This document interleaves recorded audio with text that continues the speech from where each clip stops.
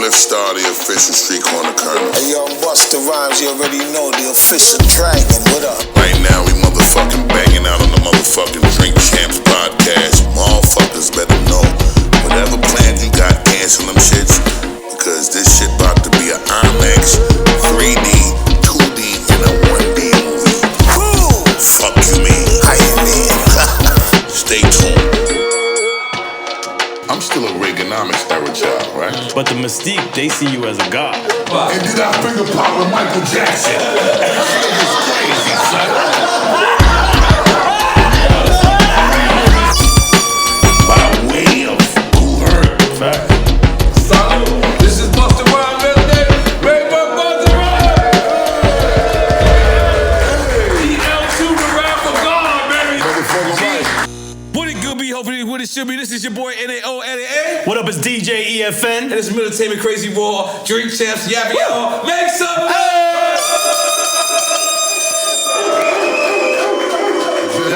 Now this is one of my closest friends. I consider him a brother. I consider him family. But I didn't want to make him any different than any other guest. I wanted to go and study him. And when I basically listened to every one of his albums, I believe since 1996, coming up to this moment, it feels like it was a big I told you so for 2020. 2020 must be like he told us in 2000 that our lives would change, and our lives has been changed since 2000. But when you listen to, it's like he's been preaching us anarchy and been preaching us that about 2020 20 years ago. And it's like we're just now catching up. This man is an innovator. This man is running a conglomerate records. He is holding down his artists. Every week they dropping a goddamn video or a goddamn project or goddamn something. CEO the fuck up. The only man who can go see Vibes Cartel.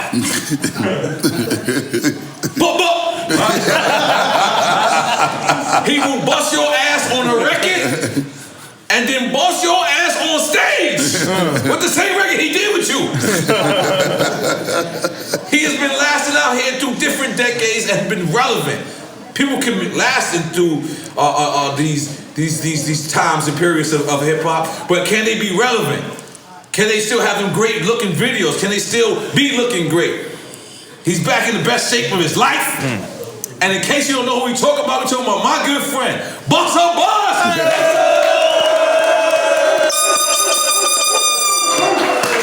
Now, fucking intros that have a nigga in tears. Before shit even This is your life. Oh my God. Now, Bus, I'm not gonna lie. We really speak together at least once a week, you know. Absolutely. But like I said in the intro, I didn't want it to be like no different. So I really went and looked at your albums, and I actually listened to them. Like album for album, and it really did feel like you predicted 2020. Like I just feel like you knew this year was gonna come. like I just feel like, What book have you been reading? I just feel like that, boss. Like it's like you really predicted that life was gonna change for us. I didn't really predict nothing. I don't want to say that I was prophesizing some shit. Okay. What I will say though is the same information that I became a fanatic about, everybody was accessible to the shit. It was just, I was just fascinated by the shit that I was stumbling on, and I was fascinated by the what if of the shit I was stumbling on. So even if the shit never came to fruition, the fact that there was these ideas and these plans and these things set up to actually carry out, and somebody took the time to create these ideas and these plans, and they just were waiting to be executed. Right. That shit fucked with me alone, because I just always said to myself, as fucked up as this information was looking and sounding when you read it to yourself, or when you see some kind of video about the shit, if any of this shit was to happen during our lifetime, we in some serious shit. And I just thought that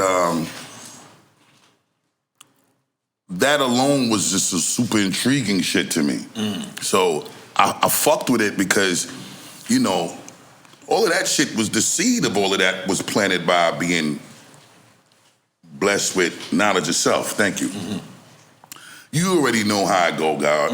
You got knowledge of self. That's correct. You know what I'm saying? And, you know, we come up in a time where... Also, I want you to choose what champagne I drink. Which one do you think I should drink? You got the Dick the Rose. The $500 one? That's a I'm motherfucking sorry, fact. but I shouldn't even thought of that. I just went with it. Okay, continue.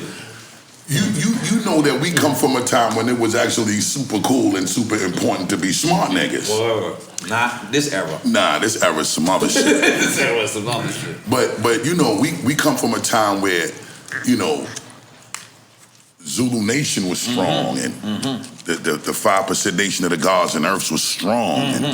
And you know, that's why in hip hop they had Brand Nubian and they had X-Clan and Poor Righteous Teachers and Just Ice, Lakim Shabazz and KRS Public Enemy. Goody Mob. Goody Mob came after that. Yeah, no, but I'm saying in that same vein, they you know? came, yeah. So it's like, you know, back then, it was important and it was cool to be smart. Right. You know what I'm saying? And there was also accountability. If you aligned yourself with any one of these brotherhoods and you didn't actually live up to the responsibility and the obligation to uphold the integrity of these brotherhoods. If you said you was 5%, and God's asked you what degrees you dealing with, and you ain't know your degrees, you might have got your ass bust in the street. And that came with a certain code of ethics. Like we you know, that we also came from a time during these times where you on the corner with your homies and y'all selling weed.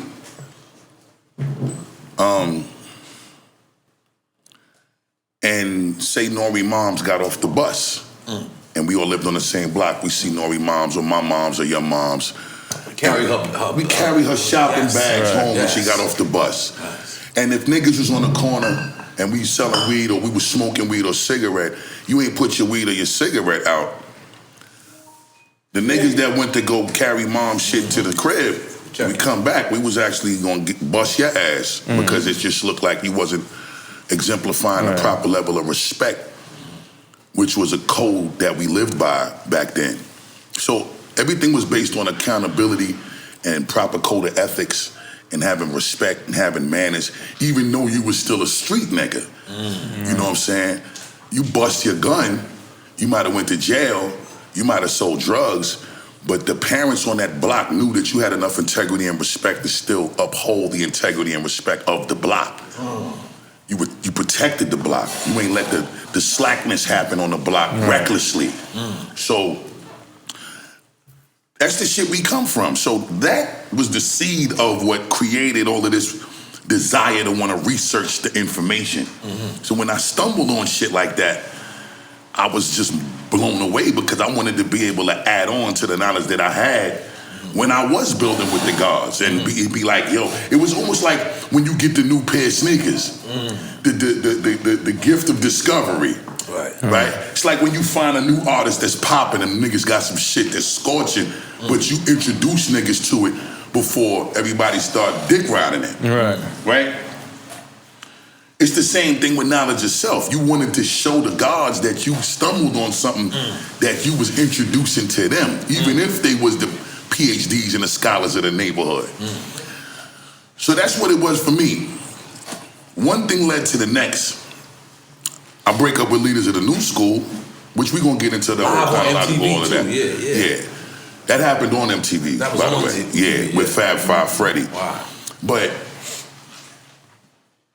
Dallas Austin had us come down to Atlanta, and at the time he had a studio called Dark Studio. He was 18 years old. I see you talking about Dallas Austin on 85 South. Yeah. He introduced a lot of us to the executive perspective because as an 18-year-old, you know, Dallas had this money. He was the poster child of producers as a young producer with Clive Davis. He was fucking a lot of bitches too. I mean,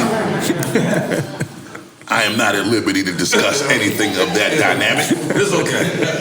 But we've heard the rumors. You know, Dallas was a young fly motherfucker, and he was getting to the bag, and he was putting the most disrespectful numbers on the scoreboard as a producer between TLC and Another Bad Creation and Boys the Men, and his money was different.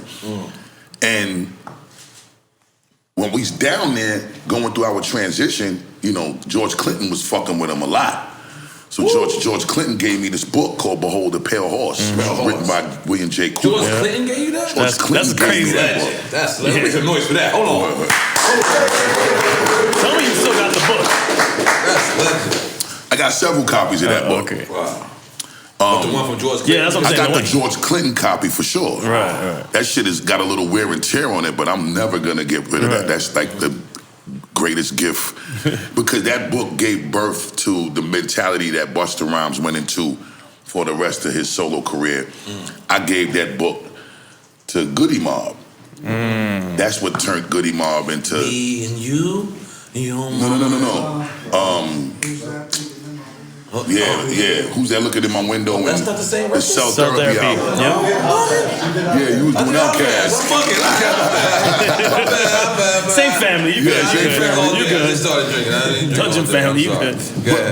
But long story short, that man, George Clinton, created this movement amongst us with this book that sent us all on these different journeys, but still dealing with the same level of high science. All right. So that's what led to the coming and When Disaster Strikes, an Extinction Level Event, and N.O.R.E. and Genesis, and It Ain't Safe No More, and the Big Bang, and all of that shit. So that's how that came about. But did you know you were gonna create, like, keep that legacy or that, like a trilogy of this theme and keep going with this theme? Well, not a trilogy, but like a book of Eli with different chapters in it that all connected to create this book of Eli, which was like a Bible. Right. But see, the foundation even before the George Clinton information came from Public Enemy, which is who I got it from, because they made all of these concept albums. Like, and Chuck D named you Busta Rhymes, correct? Named me Busta Rhymes and named the group leaders of the New School. Woo. But he, you know, Chuck, when they created their albums like the Yo Bum Rush the Show album. That wasn't even like the fucking It Takes a Nation of Millions to Hold Us Back album. That album and Fear of a Black Planet, them albums is what I modeled all of my entire solo catalog on. Like, those were like the templates that I followed, the script of, to do the shits that I was doing. And then the information that I was stumbling on, I would just incorporate in the albums that I felt at the time that information reflected what was going on at that time the most. You know what I'm saying? Wow. And because that information is infinite, I could go forever talking about this type of shit. Right. Because I put out, in 96, The Coming came out, right? We dropped Everything Remains Raw, 96, and I'm getting information that's saying some shit is going to change forever 5 years later as far as the world is concerned as we knew it. 2001 from 96 is when the World Trade happened. 98 on the and you had album an apartment cover. by the World Trade, didn't you? Huh? You had an apartment by the World Trade. Yeah, I was in Tribeca. When the World Trade came down. The morning that this shit happened. Wow. Well, I wasn't there when the shit came down. I was there when the second plane hit. Wow. And DJ Scratch woke me up and told me get the fuck up out of there. Wow. So I'm right by the Brooklyn Bridge, so I just dipped on that shit and just skated out to Long Island, and I went to my house in Long Island and saw the shit on the news with Will from Unique. Wow. Autosport. Wow. Will Castro. But the point that I'm trying to make is, on the third solo album, the album cover in 98 was what happened in the World Trade, Wall Street. You look at that cover, you see the whole Wall Street in flames. You see South Street Seaport. You'll see the Brooklyn Bridge and the Manhattan Bridge, and everything is on fire. This is 3 years before it happened. Again, I'm not prophesizing shit. I'm just looking at the information that I'm getting because, believe it or not, this information was out there and they was telling niggas. Wow. The best way to hide some shit is by putting it in your face, Plain right? sight, right. But you know how they got us conditioned already. When you tap into some type of truth, they want to discredit the truth by calling it conspiracy theory so that you don't realize that you actually on to something. Right. You know what I'm saying? So as I was seeing the shit that I was talking about as time passed, and when they transpired, the confirmations was real to this information that I was talking about. It changed the what ifs to the what the fuck. And I was like, all right, I gotta start telling niggas about all of this shit in a very different kind of way, because some of this shit is happening for real. Right. You know what I'm saying? How do you do that without like becoming preachy? Because I guess, you know, that's really what information, like, you know, when you present information, sometimes it's not what you present, it's how you present it. You know what I'm saying? You came across where you was giving information, intelligent information, but you never came across like you was being preachy. How do you balance that? First things first, I don't think no nigga like to be preached to. Right. You know what I'm saying? Secondly, you know, for those who got kids in here, and remember when you was a kid, we ain't really like medicine unless we like how the medicine tastes. Yes. So the medicine sometimes, when your moms had to give it to you, they had to mix that shit up with something that tastes good in order for you to take the medicine, right? So when you giving motherfuckers science, you gotta spoon feed them some shit they gonna like the taste of, which is why all of my singles was feel good energy shit and turn up party shit, and the albums were always made with a balance of science and just hot shit. You gotta lure niggas in with the hot shit, and once you get them lured in, that's when you can start busting their ass with the science and the information, because now you got them, you done gave them some shit that they wanted from you. You know what I'm saying? So that was always the approach. Like, here go the bait. Like when you go fishing, let the fish bite on the worm, and then you reel their ass in, and that's it. Once you got them, reel them in. You know what I'm saying? So that was the whole mentality always when I try to make these albums. It's just finding the right balance. So, bouncing around. We just had James Cruz on Drink Champs, and we also had Eric Nix on Drink Champs. And it kind of reignited the legacy of Chris Lighty, obviously, right? And Violator. So before we get into the Chris Lighty part of it, I want to, because although Chris Lighty was the reason why we were Violator, but Violator is its own entity on its own as well. So you being in the beginning of Violator, I think you was the first artist, right? On Violator, like on actual Violator. Well, it was Leaders, it was Tribe, it was Jungle Brothers, and it was De La. Wow. On Violator? Yeah, because we was all being represented by Chris as a management rep under Rush Management. Wow. So when Leo and Russell Simmons had Rush Management on Elizabeth Street down in Chinatown? No, it was like Lower East Side, near Lower East Side Manhattan, the Alphabet City side. Okay. Leo made an announcement one day that they was shutting down Rush. Wow. So Leo told all of the management reps that was supervising whatever groups they were supervising, you could take whoever y'all want and do what y'all want with them. So Chris said, all right, I'm going to take Tribe, De La, Leaders, and Jungle Brothers, because they already had the Native Tongue shit moving. And we wasn't officially in Native Tongue, but we was like distant family members of Native Tongue. And Chris ran with that and started Violator. But then Tribe left, and De La left, and Jungle Brothers left, and Leaders broke up. But all I knew was Chris, so I wasn't going no motherfucking where. I stayed with Chris. I did the solo album, The Coming, and the Woo-Ha single went platinum in 4 weeks, and then the album went platinum in like 8 to 10 Got weeks. you all the check. Got you all the check. I'm sorry, I had a flashback. I'm sorry. Continue. So the success that came from that shit attracted everything else that ended up coming to Violator. So then, you know, Missy came, and Nas and LL and I imagine, Mobb Deep, I imagine how Rock Nation feels right now because of what Violator has laid out. Oh, that's a fact. I can remember at a time, Bus, where I didn't know how to hang out outside the hood. I really didn't. And the only place I could feel comfortable was like Violator when it was in the Def Jam building. Right. Where I could get a haircut, buy some weed, and get a motherfucking beat at the same time. That's a motherfucking and all fact. in the same fucking building. Like that's a fact. It was great. I mean, Leo Combs would come in and smoke a blunt with you. It was nothing. You talking about when Violator was on Varick Street? Varick, that's my favorite Violator. Right. I say Chung King. I always call it the Chung King block because Chung King was the next thing over. Right. I mean, that might have been my favorite place to be because I literally can conduct the whole album from there. Like if I wanted Method Man, I just gotta chill there for one couple of hours. Somehow Method Man's gonna walk through there, or RZA's gonna walk through, or Raekwon. It was just really a vibe. I always wanted to make a entourage type. What is that called? Like docudrama about that violence. Yeah. Is that crazy? Nah, that's incredible. You should actually do that shit. I'm really gonna try to do it. I want in no nigga. Yeah, let's do it. but like I said, I'm bouncing around.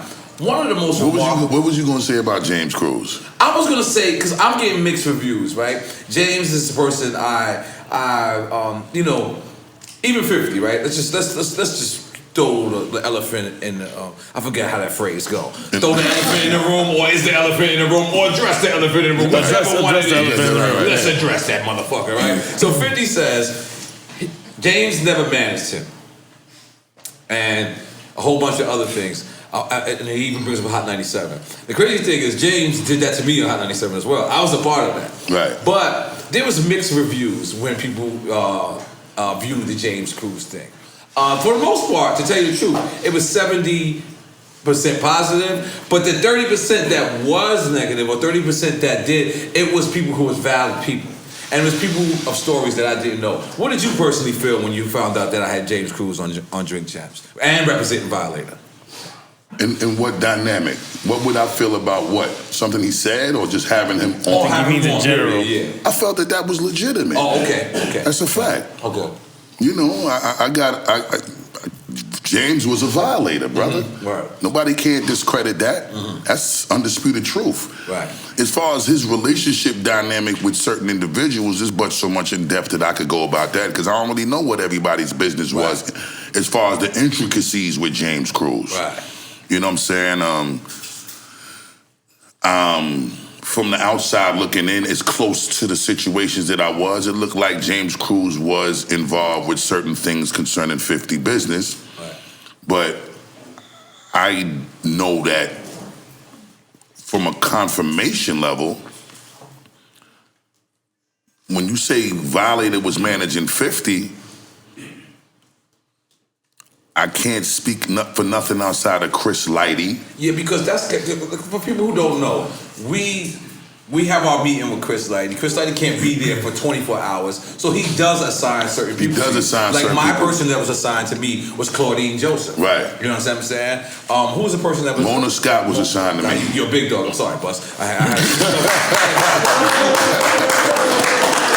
ain't pick up the phone with me. They know now. Like, come on, I'm just playing, Mona. I'm just playing. You know, that's like you, Missy, had Mona because that was Chris. That was actually Chris when Chris. Right. So I really want to it was like I said, having James Cruz was mixed feelings, not mixed feelings for me. But James partook in Busta Rhymes' business as well. Oh, okay. You know what I'm saying? Like I'm not gonna sit here and not acknowledge James Cruz' involvement in my business as well. Right. You know, Eric Nix was very much involved in my business as well. Right. Eric Nix was running around chasing DMX to get verses for me on the N.O.R.E album, and you know he helped me get the Jay-Z verse done on the N.O.R.E album, and Eric Nix and Cruz played significant roles in my Violator story. Wow. Beautiful. I can't front on neither one of them. Beautiful. Violator story has to be told. It has to be told. Now you, Big and Jay went to the same high school? Crazy. Me, Big, and Jay went to the same high school. Me, Special Ed, and Chip Fruit from Fushnikin went to the same high school. What is it, too. hip hop high school? This is two different high schools. This nigga's crazy. So me, Jay, and Big went to George Westinghouse Technical and Vocational High School. Sounds very smart. They wouldn't have accepted me. That's where the bars came from. That's where the bars came from. Yo, me, Special Ed, and Chip Fruit from Fushnikins went to Tilden High School. They might have accepted me there. The other shit they ain't fucking with me. Go ahead. Tilden sounds like a place I'll be at. We went to Tilden and we went to Westinghouse. Wow. And them experiences was golden, man. You know what I'm saying? It was you know, I think this is the only rap battle you say you lost. Yeah, but I done told that story a trillion times. I don't know. We want to hear it, bro. I'm sorry. I got that. Jack Tiller, you better not let your one eye be bleeding like that. You better fix your one eye. How you doing over there? Your one eye fucking up over there.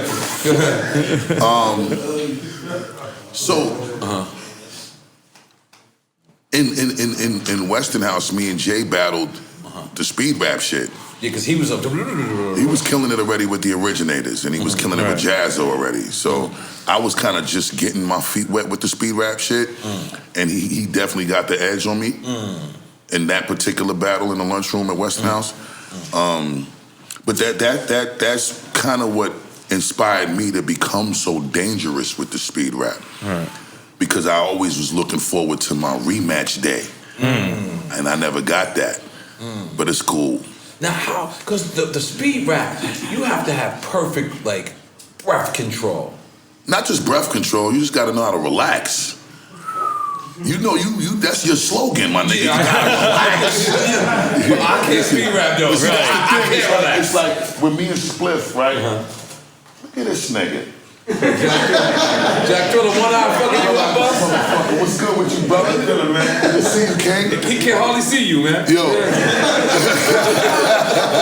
But he see you, bus.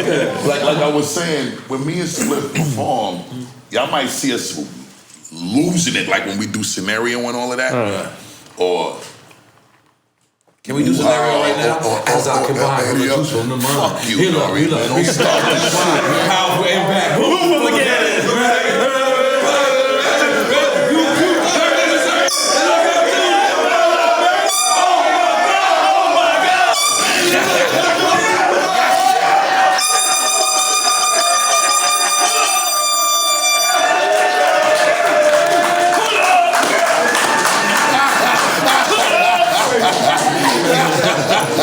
Yo, EFN, how you deal with this crazy nigga? I drank. Cause you my friend, but you still, it's like always crazy for me because you're my friend, but you're one of my favorite artists. Nah, you one of my favorite artists. So sometimes I'll be on the phone with you, I'll be buzzing, I'll be like, whoa! I'll be like, damn, stop. No, listen. You know, I start saying shit. Put your hands behind the seat. I'm gonna tell my story. We talking about turkey meat right now.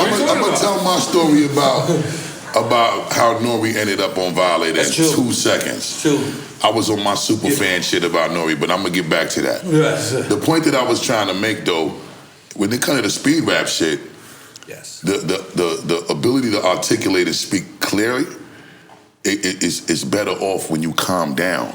You know what? I noticed that about you because your tone goes you low, up. I go low. Yeah. We make Scratch turn the music down, so I ain't gotta raise my voice. And as you're ending the verse, then you come back up. And I could get the fucking articulation off properly. So I'll stand in one spot and I just and Spliff will come over and he'll do all of this shit and Spliff will become the animation while I'm just on my like a conductor. Shit. That's exactly what it is. It's that science. Right. And Never peeped that. So it's a complete opposite of the spaz out because the spaz out now becomes me getting the shit off clearly and letting all of the antics and the animation be between what I'm doing lyrically and Spliff. Like you said, orchestra conducting the shit with his fingers against my mouth and whatever shit he gonna do around me. I let Spliff control the animation around me at that point. Make some noise for Spliff Star.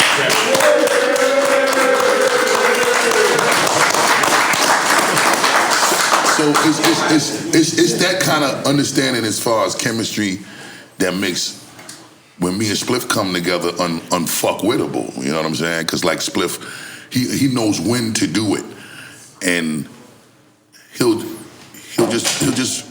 We don't practice though. Like we'll just figure out what the sequence of songs is gonna be, and the moments will happen where we'll stop, pause, do some shit, black out and pause based on the song arrangement that we know the song already got. Right. So that's why it look like we be in sync all the time.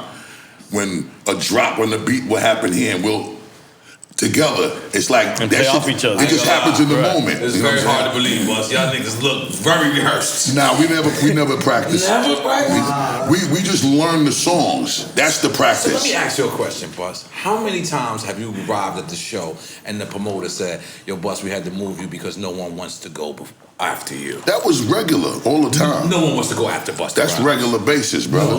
No one wants to go after Busta That's a regular thing, brother. Regular thing. Oh, that's a fact. Who's somebody who said, "I can't go after Busta Rhymes," but you were shocked? You were shocked. That you were shocked about. I was one of them once. Listen, nigga, I ain't going after that nigga. I get to the show early on purpose. Listen, man, ain't nobody there. That's okay. Yeah, this nigga N.O.R.E. crazy. And N.O.R.E. got some of the biggest motherfucking records that niggas can't come behind either. Listen, but you a different type of. I'm gonna be honest. You like there's certain people that you go to the gym with them and you don't never want to go back with them because they just OD back. That's like you on stage. Like when you on stage, I know you hurt a lot of people's feelings. Like Snoop comfortably says it on the record. Wow. Snoop says it all the time, and I love Snoop, and I ain't gonna lie, y'all supposed to do the verses together. That's what it was originally set up, you and Snoop.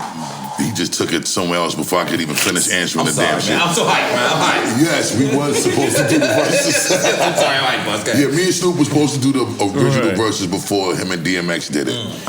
And we couldn't work it out to be in the same space. You know what I'm saying? I'm not really with I'm not with complying without questioning things. You know what I'm saying? I was, again, it comes back to having knowledge of self. We know take nothing on face value. We need some show and prove. So you're not going to just tell me.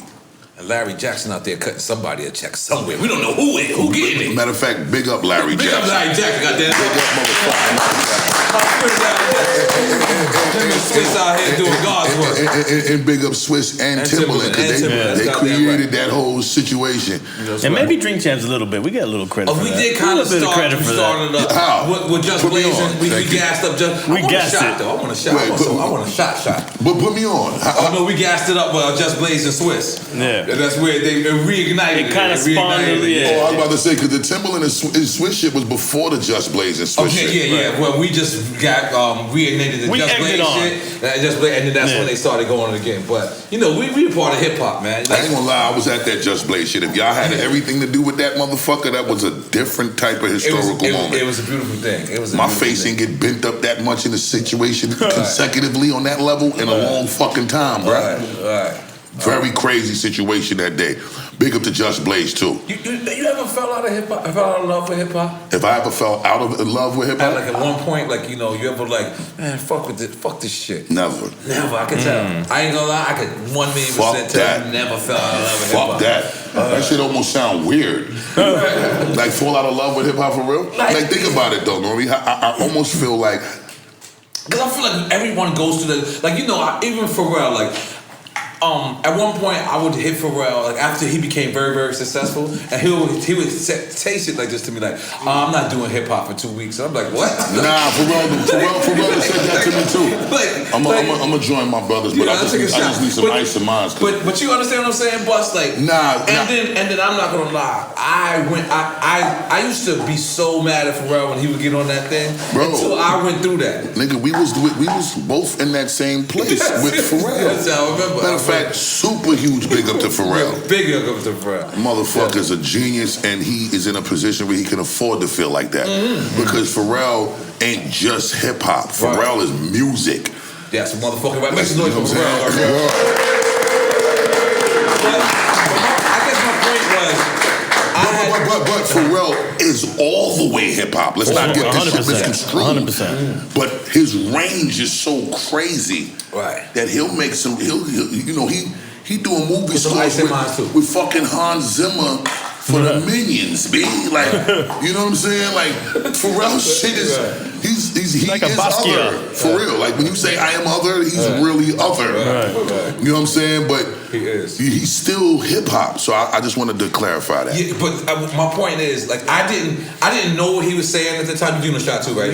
I didn't know what he was saying at the time until like I got a chance to spend time away and like, you know, do certain things in hip hop, and I kind of did at one moment. Fell out of love with it. By the way, you know Fat Joe and me spoke today on the phone. No, I didn't know that. About you. I didn't do nothing wrong. No, you did nothing wrong. Like a parent-teacher conference. Like I was saying shit or something. Niggas just calling me in with the whack. Hold on, salute. Big up to Fat Joe, by the way. Our motherfucking big brother. Let me just tell you something. Salute Godfather Joey Crack, Don Cartagena. Salute, motherfucker, make some noise for the Don Cartagena.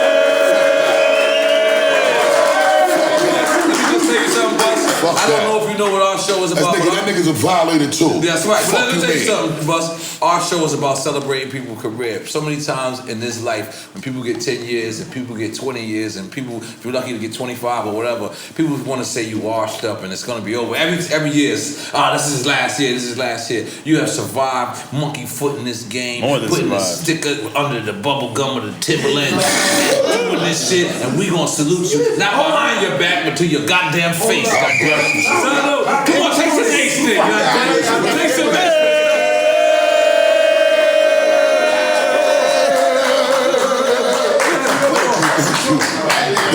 Thank y'all. Word. Now, I gotta ask you this question because, and I think if I know who you are as an artist, that's that watermelon sabak, by the way. Goddamn, make some noise for goddamn watermelon sabak. I don't want that one no more. Give me the blue guy. All right. So look, if I think I know who you are as an artist, this is gonna be hard. Diddy, I love you, Diddy, I love you. But this is gonna be a hard question for you if I think I know you as an artist. What do you like more? Performing or actually making the record? God damn, that's a hard question. I knew it was gonna be hard for you. I might have to say I like making the record more.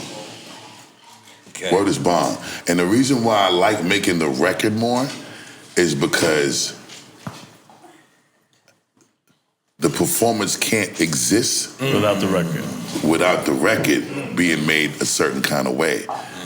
You know. Yeah, I'll take another shot too, but watermelon and give some ice. Yeah, it's continue. I think on a deeper level too. I don't think a lot of people realize how beautiful it is. Kill me, I'm in. He's trying to give you a super disrespectful shot. I don't think people realize how beautiful it is to be able to go in the studio as an artist and lock yourself in them four walls. And you ain't around nothing that gives you back talk. Right. You love your woman, you love your kids, your moms, the ganja, your friends, everybody. Yes. But the studio don't argue with you. The studio don't ask you no questions. And studio don't stress you out, bro. Studio don't make no demands other than to pay for the studio time. That's a different thing. And the studio ain't doing it. It's the people who run the man. That's a good way to look at it. So there's a lot of times when you go in the studio and I just sit there and I don't even create nothing. I just go in there just for some peace of mind. I want to be in the studio so I don't have to hear nobody's mouth that I gotta hear in my house or in a workspace, and we disagreeing and going back and forth about shit concerning your life and their life, especially if you affect their life directly or indirectly, right? But I go in the studio, not only do I have the opportunity to avoid hearing shit that I don't want to be bothered with, but I can also become whoever I choose to be.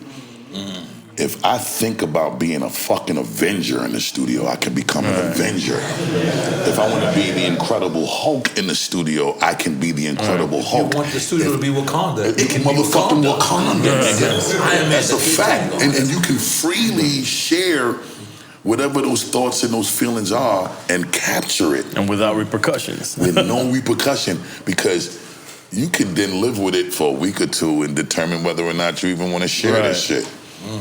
And the world ain't gonna give you no criticism while you in that space of trying to create it. And then you could go back and revisit it and perfect it and revisit it and perfect it and revisit it and get it to a place where it's so impeccable that before you even share it with a motherfucking press play form, you've mastered the intricacies of this shit so phenomenally that you already know what it's gonna be when they hear it. You already know what it's gonna be when the world hear it. You already know what it's gonna be on that stage, and you already know what it's gonna be when it's time to compete. Have you ever been wrong when you made a record? Like you made a certain record, you put 100% into it. You thought it was it, and it just didn't. It just didn't stick. It didn't work. I've never been wrong about the record. Okay. I might have been wrong about who had to support the record. Wow. You feel me? Because see, you make your children, right? You raise your children, right? You can't necessarily know what's going to happen to their life once they leave home, but you pretty much got a hold on what's going to happen with their life while they live in your house. Right. That's like a record. Damn. That's a record. I've never really looked at my kids like a record. But I will from now on. That's a new one for fathers. Okay, come here, little super dog.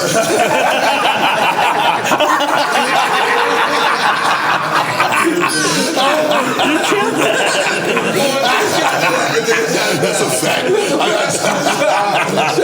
Wait a minute. Why your shot looking so much bigger than anybody? Because I ain't gonna give me way more. You gotta balance out our shit. Who know each other? You gotta balance out our shit to match our shit. Okay. He want a little bit more. Yeah, you gotta balance it out. No, we can't. That disrespectful mama wanna. Yeah. That is Dominican tiger bone right there. Oh, I don't want no smoke with that. Big up the big bone like you said about Bob earlier. Big up the big bone with that shit.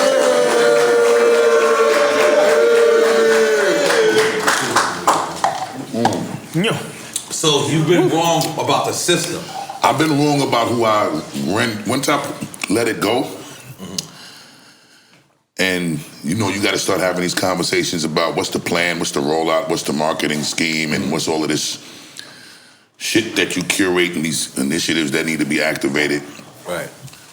Sometimes motherfuckers could say some shit and then they really just ain't in the position to execute it the way they say they are. Right. And then, they don't never ever take responsibility when the time comes. Right. When it don't work. Right. Nobody don't want to stand next to shit when it don't work, but every motherfucking body, even the niggas ain't got nothing to do with it. Yeah. They're standing next to it when that shit work like a motherfucker and it's sticking against the wall. Right. You know what I'm saying? So, the beautiful thing about that is when you learn that shit, and God willing, you learn that sooner than later. Right. You know how to proactively avoid those situations the next time, because then you got to start going to your support system outside of those people. And you got to find them. And when you find them, and they the ones that really, because see, like, believe it or not, the greatest support system is the motherfucker in a position to support your shit that's actually a fucking fan of what you do. It's hard. You know what I'm saying? That's hard. The person that's the fan, like, they know how to get you to the place when they fell in love with you. Wow.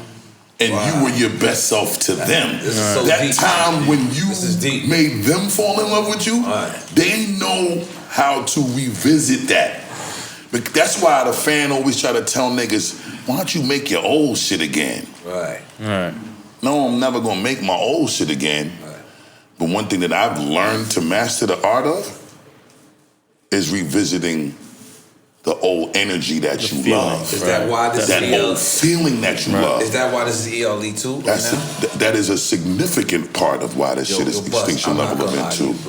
I knew you. The wrath of years. God. I knew you 20 years, and I knew each other through the ups and downs and whatever. But for this time, it feels different this go around. Thank you, King. It feels like, and I'm gonna tell you, I'm gonna be honest with you. It feels like you use your haters' energy. I felt like you used your haters this time. I felt like you actually embedded the body of everybody who said something about. I felt like you woke up one day, looked at your Instagram, and only looked at all the negative comments. Yo, listen. And said, I'm gonna smack these guys in the fucking face. Yo, N.O.R.E. That's what it feels like. I'm from the outside looking in. I'm not sure. N.O.R.E., I'm gonna be honest with you. Yes. I know we on camera. Yes. But you know a lot more than most niggas do. You know when we talk. I'm guessing this one. Nah, you know you hitting it in the center of the bullseye. Okay. You know I was a 340-pound nigga, bro. Damn, make some noise for that. I mean, that's not making some noise for that. All right, making some noise went wrong. Making some noise went wrong. All right, finish your statement. Yeah. Come on. You premature with that one. I was waiting out my brain prematurely clapped. I'm sorry. So I was 340 pounds. I heard the comments, bro. So I think it started like when you fell off stage. No, it started before that. It was before that. Okay. Yeah, because see, even when I fell off stage, man, I was 2 million sold with OT Genesis. So niggas couldn't talk shit to me. You know what I'm saying? I'm all of these years later still breaking artists during the streaming and the digital era when a lot of niggas is still trying to figure out how to navigate through this new infrastructure. OT Genesis right now, because I think he still ain't dropping an album. Let me help y'all understand something. He still ain't dropping an album. This nigga got 6 million, so I don't know how you doing this. I don't know what the fuck y'all doing over there. This is a totally different type of robbery, and I respect it.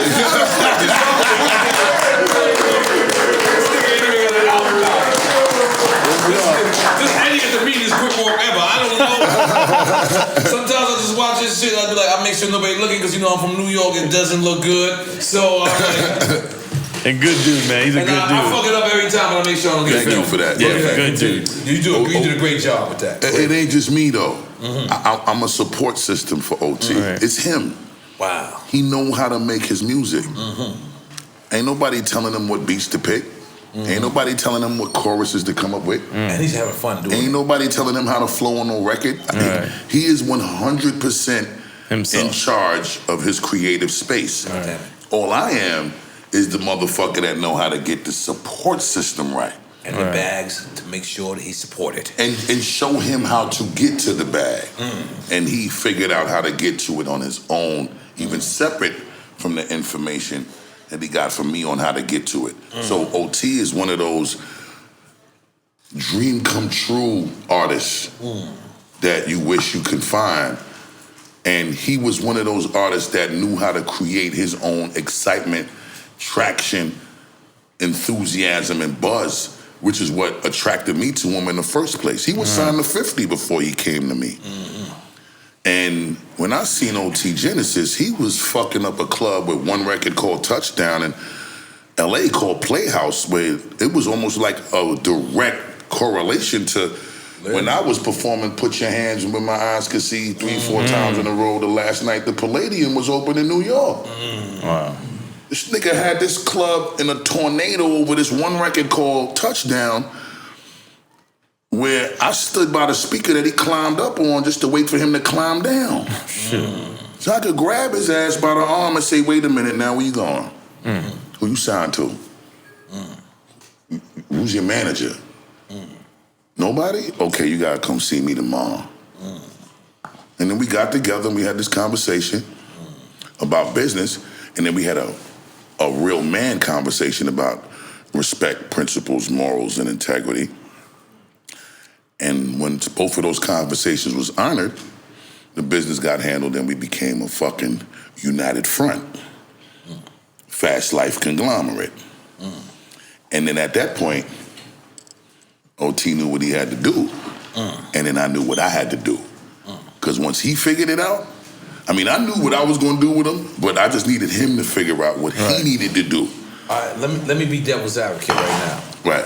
People from the beginning of hip hop, beginning of Busta's thing, you know, lyrical,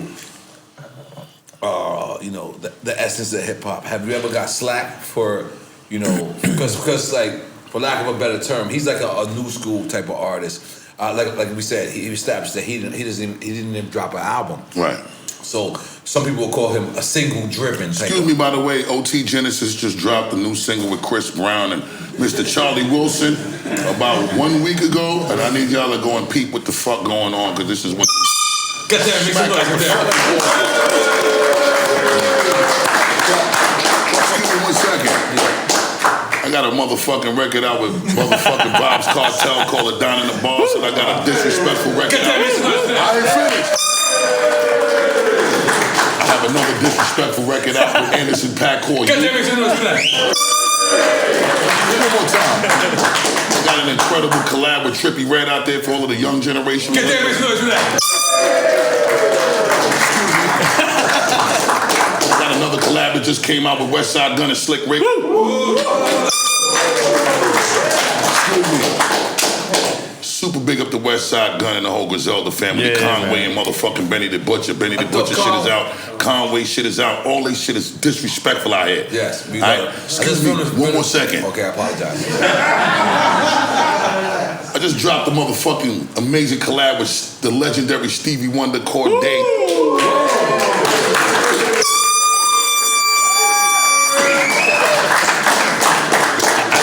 Reading all the features. We just didn't hear Stevie Wonder. Stevie Wonder featuring Corday, Rhapsody, Chica, and Busta Rhymes. Wow.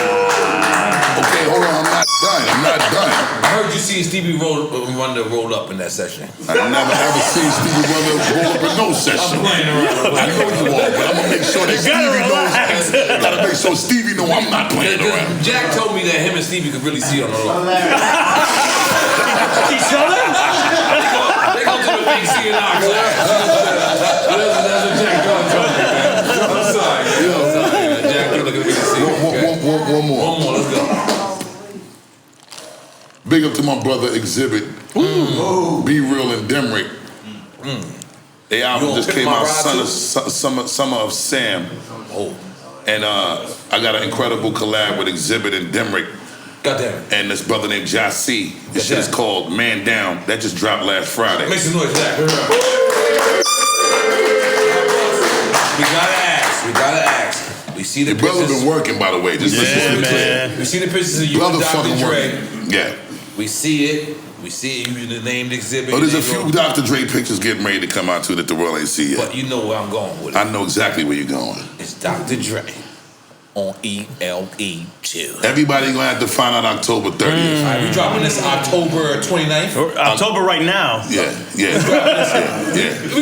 officially calling it Bustober. Yeah. Bust motherfucker. That's what the fuck I'm talking.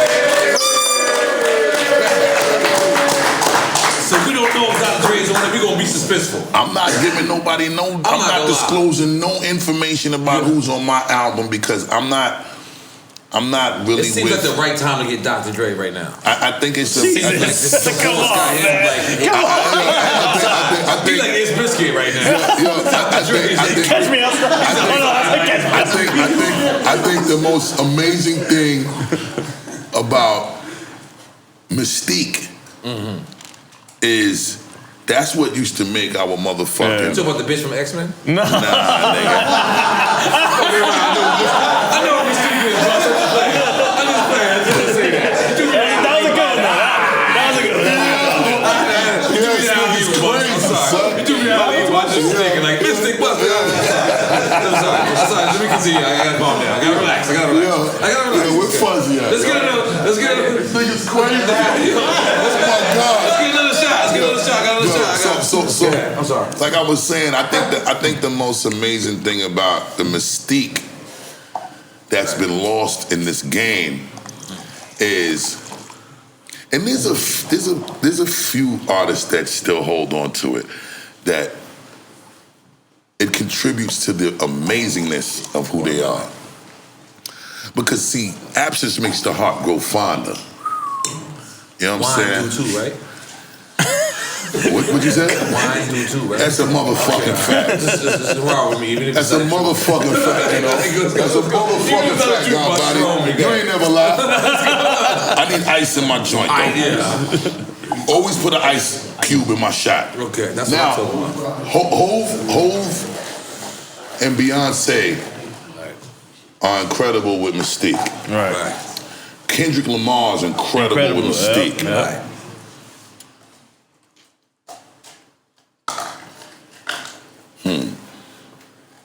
Nas. That's Dre. That's been his whole shit. Yeah. Nas and Dre been on a incredible Mystique shit. And I think, thank you, brother, and I think that it's a lost treasure in hip hop. I seen Beyonce say one time on something that was a post on the gram that,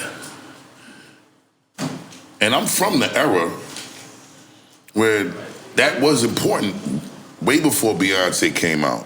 But what was beautiful about the way Beyonce articulated it, and don't quote me verbatim, was she addressed the fact that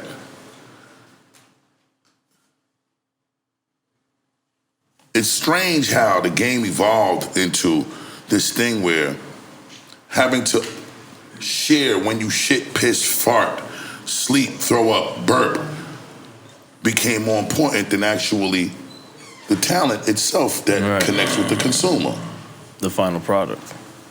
The only thing that the consumer should be entitled to is the gift that you was blessed with that you choose to share.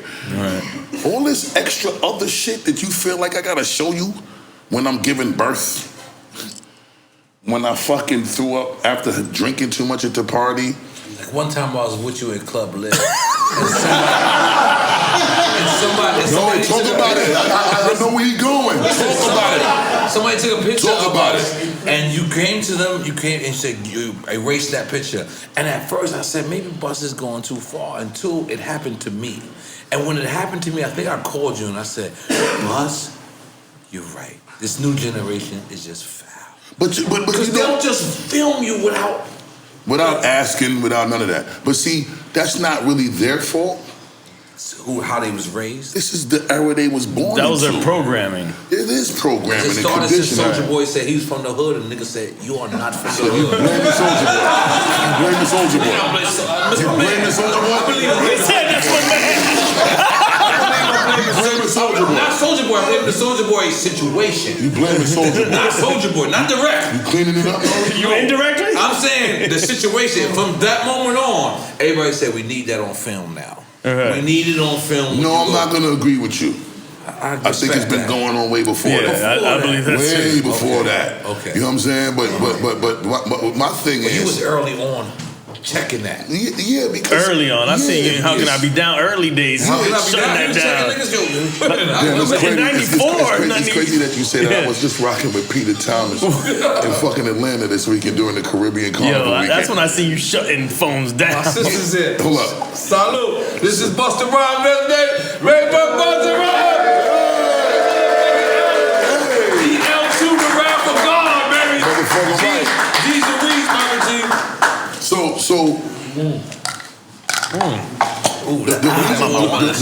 The reason why it's an issue for me, I think a lot of us can agree that come from the 90s.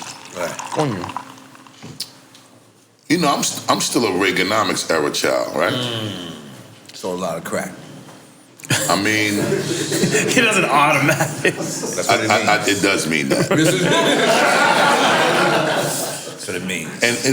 And because of what we was doing, two things. You wasn't allowed to talk about it because it was self-incriminating. And you avoided the cameras. And number two, task force and D's and feds was coming around filming you without your permission to get intel against you to build a case. Why the fuck would I be comfortable with a motherfucker just randomly filming me, especially now when the police look like the niggas you hang out with? Right. See, at least the police back then ain't look nothing like the niggas we hung out with. Now these niggas got tattoos, throwing up gang signs and the whole shit. They former gang members in some cases. That's what I'm trying to tell you. Fake blunts and everything. These niggas is gang members and the whole shit. So what I'm saying is, I need to be very concerned, Right. especially with the experience that I come from, and the knowledge of self that I come from, and just the shit that I done bear witness to. I'm gonna tell you If something. you filming something, I just want to know. Look, and I'm approachable. It's your approach that determines the outcome. You get what I'm saying? Yeah, your body language, how you approach it. Yeah. It's how you are in complete control of how our interaction is going to transpire. And for people who don't know, if you're trying to approach us and you're already filming us, you're already starting off wrong. You already fucked up. You fucked up. You're starting off wrong because you don't know if I want to be in this conversation or not. And you don't know what I'm going through on that day. That's a fact. You could be filming me on the day that a close loved one that died, or I could be going through a divorce, or I could be going through, a beef with my closest brother. Come and ask if it's okay. How you doing? Right. Pleasure to meet you, brother. I'm a huge fan of what you do. Or whatever you want to say, whatever the verbiage is, just as long as it's respectful. And can I get this picture? Cool. And if I say no, because I'm dealing with something, respect that. Show your love. You're going to get it in return because everything is reciprocation over here. Mm-hmm. And at the end of the day, get back to enjoying your evening. Because if you ain't seen me at all, you would have still enjoyed your evening. Mm-hmm. I read something in the gram today, and it was a Denzel post. Mm-hmm. Denzel post said, I don't know if it was his post, but it was somebody who took a snapshot of a tweet that he supposedly posted. Right. He said, everybody got $84,000, right? If somebody took $60 from you and you was left with $83,540, would you risk losing that $83,540 over the $60? Right. I don't know the right answer. Let me answer the jewel. He says,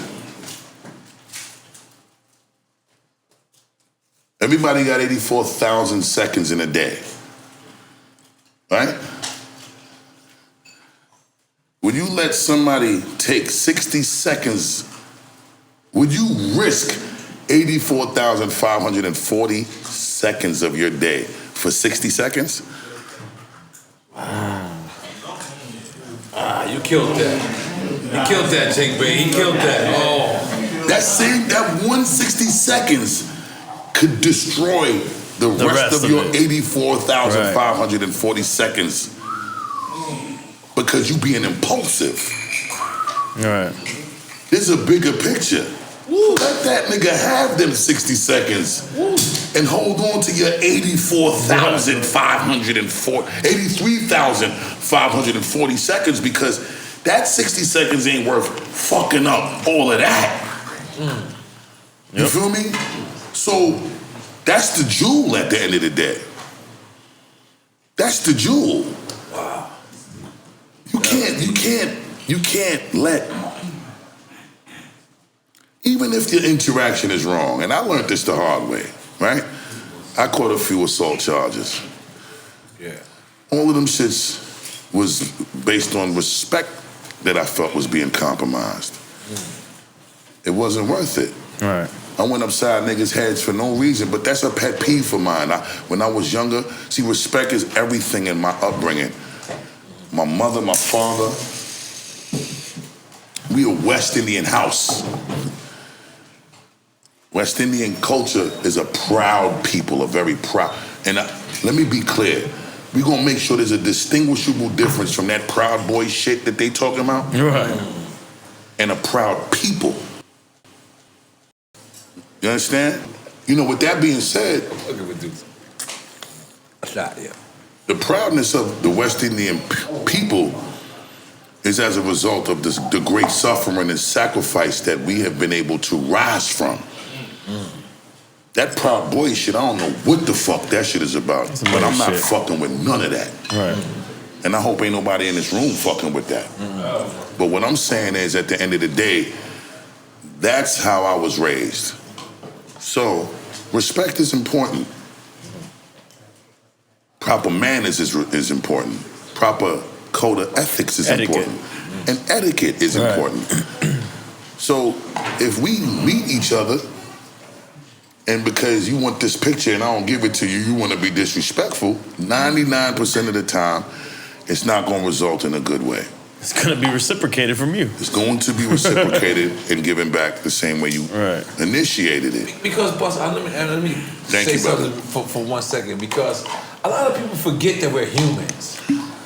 That's a fact. And the thing is, I get that, you know, we give you a certain persona of us that we are, you can talk to us and you do know us. But at the same token, we are humans. Like, if I want to walk into a restaurant, why can't I just walk into a restaurant? Why do I have to be stopped? A lot of people don't just understand that if you was just a normal person, which we are, we're just normal people, it would be taken that way. So, because I remember it was footage of you, I think it was outside a club, Live, right? And somebody said something to you. And I forget what it was. And the footage went viral. I'm trying to recall. Yeah, because was it Live or was it something else? Fountain Blue. It was Fountain Blue. Well, that's Live. That's Live. That's Live. It was Fountain Blue. And the thing is, see, people think that they just can say anything to us, like as rappers. If you say, "Yo, listen, yo, give me a moment." Like I was just in my hood. I can't say this person's name, but he needed to holler at me, and I just told him, I said, "Just give me a minute." I could imagine. I don't know how he felt, but I really was in the middle of working, and I could imagine how he felt. So I want to apologize in advance, but I can't say his name because I don't know if he felt that way. But the thing is, a lot of people don't realize that we're human. Like I just want to walk into the spot, and I remember, you know, seeing that and knowing you and knowing your side.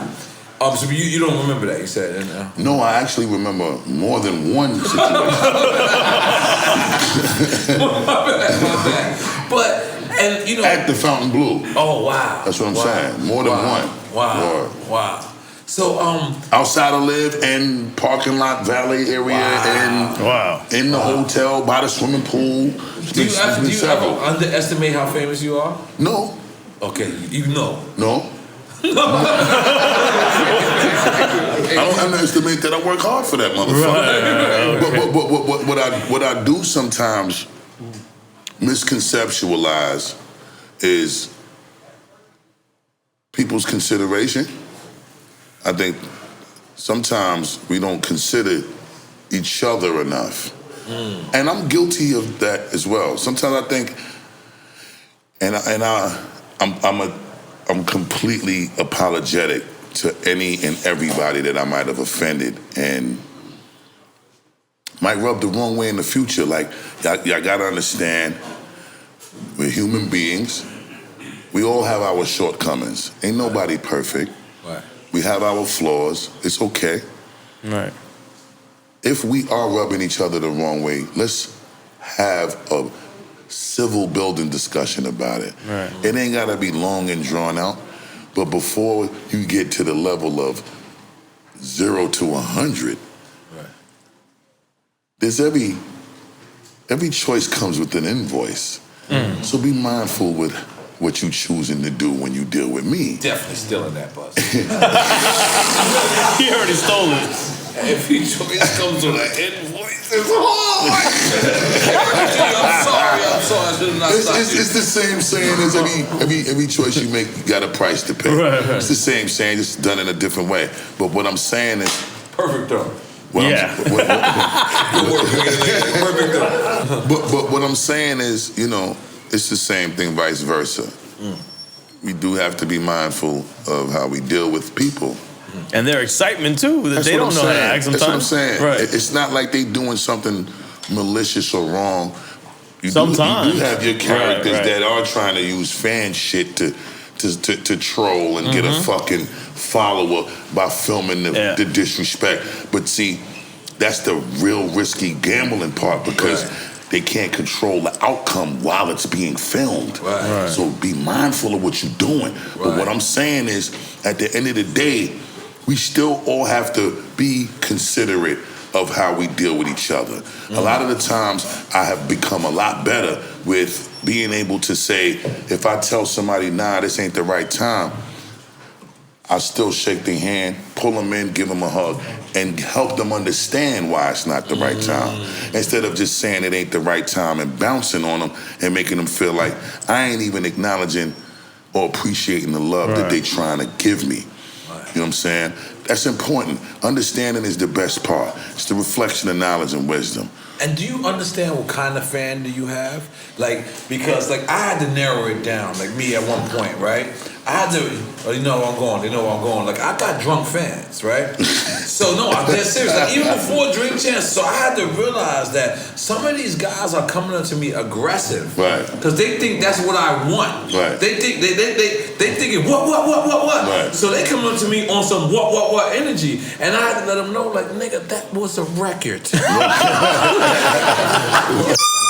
That's real shit. Sorry. That's real shit though, that's real shit. So I be having, and then I had to realize, because my Uncle Wise, you know Uncle Wise is a big guy, and I had to kind of explain to him, because Uncle Wise would just be so protective, and I was like, you know, certain people's energies are real. How is Uncle Wise, Uncle Wise is good, he in VA, he got please started send a family. Uncle Wise You know, my ex-girlfriend love. Mad love married from to fans, Uncle it's a Wise. fucking Love fairy tale Uncle story. Wise. It's Yo, fucking make some phenomenal. noise for Uncle Make some noise for Uncle Wise. Wise. I would have to literally look at somebody and say, look, their energy might have been aggressive, but their words and their character was so passive. It was just, yo, I love N.O.R.E. You know what I'm saying? Boom, I did a bit to him. But the way they saying it, you would think There's a lot of passion in it. But what they're actually saying is like, that's just regular fan shit. You know what I'm saying? So did you ever get a chance to say, you know what, I identify a Busta Rhymes fan? Is there a Busta Rhymes fan type? Because my type is drunk. I'm just No. no. You're absolutely right. Yeah. The Busta Rhymes, the majority of the time, the Busta Rhymes fan that I notice on the majority level is the ones that want me to do the woo-ha and all of that animated shit in the videos all the time on site. On site. Like as soon as them niggas ask me to do it, it's like I'm supposed to do it on some wind-up dog shit. You know what I'm saying? Like I ain't gonna front, and I think the little bit of frustration that comes from it for me is that when I try to help them understand that that's not who I am 24 hours a day, Right. the letdown that I see in them, that fucks me up. They think you Hollywood. That's exactly what that's where they go. I'm like, there's so many levels before you thinking that I'm just on some funny shit with you. I'm not on no funny shit with you. Steven Seagal ain't with Screwface all day. That's what I'm saying. What the fuck is wrong with you? This analogy though, my nigga. Steven Seagal is shooting Screwface. Oh, what? Ain't N.O.R.E. on that. Come on, I'm sorry, but that's frustrating for me because I don't want to let the love down. I don't want to let no one down that is genuinely showing love and that genuinely wants to express their love. You don't think that's the trade-off of the mystique? Because the people who don't give that mystique, when the fan approaches them, they seen them shit fart and piss, like you said, and they like, all right, we taking you on all human. That's deep. But the mystique, they see you as a god. I think that might be that's a jewel. That's a jewel. That's a serious jewel. Nigga, you fucking me up. Where's this EFN been at? That's Nigga, a for 12 years. serious. I'm just like, That's a serious jewel. No, that's ill though. Because I mean, we do know that absence makes the love grow fonder, makes the heart grow fonder. So yes, it does make people hold you in a higher regard the less they see you. But that perspective, and particularly interesting perspective, I haven't looked at it from that perspective. Me neither. And we might be right. I think, them seeing you shit, fart, piss, and all of that, and not getting that when they see you, right, is where the letdown comes from. But the mystique is what makes the letdown greater. Right. You're right. And let me just tell you something, Bus. The thing You're about fucking you, right. You have the biggest wide It's range unfortunate. of artists. It's very unfortunate. You actually had records with Mariah Carey and Janet Jackson. Like, I'm not gonna lie, I was counting your money during the Janet Jackson. How you not? You was counting? I was counting his money. I was like, this nigga is rich. Yeah. Like, yo, everybody got $800,000 video, $750,000, and that's how it is. See, they say you had $1 million video. That was some bullshit. You had a $750,000 video, and then hype ordered Mr. Childs from New York to LA, and your shit wound up being $1 million. But your shit wasn't $1 million. But shit started 2.5. He was disrespectful out here. I'm just being honest. I went and I looked at the records. Nigga shit was $990, $840. You know what I'm saying? And then you over budgeted, and then you hit $1 million because niggas wasn't co-signing $1 million like how y'all think it was. They're co-signing $1 million. I'm being honest, boss. No, I'm talking the truth. Listen, they give you $1 million for the actual signing, but they really gonna give you $500, and then they gonna give you, all right, you want it, because that was it. Like everybody wanted $1 million budget, so hype would be in cahoots with the label. I'm making this up. I'm swear to God, I really don't know if this is true or not. It's an educated guess. Educated guess. This is how it happened. Roll with me. All right, so.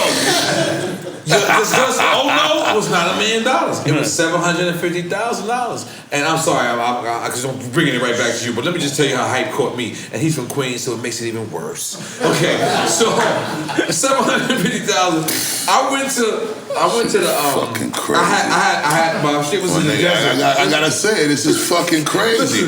Hype Williams, listen, man. I'm in the desert, right? Hold on. It's my friend. Okay, he's my friend. Hype Williams. Yes. We love you, brother, but yes. you was he got us. You was violating. Yeah, he got us all. He got us all. Let me tell you how disrespectful he was with me, boss. Let me just tell you this. Shit is crazy. I paid the budget, everything, right? So we in the middle of the desert. We're in the middle of the desert, boss. Listen. She got me in my feelings a little bit. We're in the middle of the desert. This is just to bring it back. Video, right? So we ordered the regular craftsmanship. So I'm like, all right, cool. I'm eating whatever is foul out there. And then I see these model bitches, these model women, and they walking out, they got chicken saute. And I say, wait a minute. Wait.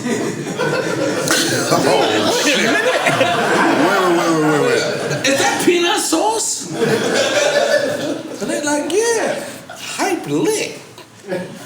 I go to Hype trailer. I swear to God, I wish I was exaggerating. His whole trailer's filled with Mr. Childs. So he like, yo, where you was at, N.O.R.E? I ordered this for us. There's nothing but the model bitches in there. Nigga, you did not tell me. You didn't get the memo. Well, none of my friends, you had Mr. Childs. So I said, all right, cool. I'm sitting there. I'm like, we in Las Vegas. You know, this is Mr. Childs in LA. So I'm like, okay, that's how we do it, hype. All right, we got Mr. Childs from LA to Las Vegas. You doing it? He said, hey, LA. I got this flown in from New York. This nigga had Mr. Childs flown in from New York to Las Vegas in the desert on me. N.O.R.E. Mind you, I'm like, oh, word, let's go. Now, Bust, it gets worse. We Hennessy drinkers at the time. I'm gonna say this from now. I'm gonna let you end, and we're gonna move on to the next subject. I do not want to elaborate. I'm keeping it a buck. Listen, so I'm thinking we Hennessy drinkers at the time. He gives us a cooler full of some other shit. We sitting there drinking this other shit. Do you know what this other shit was this whole time? We mixing it with Pepsi. This nigga gave us a cooler full of Louis the 13th. Our bozo asses didn't even know it. We sitting there drinking it with Pepsi. The whole crew was like, oh my God. Louis the 13th, nigga? With Pepsi. Yeah, we mixing it. Everybody just looking at us like, oh. Yo. It was such a Dave Chappelle skit. You should have never gave you niggas no money. So I felt like that. I'm sorry, boss. I had a flashback of Hype Williams. And I still love Hype Williams. I love him too, but we need to change the subject. $2 million video with Janet Jackson. Yeah. 2.5. It was actually 2.4. Let's stick with 2.5. Mr. Childs got ordered. First off, I'm gonna be honest. I think my wife would even let me get away with this. I don't think I could like cheat with Janet Jackson, but Penny from Good Times, I think I could get away with it. You know who Penny from Good Times is. You ain't got to ask me no crazy shit like that, my nigga. You get a chance to film with Penny from Good Times. How does this happen? You, Hype Williams, Silk, and a bunch of silver and platinum in the background. Let's go. This video, man. This video is so crazy. I'm sitting back like, Busta is so up. Terminator 2 movie, The Liquid Robot, Janet Jackson on the Velvet Rope Tour. She smell like peaches. She smelled like she was bathing in fruits and berries. I knew it. Can't front. Turn it this way, man. We can't front. Everything about Janet is an immaculate conception. Right. I have not yet. No, not that I have yet. I have never witnessed the flaws. Right. That's hard. Everybody got their shortcomings. I've never interacted with her enough to experience that side. That's what I'm talking about. So it is what it is. She's a goddess to me. So Terminator 2 movie, The Liquid Robot, Velvet Rope Tour, Angie Martinez. That's how it came together. Angie Martinez hooked you up with Janet Jackson. Let's just throw the room out there right now. Nah, what happened was... Throw the rumor out there. Right now, though. Right now. It was never a rumor. Let's get that straight. I'm just playing. Janet was on Angie Martinez when she was on High 97 promoting the Velvet Rope Tour. One of your songs. And Angie asked her if she ever worked with what hip hop artist that she has never worked with that she wants or would like to work with. Right. She said Busta Rhymes. I'm in the whip driving and I had to pull over. I couldn't take it. So you hit it on Twitter back then? No, I ain't. There was Twitter none back of that. then. What's Twitter back None then, of that bro? existed. I know, that's what I'm saying. This Twitter is back then. 98. Yeah, so None of that what existed. did you do? Two-way page? Somebody? I called Mona Scott. Oh, there we go. Mona, I need you to get in touch with Janet. This is Tell real. Janet I got the song for her. You had You already had the record? I have no song. Oh. Bodman, He's playing poker.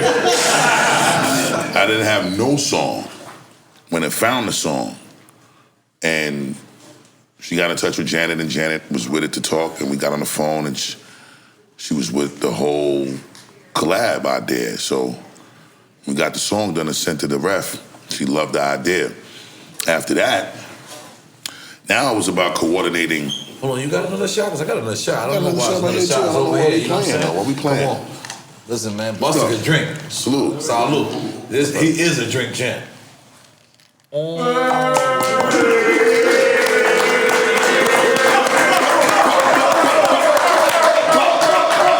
you sent her the song. So we sent the queen the song, and she loved it. Now it was about figuring out how we gonna get the song recorded. So we had to go through this particular protocol because we fucking with a goddess. It's royalty. You know what I'm saying? You can't just book no That's regular music singer. royalty right there. You know what Like I'm saying? Janet's the type, she wouldn't walk in this room, she make this whole room get cleared out. And then she walk in. No. She not. It ain't no make the room get cleared out. They gotta be cleared before anyway. niggas We even all pull gonna up. leave. Everybody gonna No, respect ain't Penny nobody for gonna be in the good room when they first pull up. Ain't nobody in the room. Exactly. Right. So it had to be advanced, obviously. Security pull up. Well, she picked the studio, and it was a neutral location. It wasn't nowhere that she would be expected to be. It wasn't nowhere that I would be expected to be. She's in a gang. Why does Janet gang banging? She did neutral? It was in a neutral location. She's a neutron. But you sound like Janet is a gangster. And it ain't got nothing to do with gangbang. It just had to do with everything that was not to be expected. It was for her protection. Okay. Where she might have been, or where she's known to be, or where I might have been, or where I'm known to be. Because her security Had to got be earpieces, G14 all of that classified. shit. Yes. Secret Service level Yeah, shit. Secret Service shit, It's a right. fact. So they advanced the spot. She picked it, sent us the location. We approved it. Let's go. Green light. Now, we got to make the environment sexy and comfortable for the queen. Go do my research. What kind of candles she like. Potpourri? Kind of flowers she like. Kind of fragrance she like. get the confirmation on all of that, decorate the shit out the room.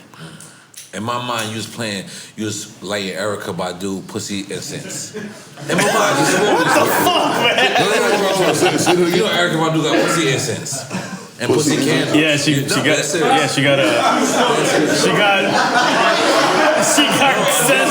Yeah, no, that's real shit. That's real shit. Let's just change the subject. No, it's hers. It's hers. It's hers. It's her smell. It's her scent. Yeah. Pussy scent. In my mind, boss, this is what happened. What's the smell? Wait. I need a break. I gotta pee. We all let's take it. Yeah, let him go first. Be on the piss though. We have to revisit it. Hey, N.O.R.E, Michael Jackson, Busta Rhymes next after this. What the fuck?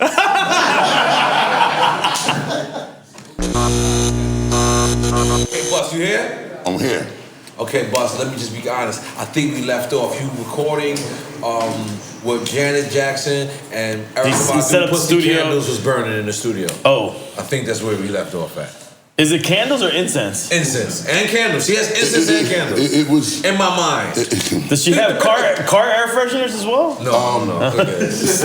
It's crazy. Car air fresheners. So, like I said, we did the investigation to see what the queen likes, flower-wise, fragrance-wise, and just decorative shit that just create the mood, set the mood. And once we found out, we successfully executed, made sure everything was there that she liked or that we researched that she liked. So I get to the studio first, and security comes. Once we knew that they showed up, we knew she was on her way. So the main room that we were supposed to record in, I was so nervous that I actually booked another room because I didn't want to stay in the room or around her too long. While she recording? No, I just didn't want to be around her too long, period, because I didn't want to do nothing wrong. That's very rich. That's like, let me book another room. Yeah. You lock out the whole studio. I'm counting your money. for two things. He wasn't being rich. He was being careful and respectful. And proactive. Let's be clear. Them sessions back then was like 25, 3,000 a session. A lockout. That's a fucking fact. So that's the rich part. It might have been 5,000. You might have spent 12,000 just to walk through. Fortunately, it was one day, so I ain't have to spend that much. It was about $6,000 for 2 rooms to lock out, right? But the thing that was the most important part was just making sure that... I'm sorry, was this in Los Angeles? I feel like this is Los Angeles. No, it was somewhere in the middle of the country. It was like some remote location in the middle of the country. You was with you was doing that Kanye shit before Kanye? You know something? You was in Wyoming? You know something? It was some weird... middle of America place like That's that. where her team picked. She picked that. Wow. She was in total control of the way this went down because obviously her comfort is priority so that we can pull this off the right way. Rightfully so. She fucking earned that. She's queen, royal empress, goddess. So we're gonna move accordingly. So cool. We work it all out, whatever the case may be. And when the security shows up, I'm like, all right, let me get another room because I just didn't want to be working at a pace creatively that wasn't matching her pace. So she would have to be sitting around waiting for me to finish creatively. Right. So I went in another room so that I wouldn't be distracted by being in the same space with her. It's hard to not look at Janet. In that other room? I laid all of my verses in another room so that my shit could be done right away. No distractions. I'm not staring at her the whole session. You're giving her space as well. I'm giving her absolutely. That was the most important. Not doing nothing that was going to be extra around her. Right. So we get it done. Song finished. Phenomenal results. Everything is amazing. Now,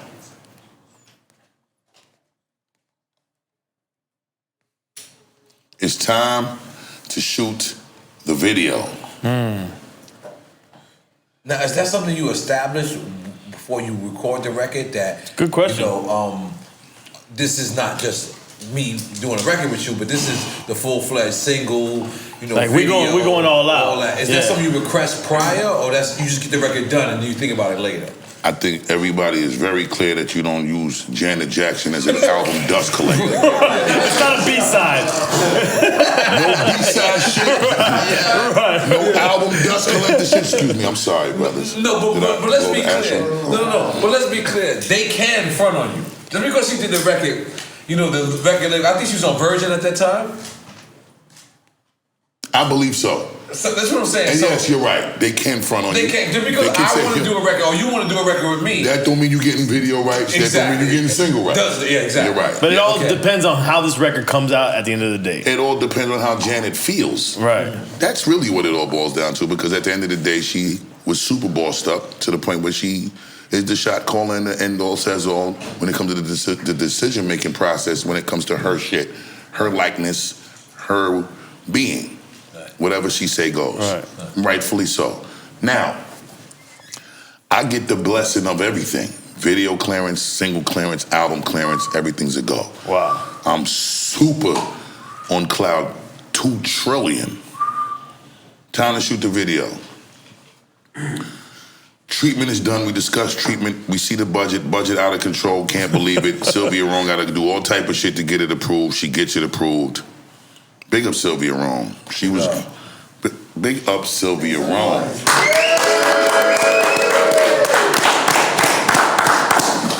Mother of my career.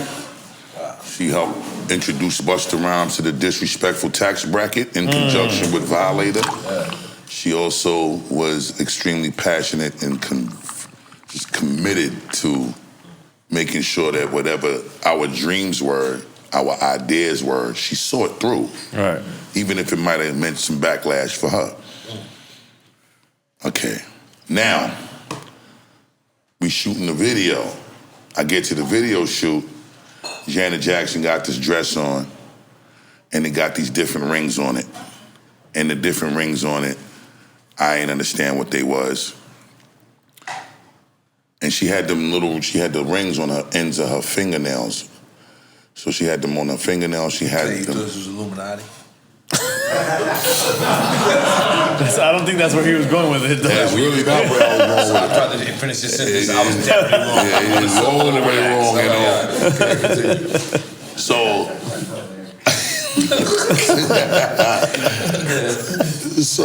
I'm looking at these rings, and I'm just like, yo, what? Queen, what's the significance of all of these rings? And she goes, these is cock rings. Whoa, just straight up. She said, these is cock rings. I'm trying to understand you correct.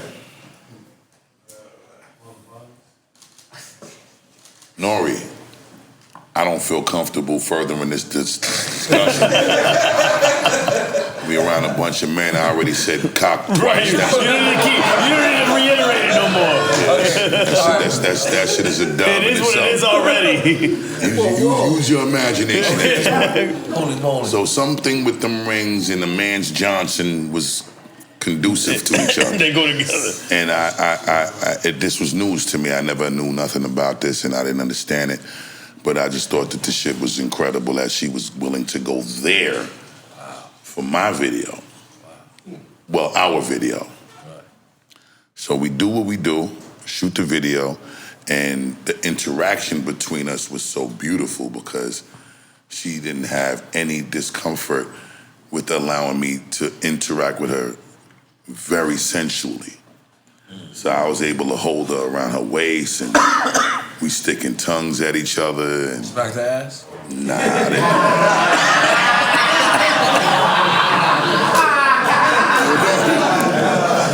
N.O.R.E. Only N.O.R.E can. Only N.O.R.E guys do it. N.O.R.E, I ain't gonna lie. I looked at her and said, how many more takes we got? I'm not even gonna lie. And she'll let me get away with it. I'm like, Penny! Yo, you know, every man in their right mind is imagining, wishing, and hoping that there was an opportunity, even in a millionth of a fraction, for that to be a possibility. But unfortunately, it was a super dub. Respectfully so. Respectfully so. And would we dare try to ever cross that line in the sand, you was deserving of every repercussion that came behind it. So you don't even try your hand, and she commands a certain level of respect. That's not even worth rolling the dice on that type of shit. We did clarify she smell like peaches. He said the whole fruit basket. The whole fruit basket. Fruit cocktail. Fruit basket. Fruit basket. See, fruit cocktail got fructose and all type of. The basket is natural. It's natural. Yeah, it's organic. Yeah, nah, I ain't fucking with the fruit cocktail. She's better than that. God damn, let's make some noise for Janet Jackson. Motherfucking right. Biggest fan of Janet Jackson. Oh shit. So now, Bus, now this is another thing. Now this is a great segue. You got a shot? All right, I got a shot as well. Hold on. Let me get a shot. Hold on. Yo, look, this is this foul shit in America. And I'll be honest, I got a whole new respect for you because I didn't see anybody else touch any of that bottle. This is and Dolo. you are almost done. I gave it to some couple. Charlie? Right, all right, Charlie. Charlie's your friend for real, man. Y'all roll with each other for real. Friend to have, bro. Shit. Oh man, that was too funny, man. That was too funny. Hey, yo, hold up. Big up to my, hold up. Spliff, chill. I want to big up. We bigged up Spliff Star properly, right? And we gonna bring him in. You gotta big him up again. Big him up again. Big him up again. Big up Spliff Star, the official speaker.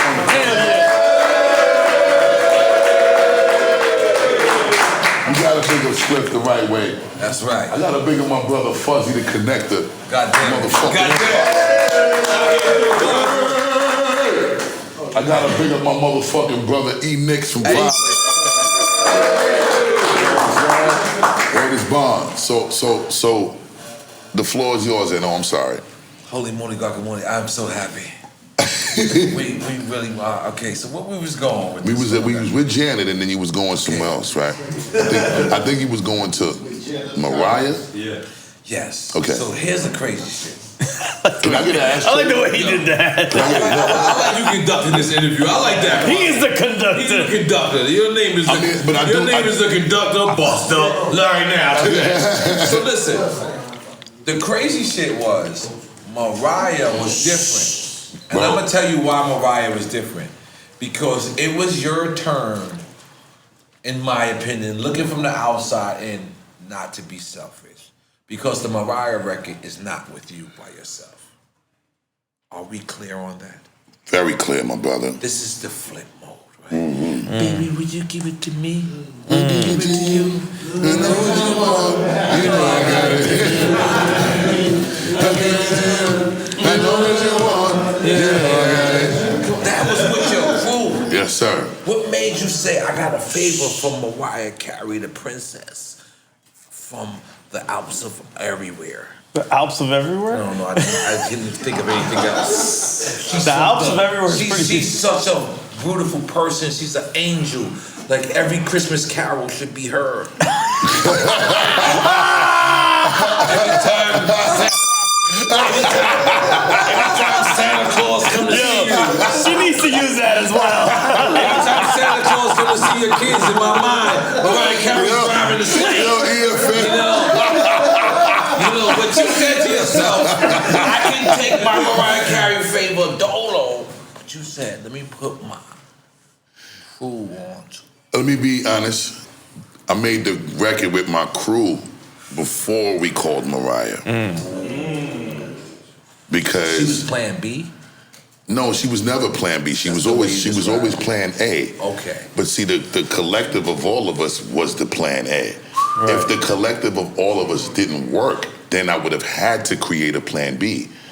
So it was always plan A. So me and Spliff was on a tour bus because there was a period of time for like 4 years. We took the shot already? We definitely did. Yeah, we just did. I got another one. Go ahead, let's go. I mean, I need some water over here because now I got to start. Did you guys give him the water? Give him the water? Story, Bus, I'm in. So me and Spliff, there was a period of time where I just refused to ride on a plane commercially. And I also, like, from childhood days, you know, we, as children, you ride it in the car, you on the Parkway, and those long little, semi-long drives on the Parkway. As a kid, that shit was relaxing. Right. The fucking engine humming and the fucking, just the coasting on the Parkway. You ain't stopping and going with traffic lights and shit. About Eastern Parkway? No, I'm talking about just regular driving in the car. Okay, with your, I'm sorry. I'm sorry. I think crazy. Jamaican shit right nah, now. I ain't on my Jamaican part? Can't stop being Jamaican for a second. All right, You know, as a child, though, you know, the way I grew up, I always loved just being in a car, just being driven by my father. I fall asleep in the car every time I'm with my father driving. And, you know, when we on the Parkway and we driving, we going to visit family in Queens or we going to visit family in Long Island from Brooklyn. That shit just was relaxing to me. So I fall asleep all the time. You felt safe. Yeah, it was safe, it was comfortable, and it was soothing. Right. Between the music on the radio and the motherfucking feeling of the car moving at 70 miles per hour and the fucking engine humming, right? That shit was relaxing for me. So I really appreciated being on tour buses. You know what I'm saying? That led to me being able to really enjoy relaxed time that I never really got the opportunity to enjoy because we grinding so much. You feel me? So you get on the tour bus, there's only one or two things to do. You could watch a shitload of TV, or you can go to sleep. Listen to music. I took advantage of that shit and rested a lot. Driving from New York to LA. And I had 3 days, right? Nah, I had 2 phenomenal bus drivers. I would get to LA in 38 hours. Wow. Better than some flights. You fucking me up. Spliff Star. Wow, I didn't. Let's make noise for Marta and Cisco real quick. Rest in peace to Cisco. So, Busta, I have to let you make my next choice in champagne. He passed away just a couple of months ago. Should I go gold now? Oh, absolutely. You dealt with the rose. I dealt with the rose. All All right, with your permission, I'm popping that. Let's go. Continue. So, as we drive cross country, we obviously listening to beats. We getting beat packs from motherfuckers left and right. Rick Rock sends us the Mariah beat. Big up to Rick Rock, by the way. Salute to Rick Rock. Make some noise, Rick Rock. Salute to Mr. Rick Rock real quick. And when he sent the beat, me and Spliff, we on the tour bus and we going through beats and, you know, we might blaze a tree and sip a little yak or whatever at the time when I was drinking the brown. And we riding across country and the beat come on and we humming this melody together and shit. And then I came up with the words to it. And then when me and Spliff was just locking in on that shit, we was like, this is it. Me and Spliff came up with our verses first. Song starts. We get home, we record the shit, we call Flipmode in. They hear our verses. These niggas want in. Rampage get busy, Rod Digger get busy, Baby Sham get busy. Lord Have Mercy wasn't too much into the chick records, because Lord Have Mercy, he liked to beat your head in on some gully shit. He like to be Lord Have Mercy. That's the Lord Have Mercy. Thank you, brother. So basically, the song gets done. We send it to the Queen, Mariah, and she's with all the smoke. She don't come to the studio like Janet did. Well, nah, we didn't. This is when technology is. You can send a record now. Yeah, but it was the same shit with Janet. We just needed to be in the same room. But it was a different time because the Mariah shit came in we put it out in 03. We recorded it in 02. The Janet record was recorded in 98.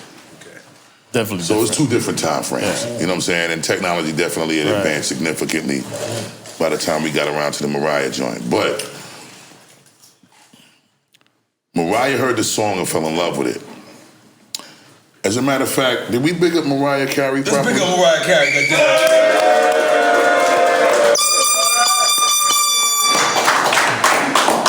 I'm not gonna lie. If Mariah Carey or Janet come here, I know that my niggas is gonna sniff their chair when they get up. I don't think we should put that out there first and foremost. Out there, man. Until after the fact. Yeah. You might need to wait. I haven't been throwing out there. I've been in jail before. I know how this goes, man. They gonna sniff some chairs. Now they'll never come. You gonna ruin that, N.O.R.E. You can't put that out first. You fucked it up, bro. You fucked it up. Hey, man, I fucked it up. You fucked it up. Damn. Listen, man, I'm sorry. That's why girls ain't coming to drink champs. Yeah, that's why. Hey, man, they gonna sniff some chairs, man. That's absolutely why they're not coming to drink champs. Make sure you right. Make sure you desperately clean. So you gonna be, I don't know where. I'm sorry, let's continue, man. At the end of the day, the Queen, Mariah, jumped on the record, and it turned out to be magical. But now let me ask you, because she could have easily said, "Yo, boss, I'm fucking with you. I know who Spliff is." Yeah, I'm not gonna do the whole. I'm not gonna be with. But why am I helping, or why am I a part of, the establishment of the There has crew? to be the respect she has for you. I think it was a combination of things. Okay. The first thing, obviously, is the respect and love we got for each other. Right. That goes without saying. I don't think that we even entertain anything without loving and respecting each other. Especially at the stage, we were both steaming, you know what I'm saying, in a very serious way at that time. But secondly, you can't front on an undeniable feeling. When the shit is a smash, it's a smash. From the actual record. Yes. Right. That's it's like, let's go back to the Reaganomics era. A lot of crack. A lot of crack, right? Let's go there. You pull up out of town and you want the Fiend to let all of the custies know you back in town. Right. Because you from out of town, you give the Fiend a sample. Tell them let they friends taste it. You ain't gotta talk. Within an hour or two, the Fiends is lined up down the block. You gonna bubble. Right. Okay, cool. The product will speak for itself. When you got that shit, it's going to sell itself, huh? This my man Barbecue walked in here with Popeyes thinking it's Mr. Childs. You need to relax. I don't know why you cuffing that shit so hard. Like, this nigga sitting there like he flossing. I don't know what's your problem, my I got pop on shrimp for you. You want it? No, I'm good. You my nigga though. I love you. I'm sorry, Buzz. He just, I don't know why he was flexing. Section 2. Yeah, exactly. It says it all. It says it all. So again, the Queen, she heard the record, and obviously she got $1 trillion #1s. She done sold 200 million, 300 million records. She know what a hit is. But I mean, so she didn't question it. But absolutely not. But still, a hit with established artists and a hit with with people that's not established is a risk. You're right, but a hit is a hit. But a hit is a hit. She heard it. She heard it. Listen, she envisioned it. She saw it. She heard it. Thank you, EFN. There was no convincing her. This is the smartest EFN ever been. What the fuck?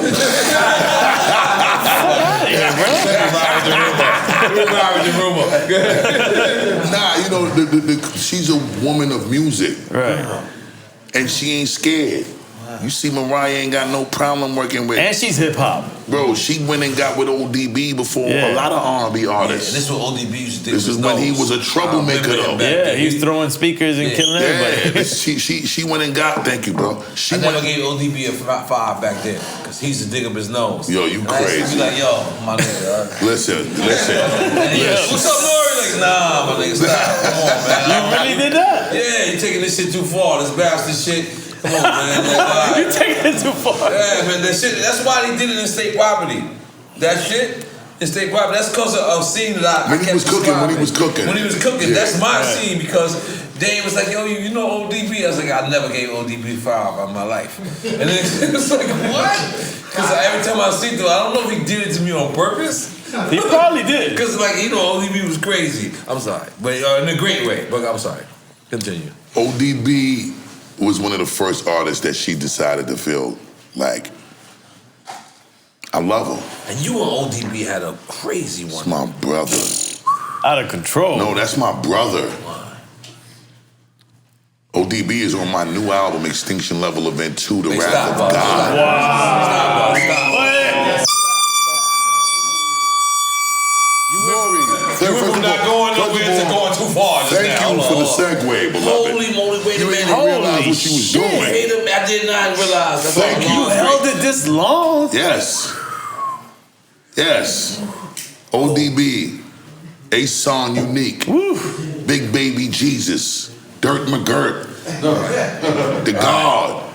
And let me tell you something about A Song Unique. I would say 1990, Leaders of the New School, before we put out the Future Without a Past album in 91, we performed at this venue called Hot Rod in Manhattan down on the West Side Highway.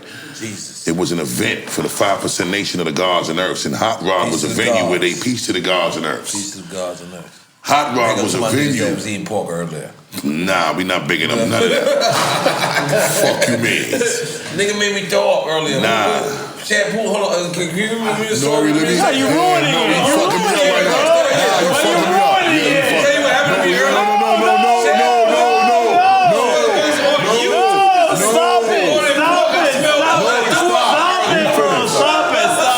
Shit, I can't do it. I'm sorry, my bad, boss. We at Hot Rod. So this is a venue where you can come inside and sit down and eat and drink. But the tables are set up where it's like you have these old school cars from the 60s. And you sit down in these little dining area where the tables that you were sitting at had like old school cars. You sit down, you eat, you order your food. It was kind of like some Mel's Diner shit, just a little more sophisticated and sexy because they had the old school cars as the areas where you would Mel's sit. Diner or Johnny Rockets? Because Johnny Rockets, you remember, they used to come It was skates. kind of like the both of them. Okay. Right? Because they both had similar themes. Right, okay. This was just a little more elaborate than that because they would actually have The cars. and you would sit in the areas of the cars and eat. Now, the Jizza, before he was the Jizz, he was just a genius. The genius, you're right. RZA, when he was Prince Rakim. It was both Big sides of Daddy Tommy Kane. Boy at the time, right? Yeah. Prince Rock, Big Daddy Kane, Leaders of the New School, might have been Positive K, and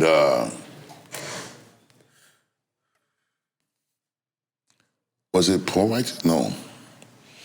It might have been Poor Righteous Teachers. I could be mistaken. What, eating at the spot? All performing. Oh, I'm about to say. So this was an event that was specifically organized by a promoter that was a part of the 5% Nation of the Gods and Earths. We do the show, we finish. Everybody leaving. We get outside, we in the front of the venue. The building session had to start before motherfuckers could go home. So everybody that was in the Nation of the 5%, anybody was in the 5% Nation of the Gods and Earths, excuse me, had to partake in the building session. All right. RZA, Jizza, and Old Dirty Bastard, they kind of like was the ones that took charge of the building session. Brooklyn niggas. Those was like the Brooklyn segment. They was all Brooklyn niggas. All three of them is from Brooklyn. This is pre-Staten Island, and if they was rocking in Staten Island, yeah, it wasn't disclosed to us. Right. But I knew them from their Brooklyn history. Oh, that's Flatbush? No, this is actually West Side Highway, Manhattan. Wow. So in the building session, we dealing with the day's degrees, and we going through 120 degrees of lessons, depending on whatever lessons you was dealing with. I'm gonna tell you right now, as crazy as you say Old Dirty Bastard is, there really wasn't nothing crazy about him. Wow. Crazy needs to be changed to calculated. It's hard. You understand? The God was very calculated. See, a dumb nigga can't act like a smart nigga. Only a smart nigga can act like a dumb, crazy, or some other nigga. It's hard. So A-Son knew exactly what he was doing. Yep. When it was time to build, he was one of the swiftest and the most sharpest guards that I ever met in my life. Wow. That man knew 120 in a profound way. I just want to be clear for the fans. You just called him an A-Son. I just want to just for the fans that's going over their head. We're talking about Old Dirty Bastard. I'm talking about Old Dirty Bastard, and if you go back to Brooklyn Zoo, he says his attribute. Yeah, no, he says it. Yeah. A-Son. Yeah. See, we say A-Son because it was spelled A-S-O-N. Your son's name is spelled S-O-N. But it really was S-U-N. A-Son. A-Son, because you called your son S-O-N. But you also call the sun that shines in the sky the brightest. S-U-N. A-Son. I keep planets in orbit. So he was basically giving you the science when he gave you that punchline. I'm the foundation of the solar system. I'm the foundation of my family. Because the original man is symbolic to the sun. That's knowledge. Knowledge is the key to all aspects. Black man is the foundation of his family. So if the foundation of the solar system is the sun, and the sun is symbolic to the original man, who's the Asiatic black man, to make it the owner, the cream of the planet, father of civilization and God of the universe, then the black man is the foundation of his family. Goddamn, make some noise for that, goddamn.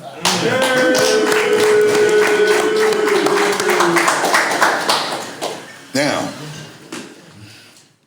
we're gonna go from that to A-Son Unique, the God, Old Dirty Bastard that y'all know.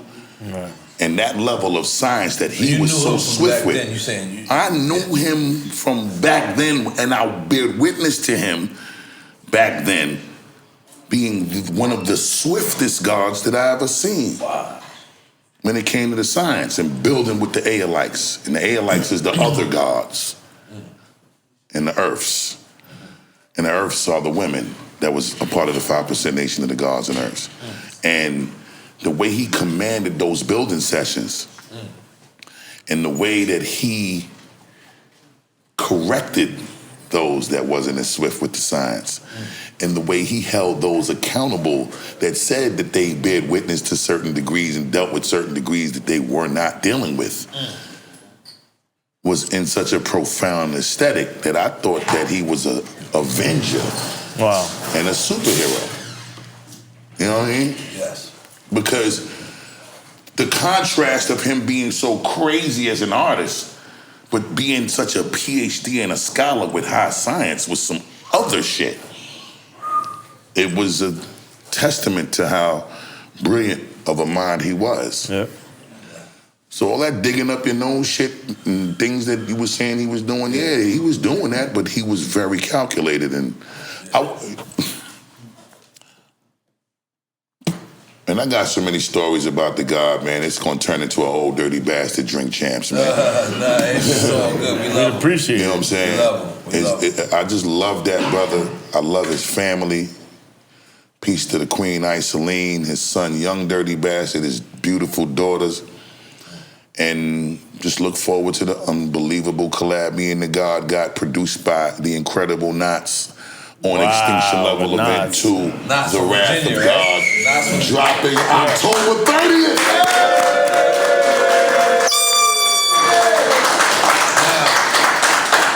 Now, that's another thing with you, boss, is when you know, Jay Dillas, the Knots, and all that, like, you always seem to kind of find, like, the underground, like, you know how to balance having a commercial record, for lack of a better term, I'm going to just call it a commercial record, but then you also learn how to balance the underground of, you know, the Jay Dillas and the Knots and all this. What the fuck do you do? What kind of email you got? Is it Gmail? How do you be finding out who the next producer is? Because I remember you messing with Jay Dilla and nobody really understanding what you were doing. Like, how did you get on to Jay Dilla? Yeah. My big brother Q-Tip. Q-Tip introduced Jay Dilla to all of us. Right. I respect the vacuum. You respect that vacuum? Oh, that's the I can't get that shit to work at all. Fuck, now I'm offended to this. Go ahead, bro. E-Nix, you was saying something? Ross is the best A&R I ever met in my life, yo. Wow. Wow.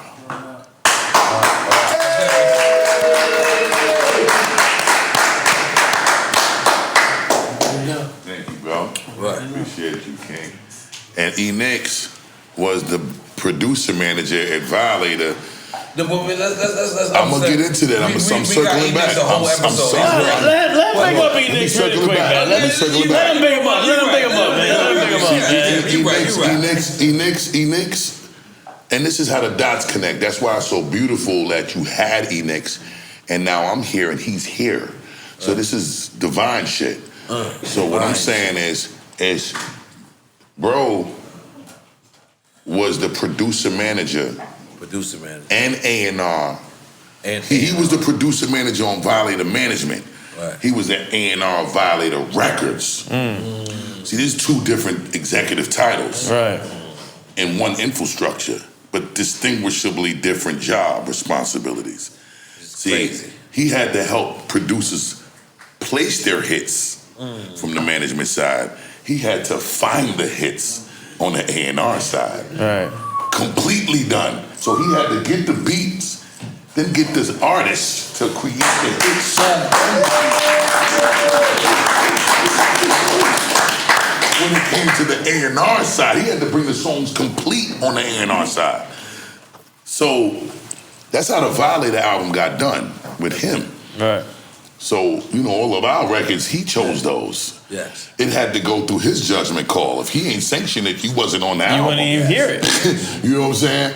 So. Yo, y'all remember Rhyme and What It Is Right Now was made in the same session? Same session, nigga. God damn it. I forgot. I was fat as hell. I was fat as hell that time. I was fat in one room and I was in the room next door. I was fat as hell at that time. You remember? I'm not talking God about damn, bro. Why are you worried about how fat you were? I was not confident. I was like, why am I here? I need to get in the gym. We both got put in the same studio session in VA, same time, because of him and Chris. And they was both in the studio with us. In one room, and you made Grimy in the other room. And both records was produced by Pharrell. Make some motherfucking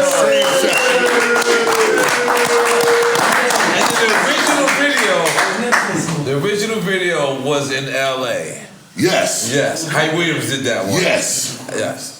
He did Grammy too. Yes, he did Grammy too. He did both of us. That nigga was sticking in both of us. Yes. For a long time. Hey, yo, big up to Hype Williams. Yo, I ain't gonna lie, I don't remember how many years ago this was, but I'm checking into what's the white boy hotel that's right by like Jimmy Kimball or one of them shits, the Roosevelt Hotel. Roosevelt. So I'm checking in, and the guy's like, "What's up, N.O.R.E?" The guy, his beard is like this. That's how he sounded? He fucking had a skateboard and a ski board at the same time. He had a skateboard and a ski board. And I'm like, yo, it was Hype Williams. Like, he was skiing or some shit. I was like, what's up, Hype Williams? Yo, what's up, N.O.R.E? And I'm like, I didn't even know like how to tell him. Like, you robbed me for $1 million. I was like, this is how I know I'm just a great guy. I was like, you want a drink? He was like, I'll meet you back downstairs. And I had to go to Jimmy Kimball. This is retarded. All right, put it back. Holy moly, guacamole. Now, Bus, man. Yes, my brother. Did you go to a karate class?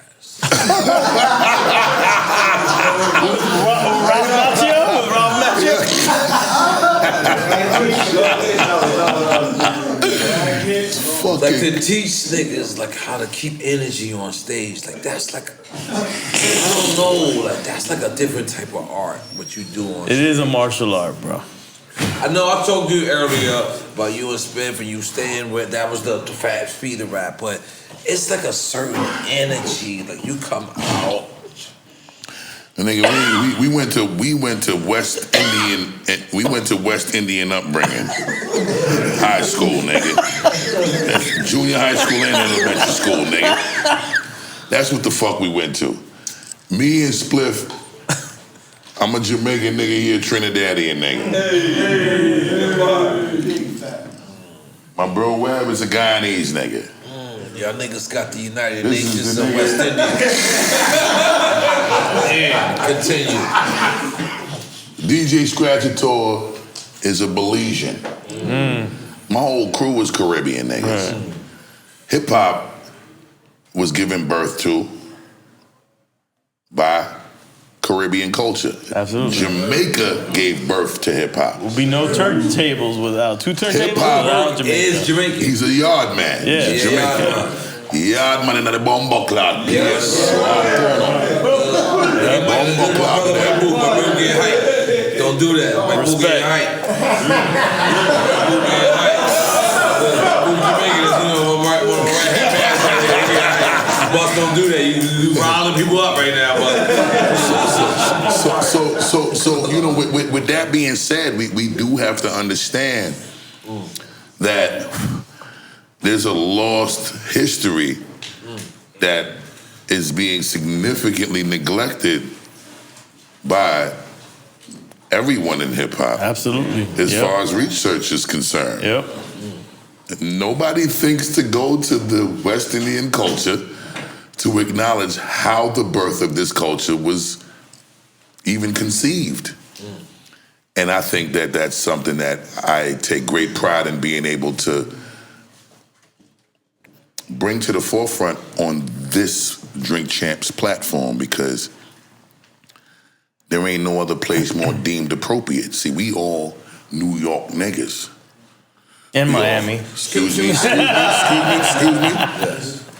You know, at the end of the day, Miami is same connection. The segue to Jamaica. Right. Wow. When they get on that boat, if they can't get on a plane, where is the port that they enter America in? Absolutely.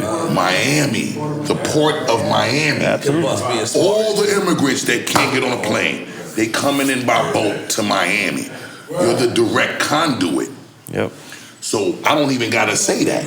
Wow. But I do have to acknowledge that part, because what I was getting to is the birthplace of hip hop. You're the segue to a lot of the families that had to go to New York to actually find home. Right. Wow. New York is the melting pot more than any other city in the entire United States for Caribbean culture. Right.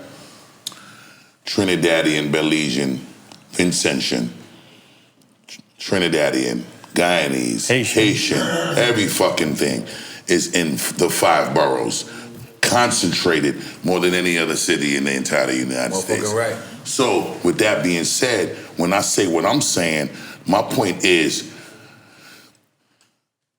with New York being the birthplace in the 5 boroughs, no, the Bronx in particularly. Big them up. Big up my family. Big up the Bronx.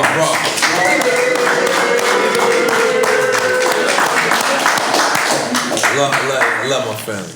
Salute MU. Yes, Mr. Results, motherfucking Mike Booth, you know I love y'all. Chink Bang. Word is bond. Chink Bang, I already talked to you outside. You and the general of the motherfucking MU movement. Come on now, what we talking about? Yeah. We talking about now? Go, you know, listen. The most significant and neglected component about the history and the research of hip hop is its origin. Wow. We got to start changing that narrative. Yep. We can't just keep saying Kool Herc gave birth to it. Jamaica gave birth to it by way of Kool Herc. Facts. Through the Bronx. Through the Bronx. Through the goddamn Bronx. So.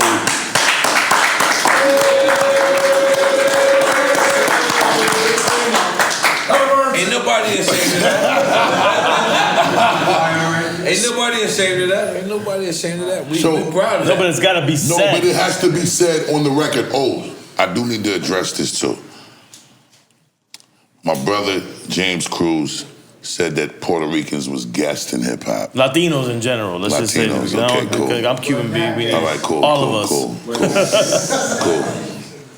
said we're not guests. I'm correct. We're not guests. I'm correct. We're definitely not guests. Can I? No, it's not the way Revolt worded it. The Revolt worded it the wrong way. Okay, but I mean, I'm just going on a clip that I saw, and I didn't see the whole thing. And I spoke to my brother James Cruz, and he told me there was a whole thing that was missing from the clip. Yep, absolutely. Cool. All I'm saying is, on the record, if this is going to be used as a clip, Latino on a whole, I am not speaking for that. I'm speaking for Puerto Rican people, which is Latino. So it's conducive. Big words, I like it. Bars. Puerto Rican. It's the hip hop high school they all went to. Puerto Rican and black people. Sorry. I didn't mean to take you away from your Please keep going, because you're going deep. I didn't want to fuck it up. I just had to tell them where it's all coming from. It's an amazing high school. It's a magnet program. They get scholarships to another hip hop university somewhere. It just wasn't around back then.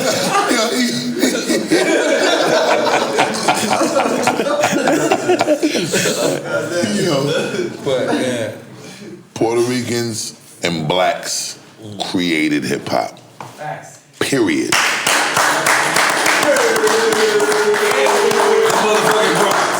And let's make some noise for that too. In the motherfucking Bronx. But real quick, before, and you tell me if I'm wrong based on what you're saying, Buzz. As a DJ, we all, I think most DJs know, there would not be hip hop, there would not be two turntables without Jamaican culture. Bringing it to the sound set. Listen to what I'm saying. Hip hop is an embodiment of 5 elements. It ain't just DJing and rapping. Absolutely. That's a component in hip hop culture. 2 significant components. Just 2 though. Actually, no, it's not just 2. It's 2, and it's the most significant components, because everything else came as a spin-off of that microphone and them 2 turntables. So it's the foundation. So Kool Herc still gets his credit as being the one who spearheaded the birth of the culture. But when I say it was created by Puerto Ricans and blacks, it's because Kool Herc ain't create breakdancing. Right. Graffiti. He ain't create graffiti. Right. Puerto Ricans had a lot to do with that part. Right. And that part is what helped create the embodiment of all of the 5 elements. Becomes the culture. Popping, breakdancing, DJing, MCing, and graffiti. Right. Those are the 5 elements that gave birth to the entire culture. And to this day, nothing has been added to it or taken away from it or changed it. Right. It is the end-all, says-all. And that's an undisputed truth. And truth don't change, only lies do. So anybody that want to talk different from that is a liar. Right. Sorry. And I'm the last one you could argue with. Right. My history is too long through my work and through my action. And that ain't even speaking about the research that I had to invest before I actually had the opportunity to show it through my action.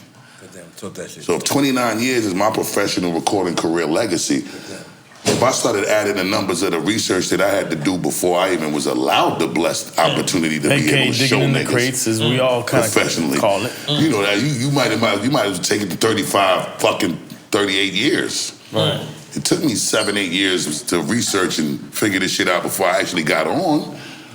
You feel me? So all I'm saying is, I ain't got no time for that debate. It's a pointless debate with Busta Rhymes. Let me just share the information and you take the shit and apply it the way you're supposed to. However you like. Let's do this shot, please. Let's come on, man. This is Come on now. It's a hip hop shot now. Salute. Fuck you mean, man? Bus, you know why I know this shot. you're so serious about that? Is because I see how mad. Me and you had spoke about doing a violator Something about violator. And when it did Nick, actually you see happen, this? You see this, right? You see my segues? No, you see, listen, look, you see. Nigga, first of all, I love you for this. Hey, yo, E-Nix, you see where this is going, right? Okay, cool. We had this conversation how long ago? Not even 48, 72 hours ago, right? And I see, Thank you, King. I see how emotional you got when we started to say like a violator festival or a violator something should be happening. Nix, you getting confirmation, Nix, about my testament on this, bro. My sentiment on this, excuse me. And his foresight. And like I said, we spoke on it earlier, but now it's time to get back to it. Like it's time to get deep because there's two things I want to ask you. Yeah. One, maybe I'm naive, maybe I'm retarded, maybe I'm crazy, but I still don't believe Chris Lighty killed himself. Wow, you want to go there, bro? Wow. I'm just saying, I just can't. Am I naive? Can you? I mean, this is therapy for me, boss. You know, big up to Deuce with hood therapy, but this is therapy for me because I've never really, me and you spoke about this. Wow. I just can't, boss. I mean, how many years has it been? It's since 2012. Chris passed, right, Nix? Yes. August 30th, right? Yes. I just can't. I mean, am I naive, boss? No, you're not. There's a lot of complexities with the way the information is circulated about his passing. This is for my emotional healing. Okay, N.O.R.E. So,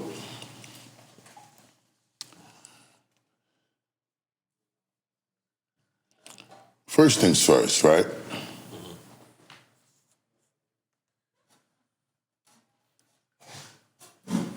I was with Chris the day before he died. I was on my first transformation journey. Chris saw me, I was in the best shape of my life. Not as crazy as now, but I was, for the first time, it looked like it magnified differently because it was the first time. Prior to Big Bang Theory or after Big Bang Theory? This was right around the time that, no, it's my second time getting in shape because I got in shape the first time for Big Bang, and that was 06. Chris died in 2012. This is my second time getting in shape. And Chris had merged with Michael Ovitz? Michael Ovitz. No, not Michael Ovitz. The management company downtown in East Village. 16th Street. Yeah, 16th Street. With CeeLo Green was with them. Primary Wave. Primary Wave. Chris had merged with Primary Wave and Blue was there. Blue was there. From Family Tree. Yeah. I come to see Chris, and for a few months before this particular moment that I'm talking about, Chris Lighty was going through a few issues. I've never disclosed this, never spoke about this. Chris was having some issues, and he wasn't really too articulate about what he was dealing with, but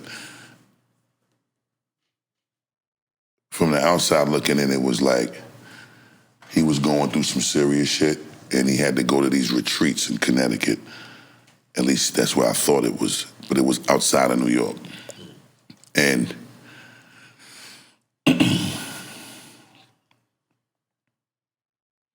whatever he was going to do, it was to fix and help him find a different kind of resource to balance out his spiritual, mental equilibrium.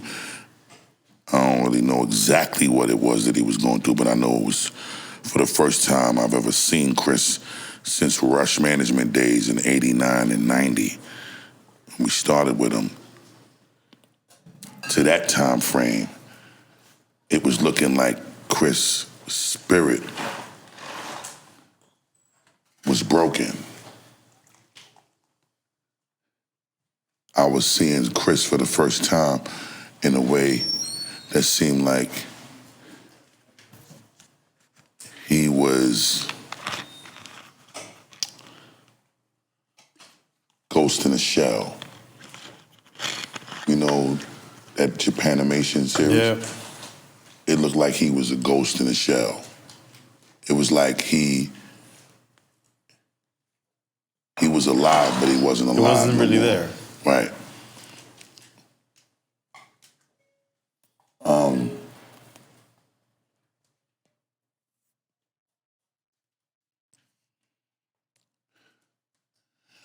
I was hearing things, I was seeing things. I ain't disclosing all of that on this interview. But what I do know is that what it was doing to him it wasn't good. So, you know, Chris he's a man's man. And I think a very challenging thing about our reality, especially as black men, is we're not really allowed to disclose vulnerability. You know what I'm saying? You ain't really allowed to show weakness. And we also was living in a time, and I ain't talking about then, technology was a little different, but standards wasn't. And when I say that, I'm saying that to say, you can't let another nigga know when you in a fucked up situation because that man might use that information against you. So even when you really need help, reaching out to somebody for it was scary to do.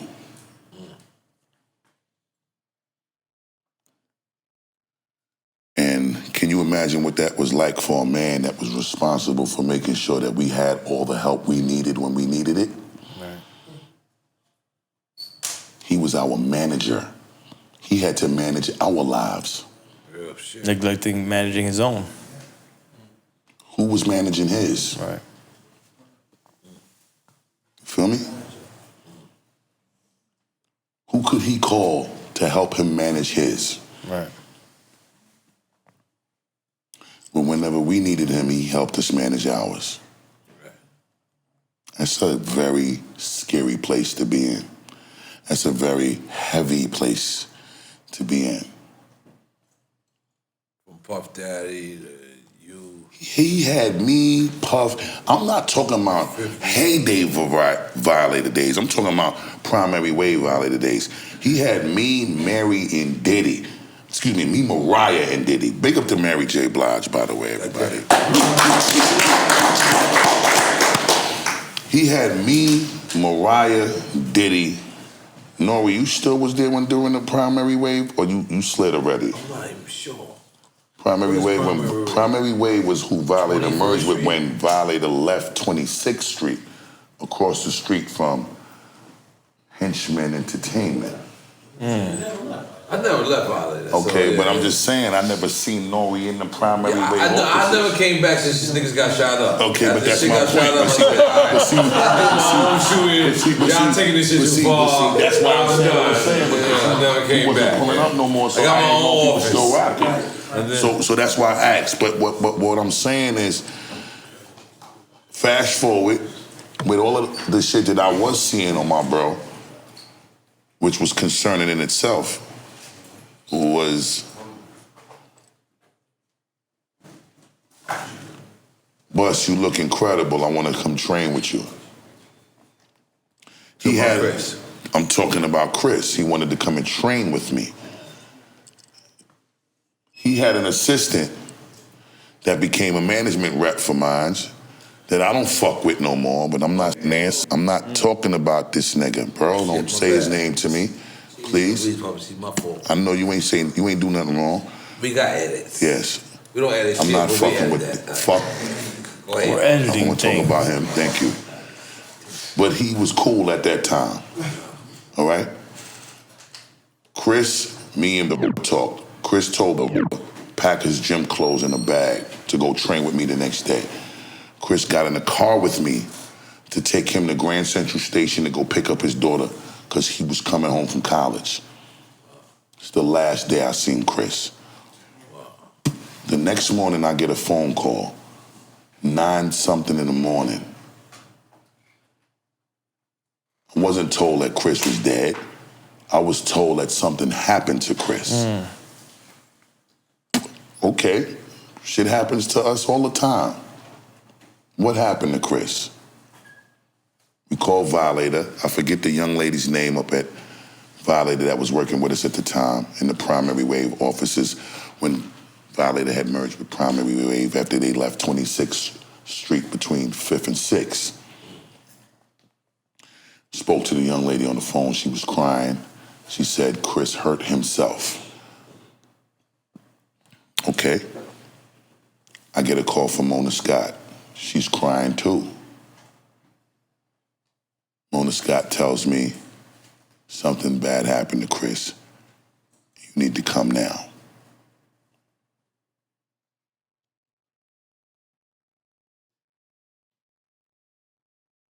I called Rob. Again, I don't want to talk about this dude. I don't want to call his name. But I called this dude that was working as Chris's former assistant and became a young new management rep. I called him and said, look, I'm pulling up on you. I need you to come with me and take me to Chris' crib in the Bronx. You've been to Chris' crib. I meet him in Manhattan. I've been to Chris' crib prior to that in the city. Never in the Bronx? Never been to Chris' crib in the Bronx. That was Chris weird had to a me. $5 million crib In the Bronx? in the city, 2-3 blocks away from the Violator office on 26th Street. Okay, yeah. So was him But having a crib in the Bronx he lost weird that to you? crib and went back to the Bronx. Is that weird to you? Like, That is weird because, again, there's shit that went down that I can't get into on this camera with who he was fucking with. Right.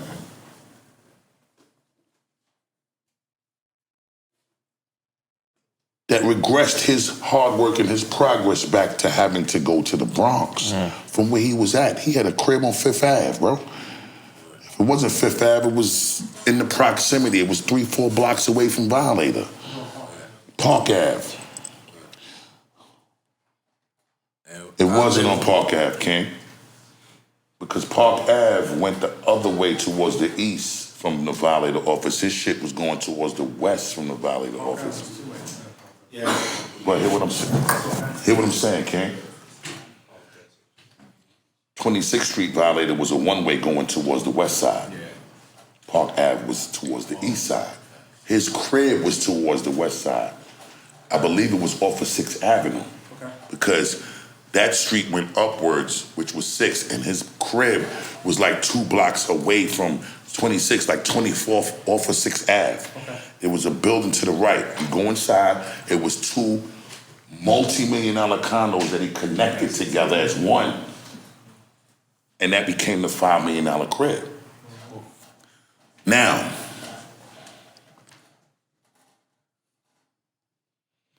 not to get too much into that, Chris ended up back in the Bronx. And when we get to the crib, Chris was dead already. you actually went to the house? I was at the house and I watched Chris' body come out of the house in a black bag and put into a vehicle with no windows in it. An ambulance or a coroner vehicle, excuse me. I saw that myself. And I stood out there and I beefed with Mike Lighty, Mona Scott, A.B. Butler, some of the other Violator members, the original Violator members, Chris, Ali, and the rest of them brothers, about where was Chris Lighty's belongings gonna go. Because everybody from Chris' side wanted his belongings out of that house and taken to a storage place that they controlled the key of. And his widowed wife at the time was trying to fight that with her family. And this was a horrible day. This day was a day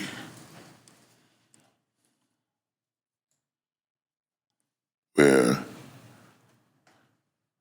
what fucks with me the most about this shit is because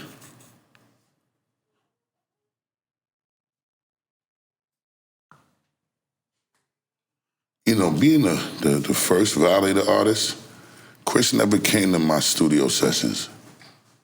You feel me? So,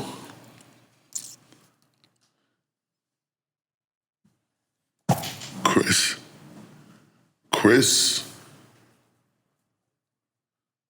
he started coming to my studio sessions in 2011.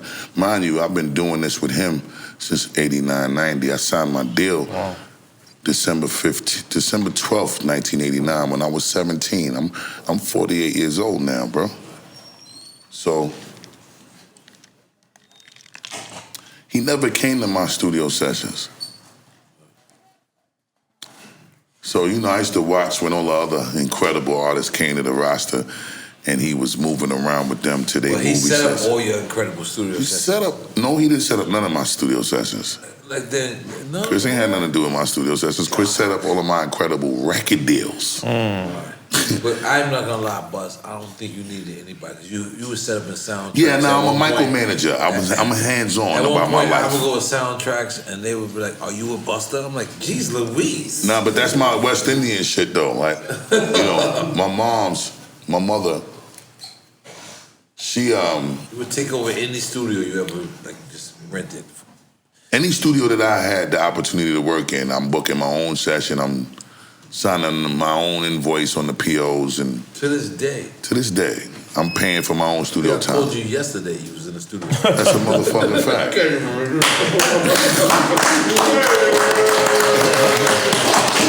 I get up and I'm like, oh, this nigga boss is gone, I'm about to go to sleep. But Chris never came to my studio sessions. So to see when LL and 50 and Missy and Nas and Mob and N.O.R.E. and everybody came to this Violator family, and he was popping up to sessions and from the other artists from roster, and it wasn't coming to mind. That fucked with me. I'm not gonna lie. Wow, never knew that. It fucked with me. Never knew that. But the way I was raised was to not complain. It was just about doing what you needed to do to make the big homie pull up to your session. Right. Because nobody cares when you complain anyway. No, ain't nobody ain't listening to your complaints. They got a bunch of shit to complain about too.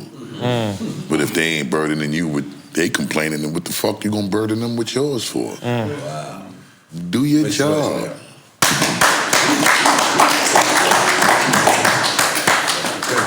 So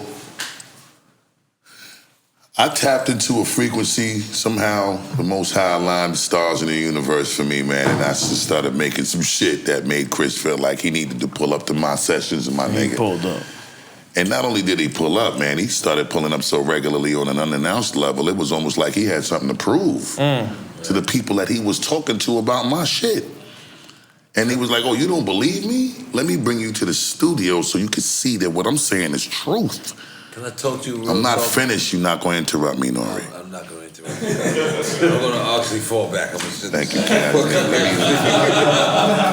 is love. Love is love. Now, this is important to me. That's why I just want to get it off. Let me just finish this part. My brother came to the studio with his children and made me press play. He came to the studio with other movie and television execs and made me press play. He pulled up with other powerful music industry execs and made me press play as a proud big brother and a proud father of Busta Rhymes' career. Wow. So as I watched him chaperone the whole planet with 50, LL, sometimes N.O.R.E., sometimes Mob, and he wasn't pulling up to my shit. When he finally decided to pull up to my shit, and then he died. Right. You know how that made me feel? not gonna lie. That shit fucking hurt, bro. You know what I'm saying? Like, Chris sent me an email in my BlackBerry and bro was like, yo, I'm proud of you. This is 2011. I'm proud of you, bro.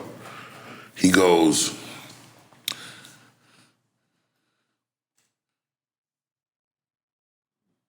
you finally did it.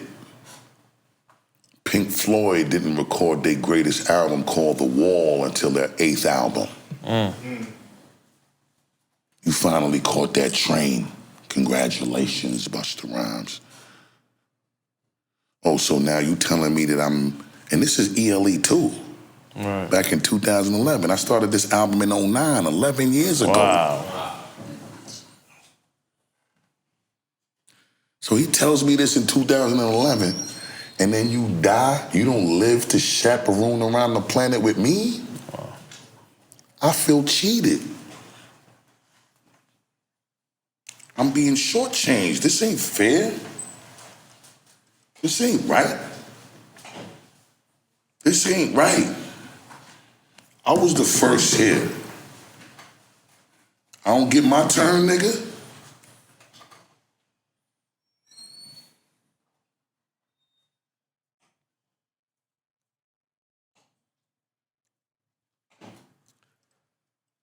I'm sorry. Nah, you'll never be sorry. Nah, man. That's real shit. So,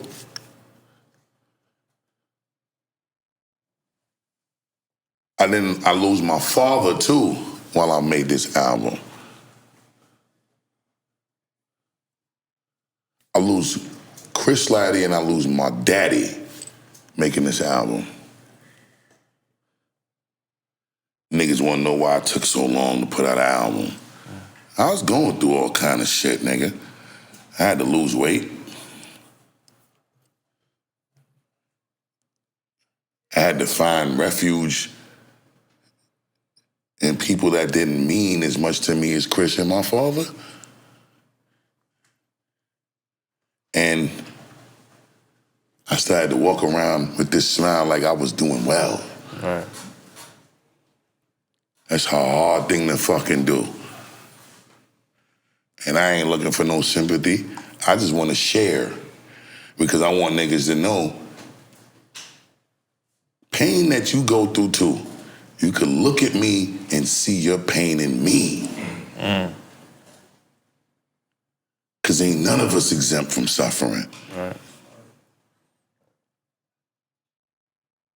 That's all this is about that I'm sharing. And it's therapeutically beautiful for me because I'm finally in a space in my life where I'm comfortable enough to share it. You know how long it took for me to start having these kind of conversations with the public? Now how many years I've been walking around with this shit, afraid to talk about it because I don't want niggas to use this vulnerability against me? They can't. Nah, it's strength, man. They can't. You don't know that at the time when you're going through it, though, N.O.R.E. I respect. You know what I'm saying? No, I agree with that part as well. But I'm saying they can't. They because I feel the same thing that you feel. Like we all feel that. N.O.R.E., you asked a question that I ain't even respond to yet. You said, did Chris kill himself because you can't believe it? I can't. Is it me? I'm going to say this to you. Is it me?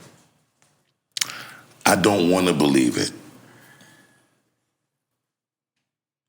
What he was going through,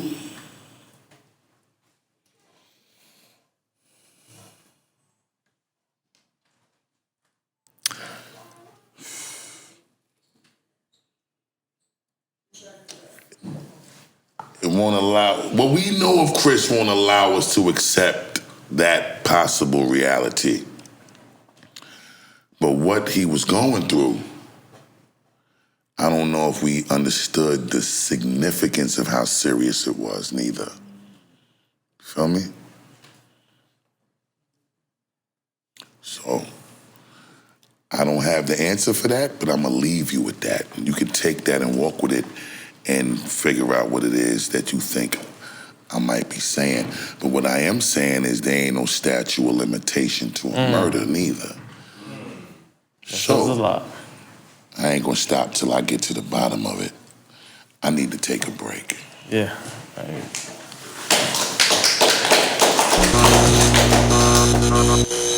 He does not, his value and his significance in other people's lives are not the same as it is in ours. Right. What he means to us, a lot of people can't relate to that. Right. You know what I'm saying? So it doesn't resonate the same way when you talk about him to them. If he did not impact your life in the way that he impacted ours. You know what I mean? So it's actually a pleasure and an honor to be able to disclose these feelings with people that I know. You and him, y'all know Chris. You know what I'm saying? He know Chris like how I know Chris. You know Chris because you had to deal with Violator when he was alive and at his apex. Yeah, absolutely. So our understanding, Enix understanding, Spliff understanding, Fuzzy understanding, even Webb, right? Webb used to share management credit with Mona Scott and Chris Lighty as a co-manager for me. Wow. You can look at the credits for my first 3 solo albums and see managers Kevin Webb Welch for Flipmode Management and Chris Lighty and Mona Scott for Violator Management. Real shit. And it's my brother who introduced me to how to survive as a 15-year-old in the Reaganomics era. With It's his fault. We already established. No, it's their fault. The two of them, Spliff and Webb. So. And you don't want no bigger head Spliff, right? You good? Nah. Just want to establish. Nah, I'm enjoying my Gurkha cigars. Gurkha cigar. I feel like you know the owner of Gurkha. Yes, I do. Big up the Kaiser from her Gurkha cigar. You're so rich. I'm counting your money. Stop. Keep going. Now, again about Chris. I just felt like when you was talking about festival shit with Violator and how emotional you see me get. Probably the only time I see you get emotional. That is in direct correlation with the fact that from 2012 to now, we ain't organized nothing to honor the Violator legacy other than trying to talk on a fucking podcast about how great he was. That shit is corny to me, though. I don't want to talk about Chris on nobody's podcast. I'm only doing it now because I'm with my brothers that was a part of the Violator legacy. Only other person that asked me to do it, and I actually told him I ain't with it, was Fat Joe. Because I told Fat Joe, like I'm gonna tell you, N.O.R.E., and like I told Enix, something's wrong with the fact that we ain't do nothing to uphold the Violator legacy properly. I got a song on my album called Deep Thought. And I specifically address how we ain't screaming Violator like we used to.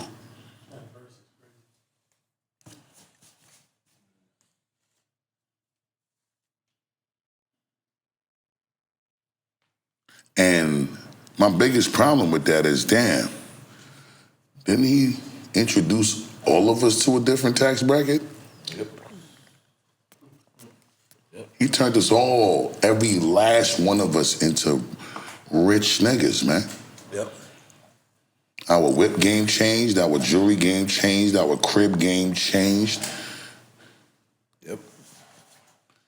Him and Mona Scott, Eric Nix, James Cruz, Claudine Joseph. Lori Dobbins, Claudine Joseph, Gail Hansen, Akina Rockman, Laura Ciocia, Mike Lighty. What's the homegirl from Love and Hip Hop right now? Yandy. Come on now. Let's not front on Yandy. Let's never front on Yandy. Can't front on Yandy. No. I knew Yandy is Our team was Avengers for real. Yeah, it was Avengers, bro.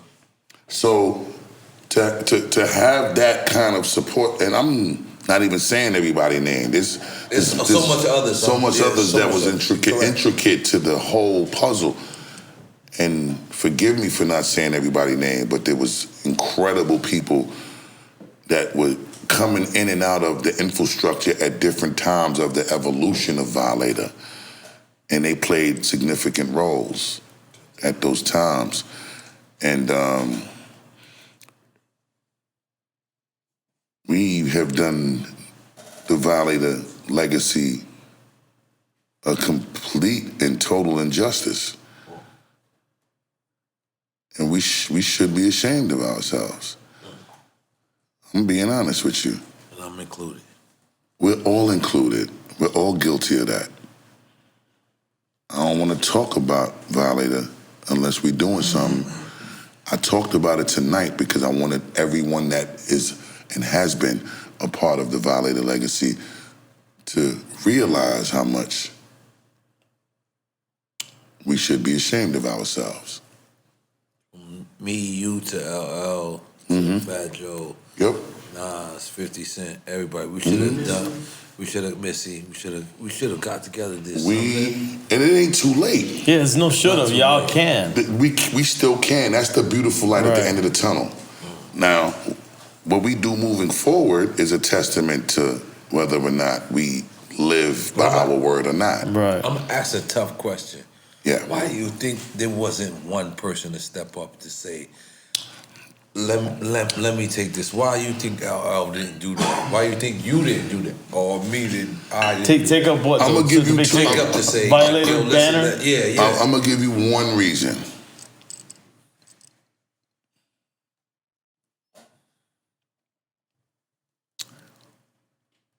And as ugly as it might sound,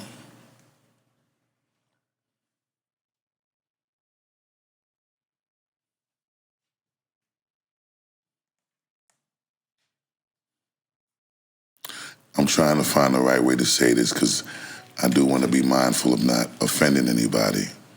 I think once you come from the heart, no one will be offended.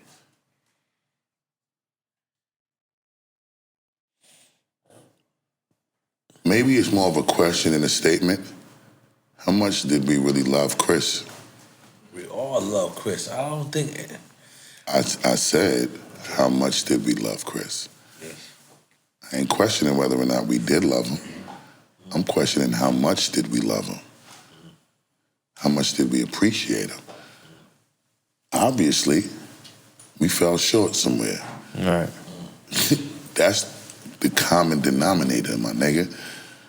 Not enough was done. Not enough was done, which is a horrible truth about how much we really loved him, because if we felt like he was worth going through whatever the due diligence was, we would have done it. Right. Okay, let's learn from this and let's Get create it the done. upswing. Right, get it done. You know what I'm saying? Like, we're not going to sit here and act like errors ain't made to be corrected. Positive education always corrects errors. That's the acronym of PEACE. Peace is the absence of confusion. Let's not confuse the situation any further and positively educate ourselves so that it can always correct the error. Now let's correct the fucking error. That's why I pointed it out in my album in a song called Deep Thought on Extinction Level Event 2, The Wrath of God. God damn it. So now we have been discussing things, me and Eric Nix in particularly, about planning for 2021 situation We gonna make to it. honor the Let's make legacy it. Let's make it of our happen. brother. It's like 12 days away, but I'm still scared. No, 2021, not 2020. Nigga said 12 days away. So 2021, right? 2021. It's definitely not 12 days away, but It's not I mean, in 12 my mind, You like, mean, after the you election, mean that Nigga was just making. You didn't mean that literally. You didn't mean it literally. Is what you're saying? You know, It's right around the corner. I got It's you. around the corner. Beat down. 2021 is around the corner. Right. It wasn't going to be an early 2021 thing that we was going to try to organize. It was going to be we was going to try to organize in like late summer. Excuse me, August 2021. You know what I'm saying? That kind of time frame. Correct, Nix? Yes. Okay. We're looking at venues on hold. Yes. So my brother is already taking the lead on it. It's discussions we've been having for the last 2 weeks, 3 weeks. And I got with Nix because he's a facilitator. He ain't with the talk shit. Talk that talk shit. You know, he a silencer. Gets it done. He a Gets it done. silencer. Right. Yeah, Nix is a silencer. You know what I'm saying? So you need that in order to facilitate. You know, we great with the mouthpiece. That's why we lyricists. Exactly. He ain't rapping. Right. He's about doing. Making it done. He's rapping the a different combination way. of the both Right. is what makes the magic happen. So that's the goal. And I just hope we don't get to a crossroads where we got to deal with unnecessary obstacles that can block the blessing. Right. As long as we don't go through something that we can't get around, this is gonna happen. And we're gonna organize this in a way so that the kids are straight, his mom's are straight, the people that directly needs to be taken care of is taken care of. And then whatever the mother, Chris's mother, deems suitable with the kids, that the rest of the proceeds should go to. That's where it's gonna go. And Allah willing, this comes to fruition in the most magical and flawless way possible. And shit, man, I'm do everything on my side within my means to see this shit through. A to Z. We're gonna cross every T and we're gonna dot every fucking I. And we're gonna make sure that we see this shit through the way we're supposed to see it through. And that's all I got asked for. You know what I'm saying? Let's make some noise for that. And any way we can help as well. Any way we can help. We there with you every step of the way. Let's get pour another shot, but then we'll do quick time slide. Quick time slide real quick. This is. Did you say commitment from N.O.R.E? Hold on. Eric, Nix asked the question. You need to answer it. Answer the question again. Wait. Ask it again with nobody talking while you talking. You got a commitment from N.O.R.E, right? What? For the Violator Festival. 100%. I just need you to say Nigga, that. Drink Champs is hosting it. What are you talking about? No, but in addition to that, we need you to perform as a Violator you got fucking as a artist. Violator artist. Okay, Sue, I need to hear that too. I don't want to hear Yeah, I about want to this hear it Drink too. Champ. Hold up. I'm on their side. I'm on their side. Fine, Bus. Good. You wanna come at me? Of course I'll be busting Ace out there like this. Yeah, I've been doing. No, don't do that. Don't do that. Don't do that. Don't do I like that. that. You can't do that. I'll be disrespectful. But listen, Spliff Star. In my mind, Spliff Star discovered all the new Brooklyn whoop-dees. Wait a minute. Whoop-dees. Hey, yo, Spliff. No, he went outside. Okay. He went outside. Go get Spliff, please. Yeah. I ain't gonna lie. This is a whole new wave. But Spliff gave me this wave like 4 years ago in Hit Factory. He told me about this is a new case of Brooklyn. I need you to say this over while Spliff is in the room. He gotta hear you address it He's coming. properly. He's coming right now. Spliff. All right, fine. I'll drink more Ace and talk that shit to Spliff.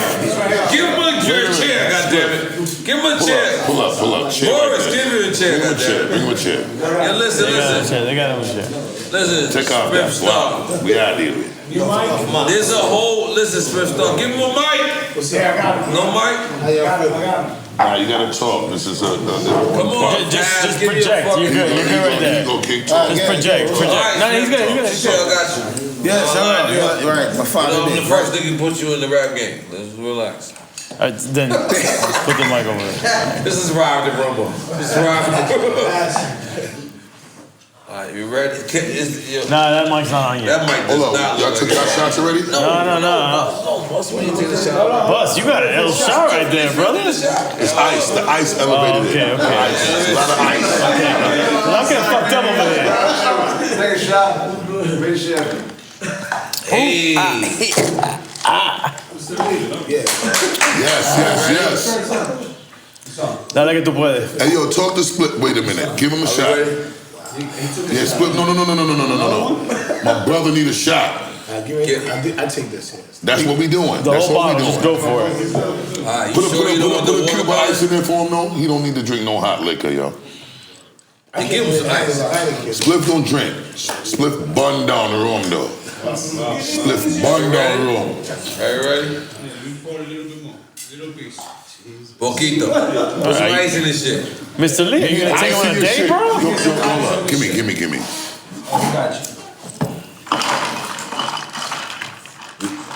I remember we was going straight into a point with you, Spliff. Okay. Not Bust, no. He know where you're going with The it. point was going straight. You was going into the Brooklyn artist that you feel like Spliff discovered. Yep. You said Spliff discovered a wave, and you Not said he gonna lie. brought it to Alright. you like 4 years ago. Listen, you told me like 4 years ago. You was talking about these artists, and I'm looking at you. I think it was called Paper Rock. Yeah, Paper Rock. I call them Paper Rock Gang. And now you was showing me these pictures.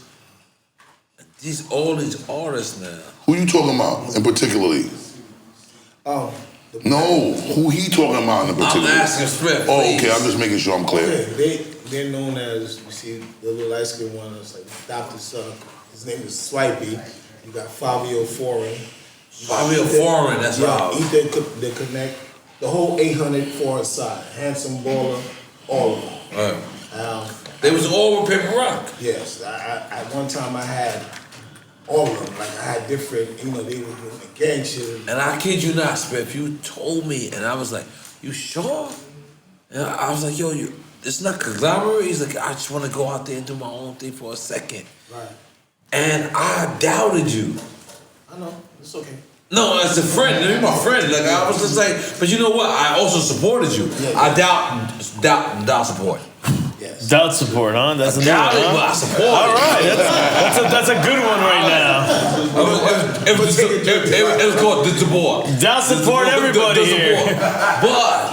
But then it was 4 years later. I said, yo, every guy Spliff told me Was when. It's out here like that. Sorry. And that's the way N.O.R.E dances all the time, bro. I'm doing it too. I'm realized they got me. Yeah, but I saw the wave a long time ago.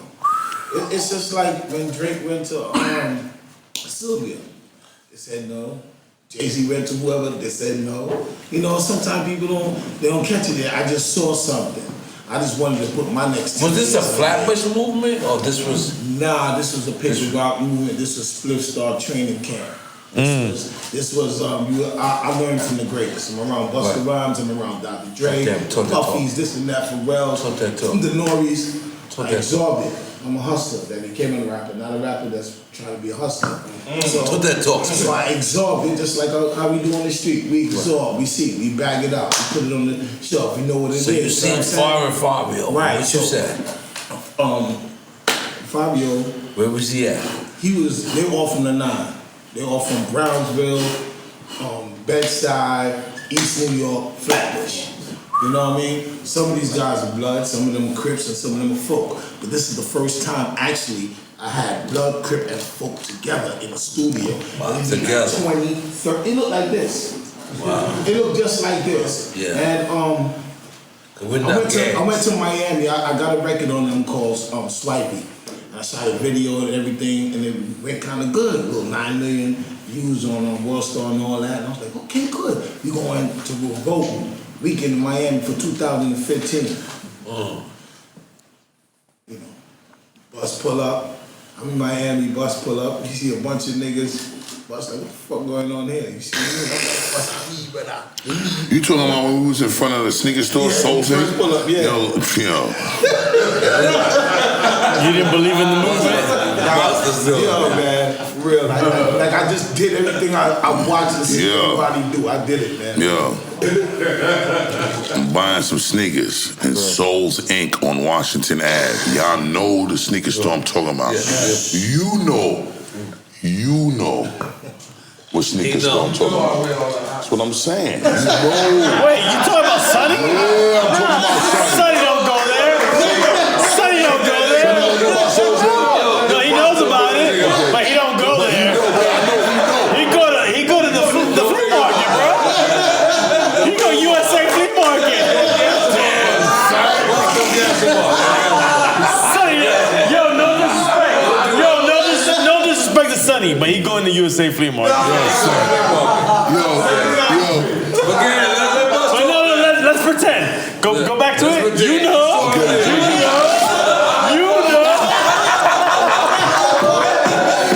We acting right now.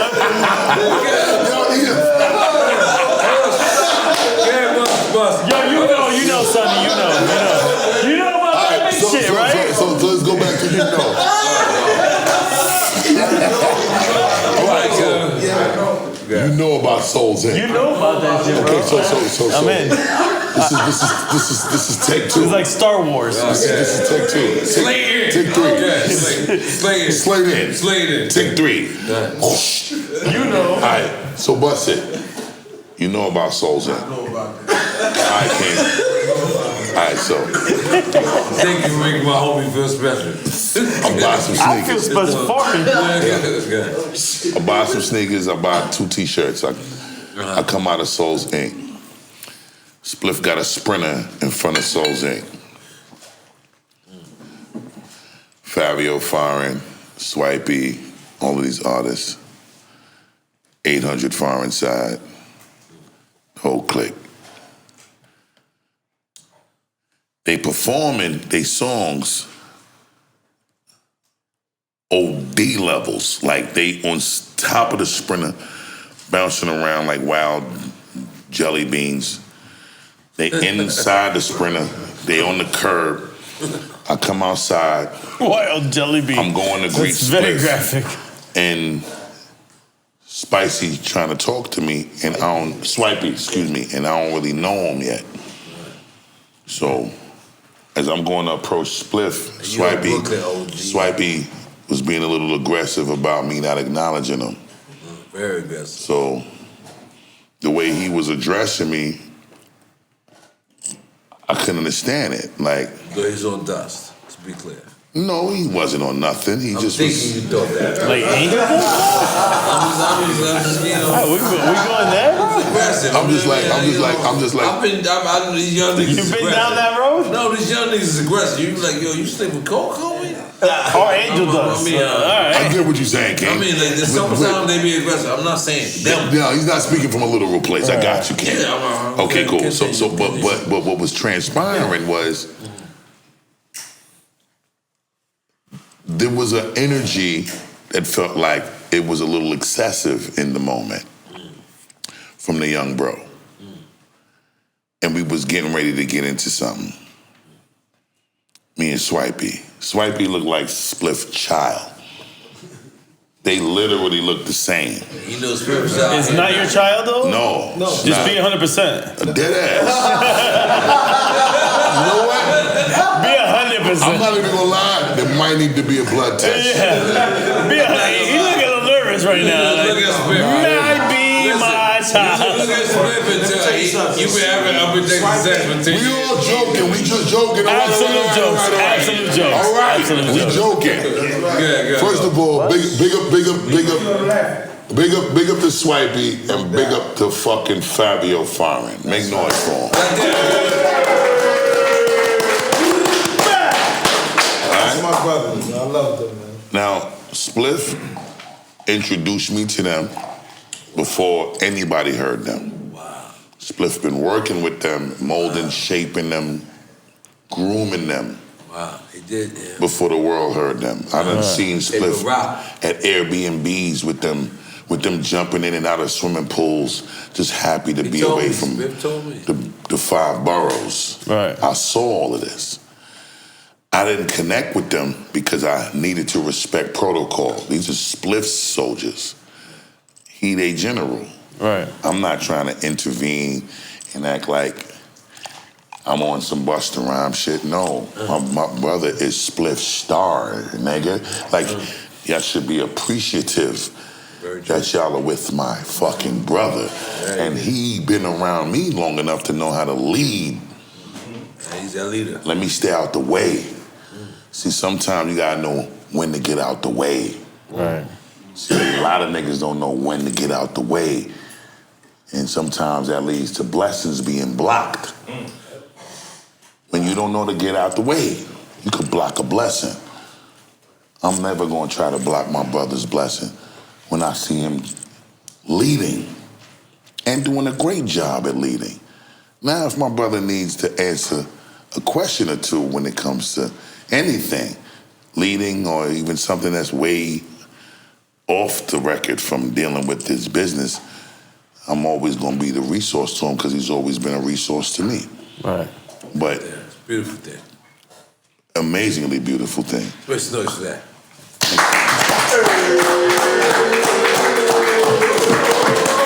I also want to say one time, you know, Spliff tried to get me to smoke a cigarette in the bathroom of the airplane.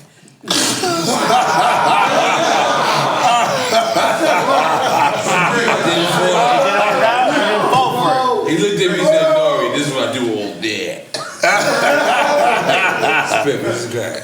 I want to say though, N.O.R.E is the first artist out of my circle to put me on. No. Wait. Let me say it right. I want to say it right. I want to say it right. Spliff ain't say it right. Introduce it, Dr. Spliff, N.O.R.E is the first artist out of the elite group of MCs Straight up. to believe in Spliff enough to put Spliff on a record when Spliff ain't have his own shit out.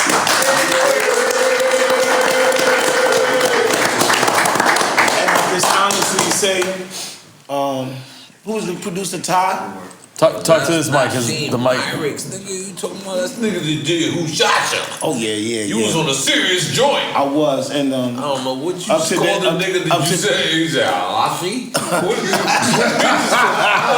the fuck? Selassie. Sorry, my bad. Nah, but he definitely, he called me up. I went to Daddy's house and recorded that.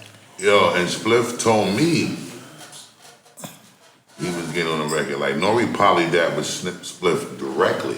Yeah. He ain't call me to get Spliff. He dealt with Spliff directly. Damn, I'm a real nigga. You telling me how long I've been a real nigga? That's a real nigga. Bro ain't call me to be like, yo, I need you to get your artist Spliff. No, he had his own relationship with Spliff. Yeah. Spliff had his own relationship with him. When I heard that was happening, I was like, oh no, y'all niggas ain't leaving me off this. But let's be clear, Bus, because everyone always asks this. I did the moonwalk slide up in that motherfucker and ended up on that record too. Fuck you mean, man? When they hear Driver's Seat from REVOLT Report, everybody thinks that you were on this record and Electra didn't clear you. So what happened? It was never that they never even asked me to rhyme on it. You just talking? They had nothing to do with no Electra not clearing. Backup vocals? They only wanted me to talk. My brothers ain't want me to rap. They just wanted me to talk. No, but that's the rumor. Was that enough for y'all? Come on, you went to great. That's my point. The rumor is false. So what is the truth? The truth That is, is true. He just said they that. didn't ask me to rhyme. That's the truth? That's the truth. Yeah, that's the truth. You just wanted to Bro, talk on the that? clearance was not denied because they didn't ask for a verse to begin with. But the source had wrote an article where it was like, Busta and Nas, because what happened was music made these stars calm down, and Nas, and they related these two records, All right. both. And what happened was, he's right, because I just, you know, it was the last thing on the album, but it seemed like it didn't clear because Boss was such a big artist. And remember, Nas, the music makes this stuff come down. It's not on the Word Report album. And Bus you're not credited on the CNN either. Are you? I don't recall. Is he? I don't recall. I don't think he's credited on it. Because I think that was the discrepancy. As DJs, we were like, I don't see the the person I know that's on the record. Credit on the record. Yeah, So that's the reason why N.O.R.E. album, it was my time. It was like, yo, you know what? If I'm gonna fail, I'm gonna go to the top, I'm gonna do it my way. Yeah. And I remember, so I said, fuck it. And I called you, Spliff. And I said, yo, man, I want you to drop on bars. And you, in my mind. Now, I ain't gonna lie, that call surprised the shit out of me because it came from an MC that I paid very close attention to, not just because of his lyrics, but I play the drums. I don't think people know this. As a matter of fact, I know people don't know this. Sorry. Right. They took that shit, boss. I play the drums. I got my first Remo drum set, 6-piece Remo drum set when I was 8 years old from my father. $600 drum set. It was blue with white skins on my tom-tom snares and my kick drum. And I'm a very rhythmic motherfucker, so when it comes to rhyming, being in the pocket of a beat and becoming an instrument with the music is intricately important to me. It's not just about how cool you could say shit. It's about how amazingly cool you can say shit. So, in pocket. In the pocket and in a rhythm and in a timing that makes the feeling so much more exuberant. Because me and another motherfucker could say the same rap. But my timing and how I'm gonna marry the pocket of where I'm gonna sit the syllables, the bars, the verse, the metaphors, the punchlines in the pocket of the beat, and how I marry that is gonna be different from your timing in your pocket. AKA the flow. Yeah, because the feeling is gonna be different from how it resonates with me and how it resonates with you. Right. So, with that being said, that one component distinguishes the difference between how you feel about my rhyme when I say it and how you feel about the same rhyme when somebody else say it. Right. So, But your rhyme was so definitively that. my point is this. N.O.R.E. This is circling back. This is circling back to you. This is why it was a big deal to me when you called Spliff. So let me finish making my point. He's bigging you up, bro. Relax. Yes. He's bigging you up. Relax. I'm giving you your roses now. Yes. I'm trying to fuck up. So when the first War Report album came out, and I heard T.O.N.Y., niggas try shit on me, make history. Supposedly, I was the man who was supposed to be ahead of the clique. When he did that rhyme, dope or die, smoke bogey, rhyme like Shinobi, shoot up your block, act like you know me. You ain't working yet, slow down and recollect. Hey, yo, voila, you whack ball. Look, Paul, now, what? Listen, that nigga said, down on the cross like a Christian. Yo, nigga. He's nervous about this right now. I looked at that nigga. Let me explain He's something. like, not me. Let me explain something. Knicks, no, I'm not bugging. This is bone chilling rap. This is what we used to call that. Bone chilling rap. Well, we know what we was going through when that nigga did that. Did something to his bad. Down the cross like a Christian. Fuck you. Fuck you. What? Listen, nigga, let me explain something. The lyrics is one thing. His voice and the pocket that rhyme was sitting in was making me feel a little nervous about this nigga. I called Chris Lighty. I told you I was gonna tell this story in the earlier part of the show. Right. I called Chris Lighty. I said, Chris, we need this nigga on the team. Sign him now. On God. You knew. I told Chris to sign N.O.R.E. now. He's talking about you, N.O.R.E. And Chris signed N.O.R.E. on my word.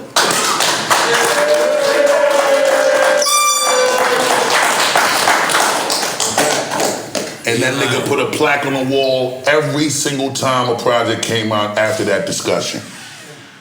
N.O.R.E., Melvin Flint, every fucking thing after that. I owe you at some point. You don't owe me nothing. I don't know this is what we established. You didn't owe me nothing. No, we're not establishing shit. We're not establishing. This is what we establishing. We are establishing the fact that I don't think people realize. See, everybody is so caught up in the new N.O.R.E. success, right, that they forget the origin of N.O.R.E. the history. But I'm not gonna lie, boss. Today is about you, and I want to.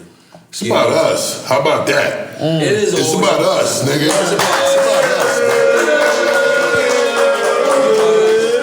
But This is about us, bro. But I'm gonna be honest, boss. I get no better pleasure of bigging up other people, and I get no better pleasure than bigging up my own brother, person that I really love and respect. But fuck all that. I was a fan of you before I even knew who you were. Thank you, bro. And that's so beautiful that I can sit here. That's the beauty of this right here. That's why I do Drink Champs. It's because I want to big up people, and you and Spliff. God damn, man, make someone fucking noise.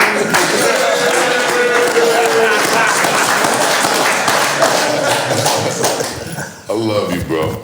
No, I love you, bro. come on, we ain't finished. I know we far from finished. See, this is the thing that y'all need to understand. This opportunity that I'm getting to sit with EFN and N.O.R.E. This is over. All right, so how Patti LaBelle and Gladys Knight did it on the verses, they was like, yo, collectively between the two of them, it was like 100 and something years Can I ago. stop you for a second? Right. Because I had a part of that. It was like 100 and something years ago, Drink right? Champs episode we ever did and never used was Busta Rhymes. And then when you asked But let's say why.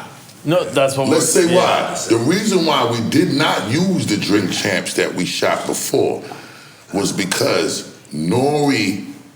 went blank on me because his brother. No, let me finish. He's correct. N.O.R.E.'s brother, close friend, dear friend, died in the middle of our interview. And the beginning. And N.O.R.E. got the email or the text, excuse me, I got it as we were starting. You see the difference in the intro I gave you? Yes. Was there? And once I go, no, he died. He died when he was taping we was on camera and he was caught dying on camera. My little big brother.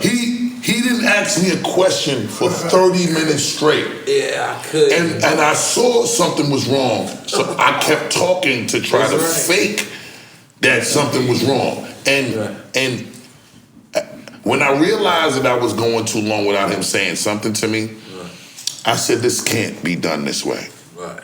We just came off of doing Drink Champs with Tribe. So beautiful. And that was so powerful. Yep. I was like, I'm not selling. I don't want no shit that ain't gonna meet that standard or be greater. So we can't put this out. Right. Let me tell you But what I appreciate the most is that y'all honored that request. Absolutely. Because you know what? Let's tell them, EFN, we done 200 episodes.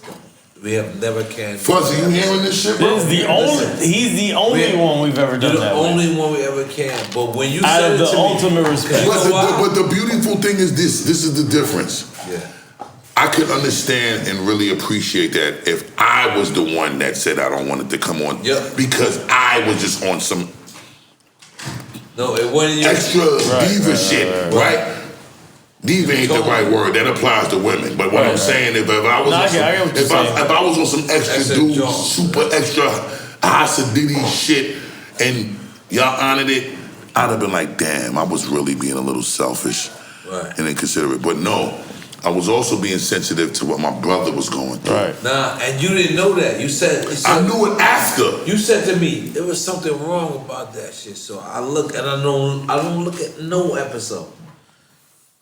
So when I look back at it and I gave you the same intro that I gave you here, I tried to at least. Right. But it's mid intro. That you got the news. Yeah. You know. After just killed it. It was 3 different messages I got. I don't want to be like too. It's like, yo, Slime just killed herself. Slime got shot. Slime got murdered. So I don't know how to answer which one.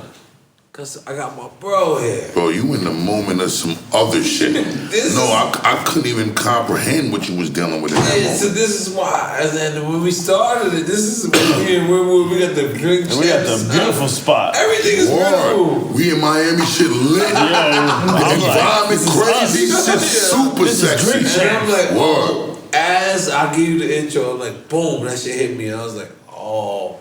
That's why when you hit me, you say, yo, bro, I'm not sure. We were all there in the same. In sync is the word. I said, damn, bro. No, I saw the pain, bro. Yeah, I couldn't even deal with it. Like, I saw that pain, bro. And it was terrible what you was enduring at that time. And I just tried to disguise it as much as I could. And when I realized that I was talking so long and you couldn't even, like, I was hoping that there was a moment bro would be able to feed off of me, keeping it going. His tire was flat and it never got inflated again. No, it's true. It's true. It was crazy. He's right. You was sitting right there. Yeah. You was sitting right there. Yeah. We tried to recreate you didn't know because you know why you didn't know. No, I didn't know shit. That's what I'm saying. But you also didn't say nothing because you realized something wasn't right, but you didn't know what it was. You didn't know what it was. And I'm looking at you, also hoping that you would jump in and give me something. And the two of y'all just was, because you so in sync with him, y'all feed off each other. So when you wasn't getting it from him, you was like, you trying to figure out your brother. Right. You trying to help figuring out your brother. Yeah, couldn't figure it out because he wasn't telling you, and you ain't know what was going on. So you trying to help him and can't. You trying to help me and can't. Right. So you was in a whole nother fucked up place. For lack of a better term. He and Finn was finished too. Yeah. And he didn't even know why. It just was, the energy was wrong. And we needed to dead it. That was it. Yep. Yep. Let's make some noise for that, right? And just so y'all know why we applauded deading it is because we being sensitive to each other's pain. Yeah. Which is what a lot of motherfuckers need to learn how to do. Be each other's crutch. Keep each other up. That shit is important. But Bus, you're the first person, you checked me on it and we did it. And then when I look back on it, because I couldn't understand at first. We looked back on it and I said, damn, I understood where we was at on the angle, and I understood that I couldn't have ever done what I'm doing right now. I couldn't have ever done that. This was, you ever heard Barney in the trunk? Of course. A little big brother. How does Barney in the trunk start then, motherfucker? You want to jump in here and look like a little easy? Hold on.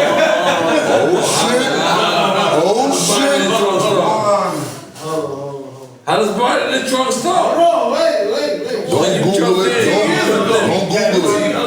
Don't Google it. You better not put up fucking film. Got out the mall, guy. You know what? I credit him for that. Got out the mall. Got out the mall, yo.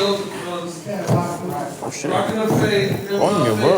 Yeah, see the good name. I let him see it. The way it came across you, I said, nah, beat it. Boom! I fuck with you. The strong way for that. Reacted. That said, chill, fuck him. Yeah. I fuck with you for that. Yeah, so That's beautiful. So that was one of my best friends. And then as me and Bus start the bar. You see how the guard links lay different, right? You see, I don't know if y'all peep it. It's a real subtle. Soon we start the bar. You see how the link lay around his neck different now, right? Oh yeah, Bus. Shit was going around his neck the wrong way. We had to fix that.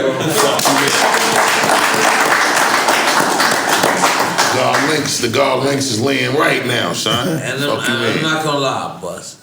You never fell off. That's an impossibility, beloved. I'm gonna be honest.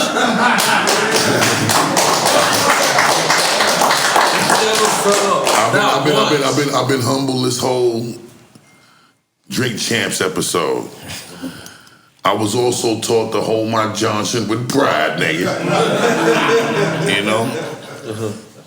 I'm never going to fall off because I love it too much. I'm too much in love with the culture. The game been great to me and my family. And I don't know what else has offered me a greater opportunity to be able to do something that I love and be able to take care of my family simultaneously in such a profound way at the same time. I can't credit nothing when it comes to that outside of the culture other than to the Most High. You know that Jimmy Kimball, right? All praises due to Allah. Just gonna be honest. You answering this way too smooth. What'd you say? You answering this way too smooth. Because I just want to ask you, boss. Man, this is in between. Like not where you at now in life. But you knocked a lot of bitches down. Let's just be clear.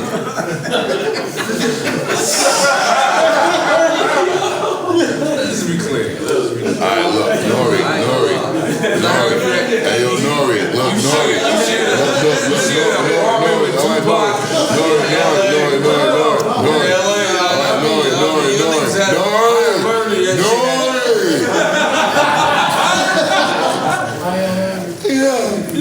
All right, I ain't gonna lie, I feel like you knocked a lot of bitches down. I mean, it's back in the day. Ain't nobody right back then. Look at Smith like this. Go, N.O.R.E. I feel like you and Michael Jackson were in the train together. Like, what do you mean? All right, N.O.R.E. You met Michael Jackson. Let's be clear. Yes, I have met Michael Jackson.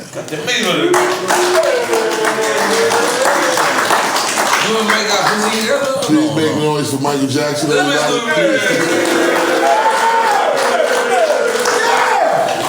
me, you finger pop. All right, look, N.O.R.E.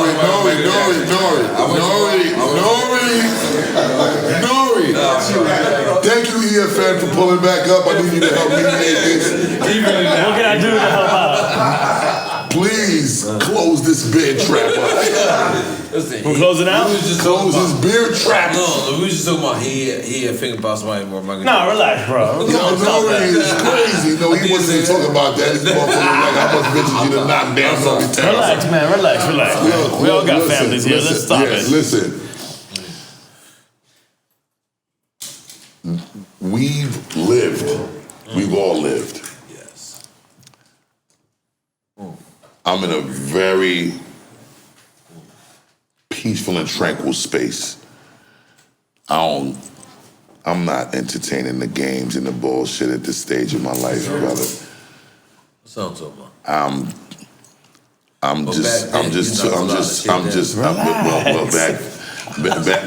then, N.O.R.E. it was left back then. We're gonna leave back then. In the current time and space, though.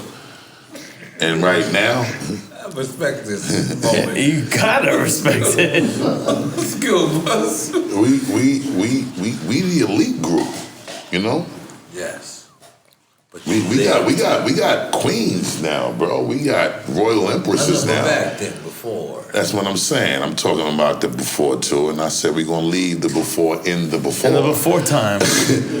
That's what we're gonna do. Okay, I meant that too. Because what I'm gonna ask you is this: you knocked down a whole lot of nastiness though before your wife, right? Yes, I did. Okay, cool. That's why he's wearing the mask.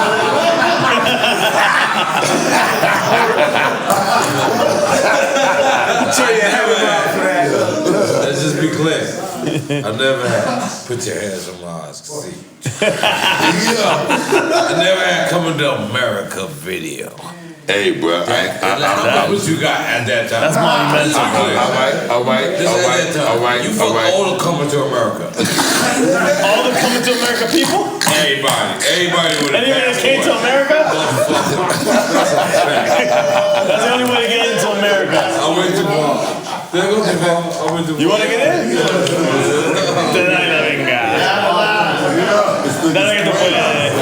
I'm sorry. I'm sorry, but come on. What the fuck is wrong with this band, bro? Yo, Jack Thriller, what's wrong with dude, He can't see shit. He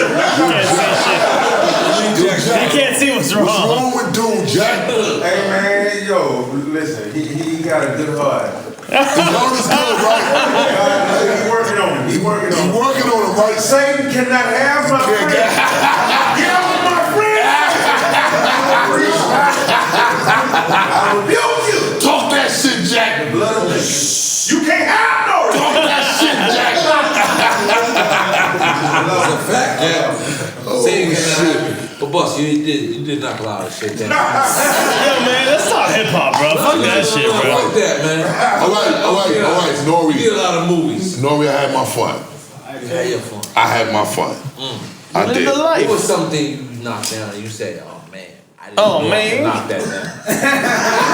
I don't think you went through that motion in once. Oh, man, I knocked that down. Oh, man, I knocked that down. Yo, boss, did you ever say, oh, man, I knocked that down?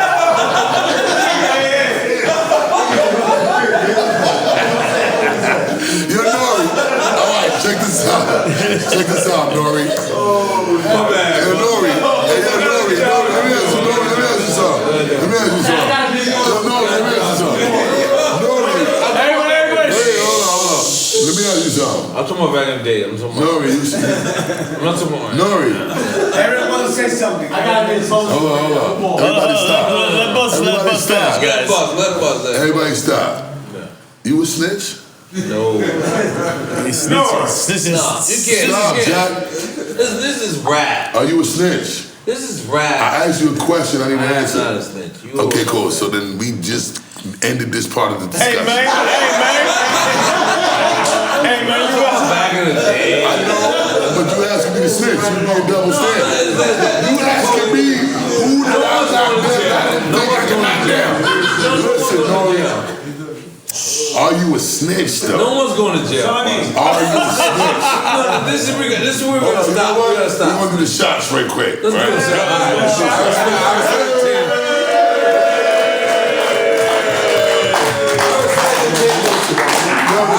It's terrible. I was supposed to change the subject. Yo, hold on, wait a minute. Yo, Queen. It's like Queen. Oh, shit. I gotta do this. Yes, I have to do this. All right, you go with Nino and D. Yes. All right. Everybody silence. Queen. Do you deem this question appropriate? Yes, it's a rope. I'm not asking guys, you can't influence the witness. Do you deem this last question appropriate? Thank you, Queen. What question appropriate? Who did I knock down that I didn't believe? And it was gonna be followed up like, who did you finger pop? And did I finger pop with Michael Jackson? That shit is crazy, son.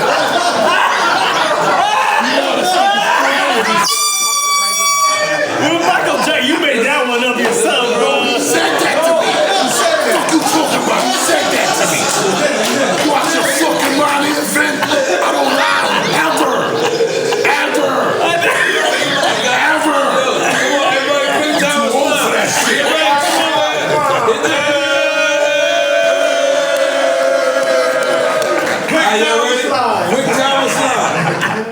Oh, shit. All right, you ready, boss? I'm ready. Let's go quick time with slime. Wait, hold on. I'll take a shot first. Yeah, let's do this real quick. Damn, this nigga boss is Hold on. You know what's interesting is I told N.O.R.E. because of my transformation journey and this health regimen that I've been on for the last year and a half, that I wasn't going to drink. But I realized that we living in a time where I think it's important to share with people how much it is to be able to celebrate life, regardless of how fucked up these recent circumstances have been. You know, they done took every civil liberty away from us. I think we don't realize how dangerous of a time that we living in.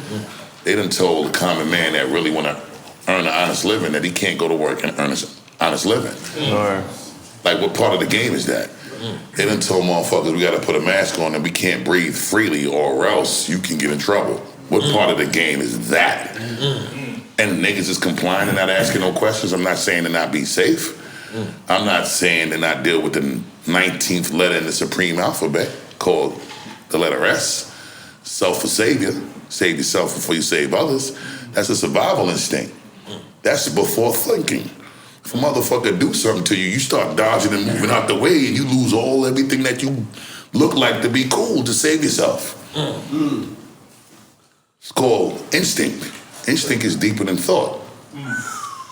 So what I'm saying to you is, if we dealing with the knowledge born degree in the supreme alphabet, which is the 19th letter in the alphabet, called survival instinct, which is self for savior, then that means that we should be questioning, how do we save ourselves if we're being told to wear a mask? And when you wear the mask, it also creates health complications because you ain't supposed to recycle the air that you exhale. How about when you do that to your child that was just being born recently? They ain't even experienced what it was like to breathe fresh air. But you putting a mask on them? How does that help their respiratory system develop? We just complying without asking questions? I'm not saying not to do it if it's the right thing to do. That's the question. But when do we stop thinking for ourselves? That's what it's all about. Extinction Level Event 2. That's what it's all about. Come on, come on. That's what it's all about. All right, look, I'm taking it all down. I'm letting you know. Now, hey, you know something? I'm gonna say something about that too, right? This pause talk. Speak on it. Go to the bathroom. Nah, say it. No cut. I'm gonna wait till you come back. You gotta sit here when we talk that talk. Hey, yo, you know what? I can't smoke inhalers, so I'm gonna go out the store. Yo, listen. Remember, the pause talk. Please remind me of that. Thanks, Busta. Raise a little buck. One of the most craziest breakups ever in hip hop history. Yes. Is the leaders. Wait. Silence. Go ahead, N.O.R.E. It's the leaders. No, start it over. One of the craziest breakups ever was the leaders of the new school. Yes. All right. So you want me to get into that? Yes. That's why you brought it up, right? I would like you to. All right. Leaders of the new school. That's where it all began for me, right? In 1980.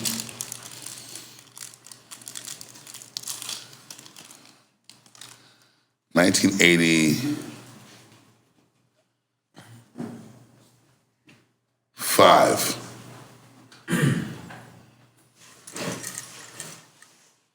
I was 15.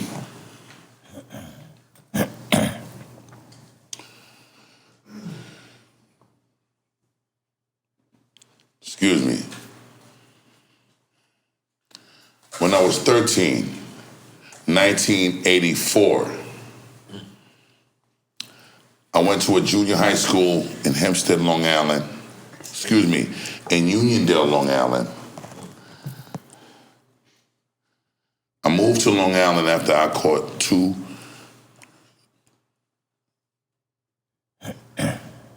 charges for selling crack at 12 years old. The Reaganomics era in Flatbush. Reaganomics era in East Flatbush, Brooklyn. My mother wasn't with it. She said, we got to get you out of Brooklyn.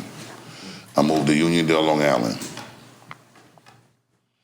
I met Charlie Brown and a brother by the name of Quasay in a junior high school called Turtle Hook Junior High School. Quasay's rap name was Mystery. He was the original third member before Dinko D. So it was me, Charlie Brown, and Mystery. Quasay Godbolt. This is his first and last name. That's a serious name as your government. Big up to Quasay Godbolt.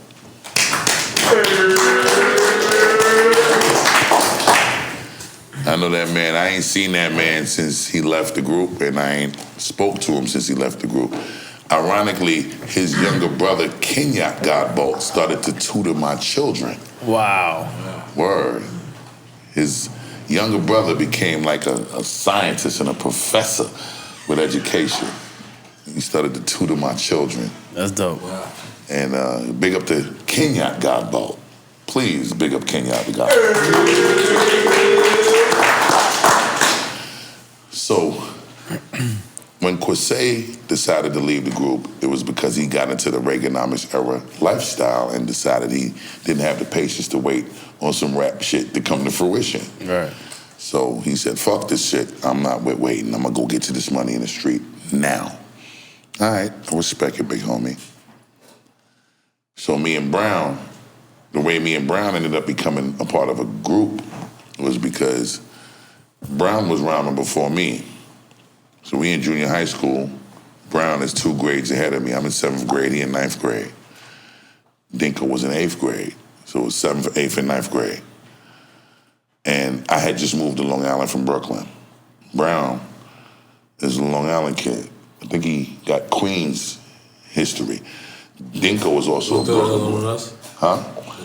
Yeah, see, Brown was your fault, bro. See, no, I ain't just trying to throw it on you, King. The bro got Queens lineage. I know, I'm fucking with you too. Going along with the shit. Again. But the facts are, Brown has Queens lineage.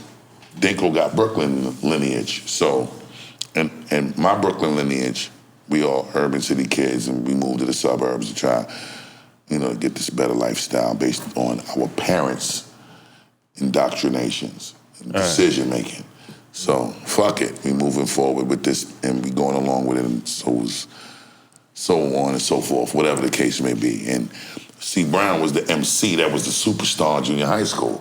So one day we come out of the school, and everybody waiting to go home, and the school buses is picking up the kids to take them to their cribs, and whatever junior high school kids that was the privileged kids that had their own cars, they was driving home with their friends or whatever.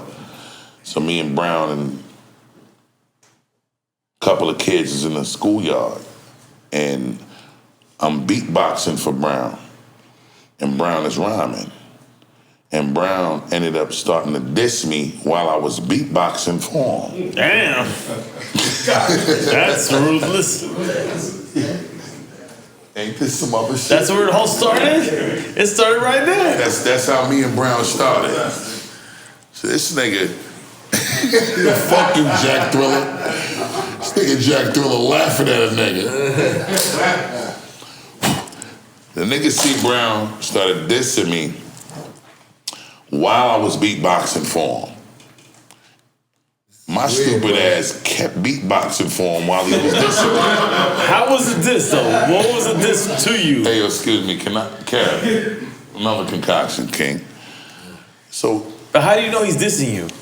He was flagrantly dissing me. How? Like, what was he saying? I mean, I don't remember the bars, but his punchlines was directed at violence. You just knew. No, he was saying my name and all type of your name straight up. misconception about what was going on, bro.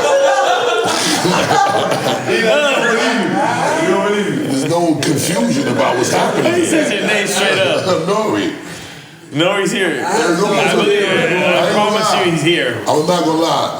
I understand why you was asking them questions, even though those questions sounded weird. But I know you was in disbelief too. That's why you had to ask. Nah, it didn't make no sense to me neither because I didn't do nothing to initiate this disrespect from him. I think it probably came from the fact that I did have an appeal as the kid from Brooklyn in the school at the time. You was a cool kid. I was a cool kid, and whatever way it was interfering with his shine, he felt the need to shut that down, even though I didn't give him a reason to. I was actually there as a support system for him. I'm beatboxing for him. So he's shitting on me but he didn't do it out the He didn't do it out the gate. That's the interesting part. It was like he was rocking for a minute, and then he started to crack the whip. So I'm like, all right. I went home, and I wrote my first rhyme. And it was inspired by LL. LL is the reason I wrote my first rap. What LL record? It wasn't an LL record. It was LL the LL generally everything. Right. He was my favorite aesthetic MC. of LL. The aesthetic of LL Cool J. Right. He was my favorite MC at the time. Right. He was young, fly, full of energy, and the motherfucker had big words in his shit that made him sound smart as fuck while he was disrespecting you. And again, like we spoke about earlier in the interview, at that time it was super cool and important to be smart. Right. Remember that. Very true. Because the God Nation, the Zulu Nation, remember I went into all of that already. Cool. Absolutely. So I took my bars and it was modeled after the way LL does his shit. And I came back the next day and I bust Brown ass. And Brown at that point realized he needed to align himself with me. When you can't beat him, you need to join him. Join him, right. You know what I'm saying? So when that happened, me and Brown became a crew. We wanted a third MC because we was modeling our shit after Cold Crush Brothers. Woo. Wow. You know what I'm saying? Super history. The original architects of this shit. The keepers of the culture. So, for those who don't know who Cold Crush Brothers is, because some of y'all is young in here. Tell them, please. These are some of the most incredible MCs to ever start this shit. Goddamn. And these MCs are also responsible for the most huge and historical hip-hop records in history when ghostwriting was being introduced for the first time in the game. Grandmaster Caz wrote Rapper's Delight for Sugar Hill Gang, and niggas never knew that. Yep. And he was the captain of the Cold Crush Brothers. You know what I'm saying? So I just need y'all to learn. Ghostwriting been around now. This ain't nothing new. The only difference between now and then was niggas that take credit for the ghostwriter's work couldn't take credit for it before. Because I heard you wrote some shit for Kanye at one point. Yeah, speak on it, Bus. I mean, I will speak on it. That's something I'm comfortable speaking on. Right. The way I was raised, number one, you can never be classified as top 10, top 5, or top anything if you got some assistance with your pen. Right. Period. You automatically disqualified. I don't give a fuck how great you think you are in your own head.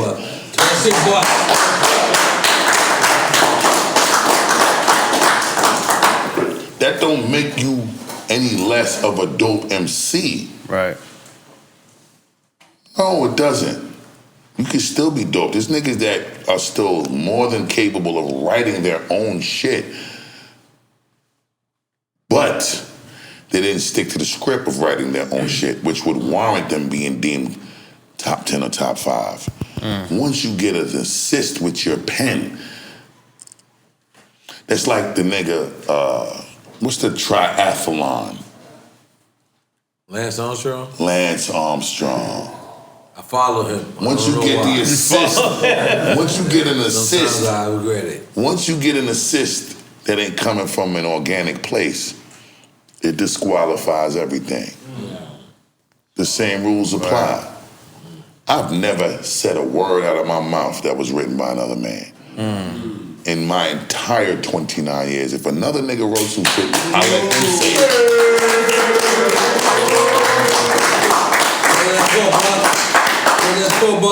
Now that's not a disrespect, and I want people to really understand and distinguish the difference between what I'm saying and what it actually is. Disrespectful blunt right now. Right, like the disrespectful blunt. You want something? Here go to torch the light with. You see this? Pull this down and deal with that accordingly. Deal with that accordingly, beloved. Deal with that accordingly. Deal with that accordingly, beloved. Pull it down. There you go. There you go. That's that 1, 2, 3, 4. Yeah, you like this shit mixed together. You like the 1, 2, 3, 4. Damn, oh shit. All right, boss. I'm not done. Continue, baby. Now, COVID, N.O.R.E, COVID.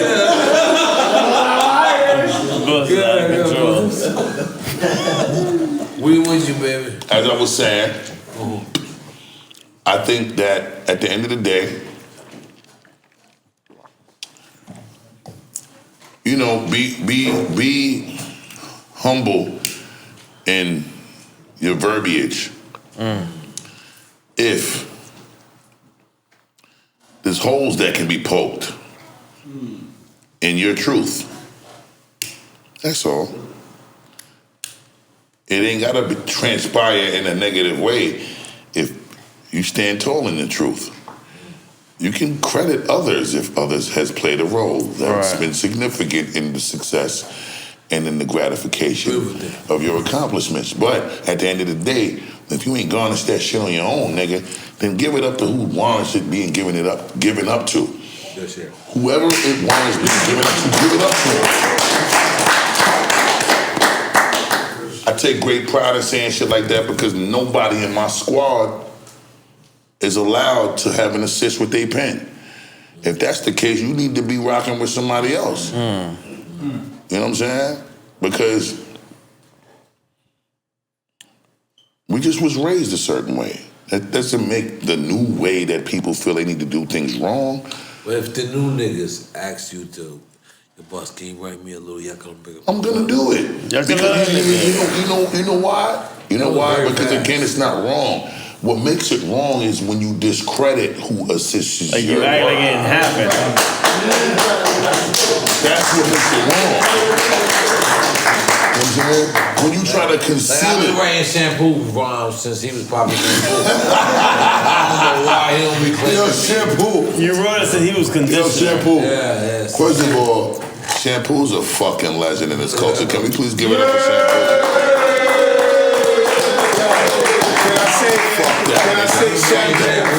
Shampoo was the one who helped me break that swipey record. Ain't got it on the radio for me. Hey yo, you know how many records? Let's just store You know how many records shampoo helped me break? Countless shit. I owe shampoo plaques.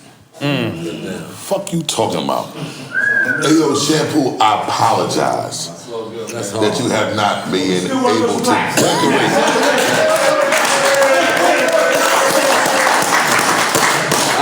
Old shampoo plaques, yo. Spirit, let's get to you for a second. I'm not gonna lie. I'm going to quick time slot. Okay, you got the You didn't call me for quick time slot. But look, Spirit, you told me, it was like, yo, I got New Brooklyn. I looked at you, I said, Brooklyn's always gonna be Brooklyn. I don't know if I said it to you, but in my mind. Get into it. Maybe in my mind. All right. But then everybody feels Spliff got all the young niggas assigned to Spliff. It killed me because I said, y'all have told me this. You told me this in Hit Factory.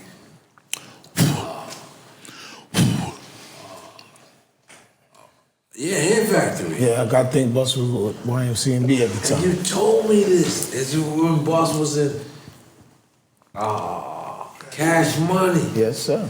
And before I finish your question, I want to say, Boss, what was the problem with Cash Money?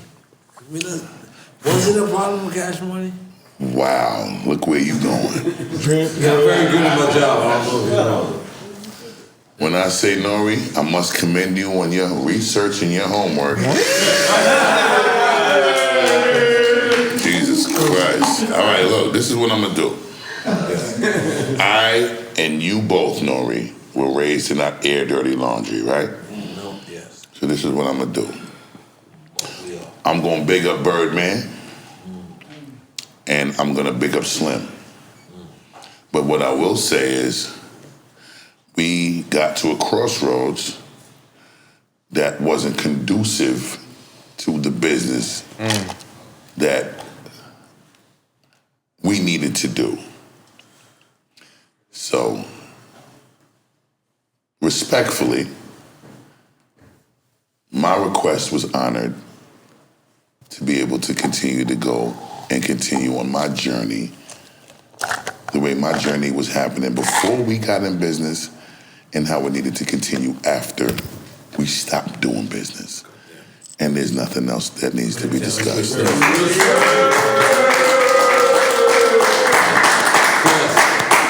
So let's be clear, and like I say, you my brother. So let me just say this though. Yeah. Them brothers will always be my allies. That's hard. They will always be my friends and they will always be my brothers. I think it's extremely important that even in having differences, especially in these times, that we honor the camaraderie that we have because there's a bigger picture. You know the goal right now is to divide and conquer. That's been the goal even before right now, but it's like on a whole nother level of hyper tension and promotion and propaganda right now for us to not be on the same accord with each other. I love my brothers, man. Even through the good, the bad, and the indifference, see the 12th degree in the supreme alphabet is the letter L. It's the 12th letter in the alphabet is the letter L. That degree is love, hell, or right.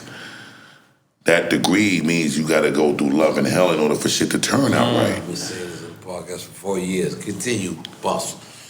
Talk that shit. I can't love my brother if I ain't gonna be able to love him when we going through hell too.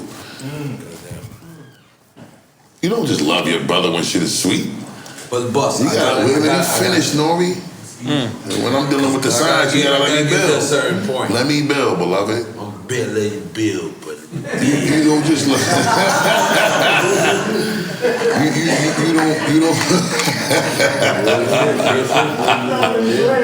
You don't just love your brother when shit is good.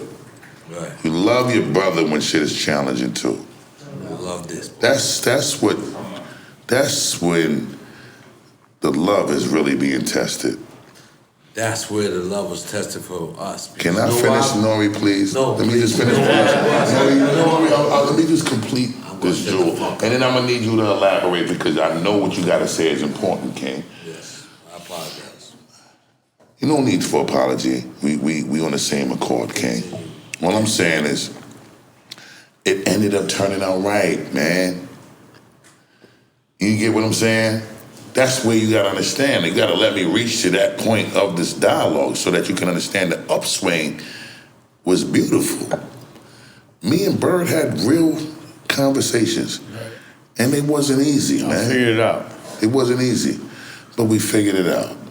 And it ended up being beautiful conversation, and it ended up being beautiful understanding. And there's nothing better than understanding. Understanding is the best part. So once you establish that, there's no confusion that could be possible because we all are very clear. Right. There's no misconception. We could walk away from the conversation really being on the same accord. That's the beauty of why the difference between me and other artists that was in business with them is while they might have aired dirty laundry, you've never heard me do it. Why still do that? Nah, that's not the way I was raised, man. See, there's an etiquette thing that's very important to how we was brought up. We was brought up a certain way. I want to try to do everything in my power to reinstill that beautiful way we was brought up.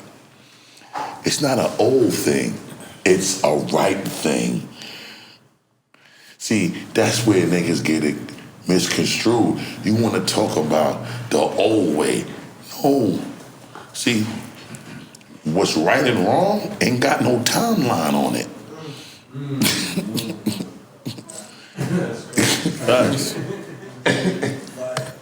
What's right and what's wrong has no timeline. Right. It's like you wake up one day, you think you're gonna just feel like, okay, the planets ain't supposed to rotate around the sun. Fuck that. Sun rotate around the planets. That's never gonna happen. Because it's called right and wrong. There is no other way for the functioning of this universal infrastructure to operate. So if you living on that accord, it's like slapping a nigga in the face and trying to control the repercussion.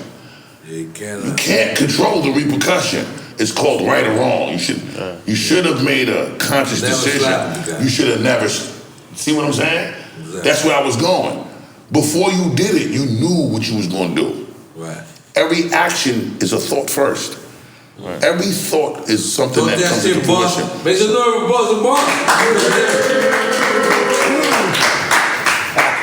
So with that being said, if you think something and then do it, knowing it was wrong before you do it and still choose to do it, that invoice that's going to come behind that is going to be expensive than a motherfucker. I love the invoice quote. Every choice comes with an invoice. Or the price you got to pay for that shit. Especially when you knew how expensive it was going to be before you did it.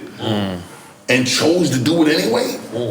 That shit is like 10 trillion times more expensive when you decide to do it anyway, knowing it was expensive before you did it. If you couldn't afford it, why didn't do it?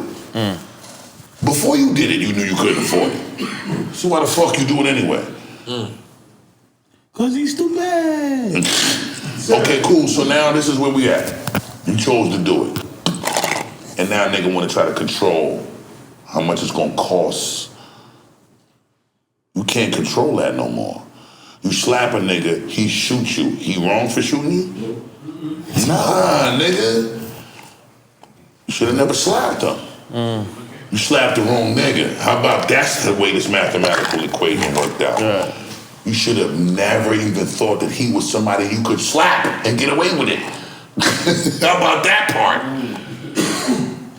It's deep shit. You thought wrong. Your mathematical equation was off. You should have never thought you could have got away with that. Now what you gonna do? You're gonna take this L. It's called a learning experience, and it might be called your life. Deep experience. We filming the video. No, don't do this. Don't do this, please. I'm begging you, don't do this. I'm gonna switch. Damn, N.O.R.E going bad tonight, bro. You hear me? N.O.R.E going bad. You know what? I just all right. Give me a second. A little bad. Give me a second. Let me go to the bathroom because Jesus Christ. Yo, listen. N.O.R.E.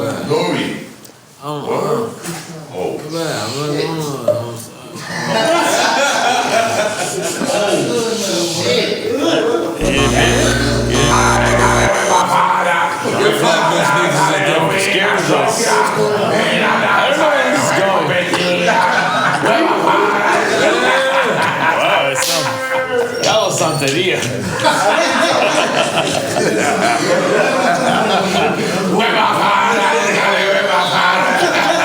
Menos santero, brother. Keep the camera rolling. Keep the camera rolling. Where my father,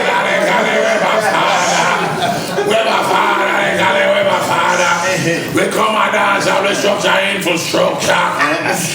Blood clot to them, warm to them. Tell Super Cat and all of them shit. Yo, not for nothing, he called you a pussy hole.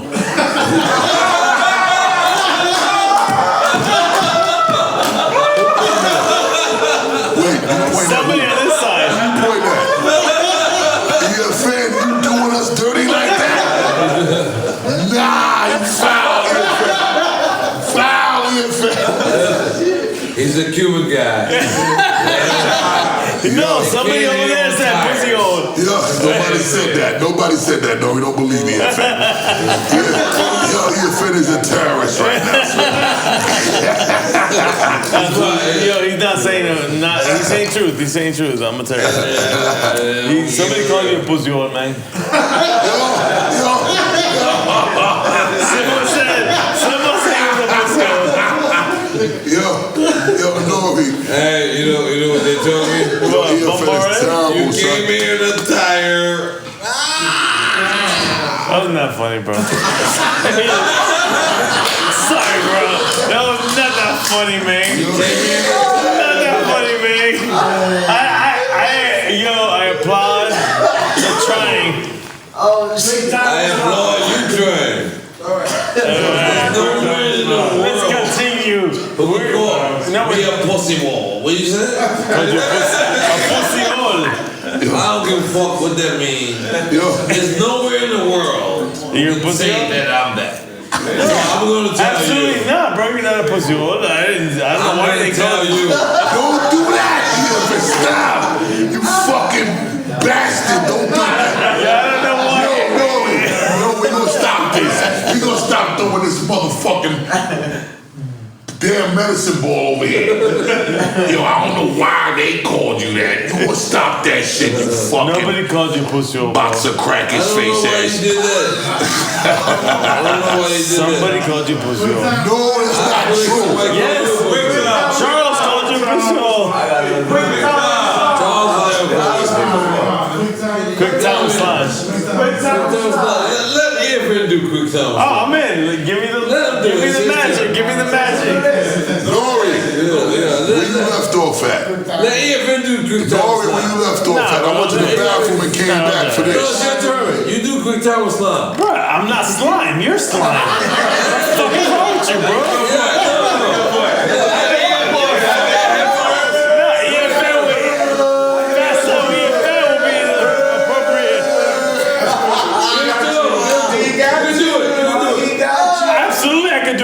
Quick time. Just do it. Just do it.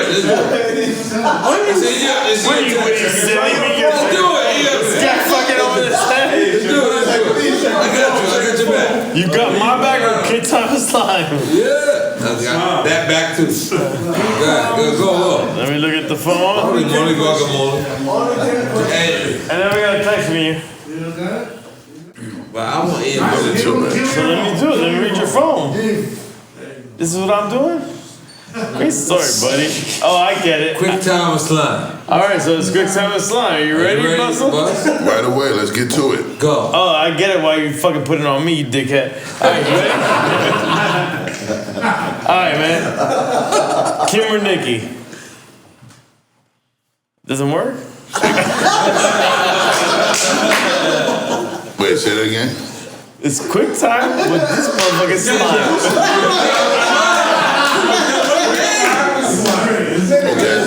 Kim or Nikki? Kim or Nikki? Oh, shit. Yeah. Kim or Nikki what? One or the other. One or the other. Kim. All right. Jay or Nas? Nas. Popeyes or churches? Popeyes. Jamaicans or Trinis? Come on, man. This is ridiculous. Both. Oh, that was a great what? one. Jay-Z and Nas both. Fuck that. I'm fixing that. No, we can't. You going for Yeah, we are. All right, wait. Let me finish. If I'm gonna do quick time assignment, let me finish, bro. If you tell me I can't fix something, I ain't doing it. Now you fix it. Now you can fix it. Come on, boss. Let me finish what I'm starting right here, bro. So start it over. No, we good. No, start it over. All right. Kim and Nikki. Kim. Jay and Nas. Both. Popeyes and churches. Popeyes. Jamaicans or Haitians that have a friend that's Dominican.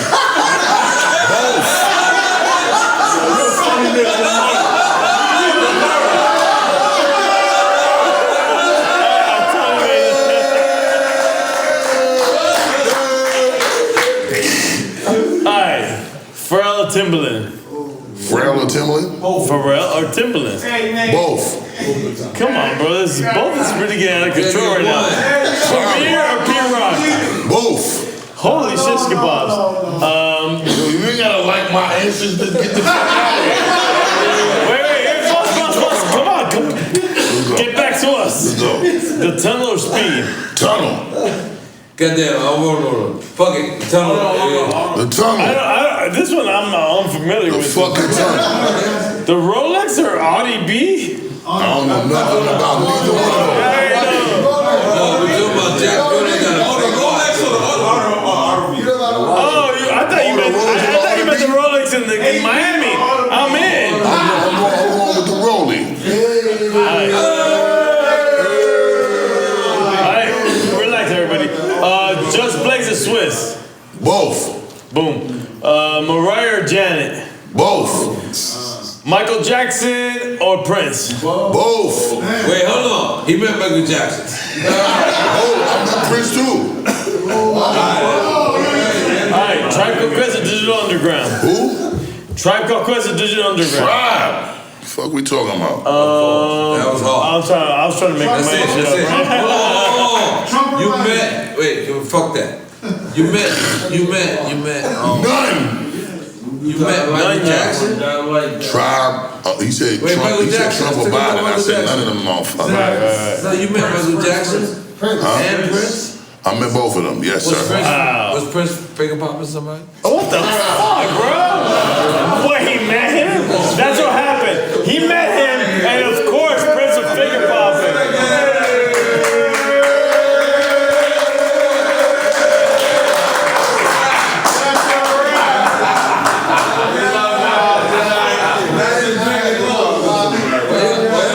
No, it's not your fault. But it is your fault. Prince. Yo, as my friend, I'm sorry, bro. Who's finger popping who? I just feel like Prince is always finger pop. So somebody's getting finger pop. When Prince is around, I went too far. No, I mean if you want to go there. You don't think?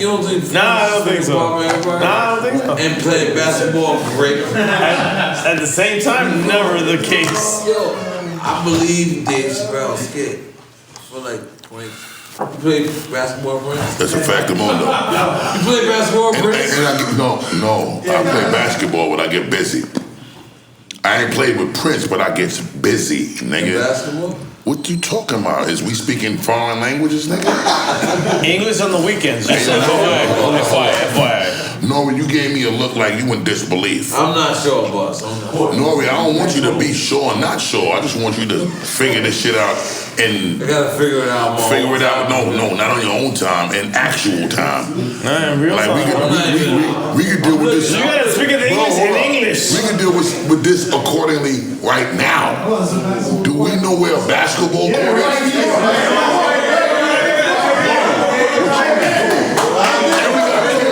And we got cameras, N.O.R.E. Well, N.O.R.E, we can get straight to it. We got cameras, and I'm with all the smoke. N.O.R.E, I smoke cigars, I smoke weed, and I smoke cigarette. And I shouldn't even be doing that. That's why you ain't see me smoking no cigarette or no weed in this whole drink champ. I'm only smoking celebratory cigars. The Rolls Royce of the cigar, by the way. You know what? Let me change the subject. Yeah, please do, because we can either get right to it or discuss something else. But here's the crazy thing. Thank you very much. I've never seen you.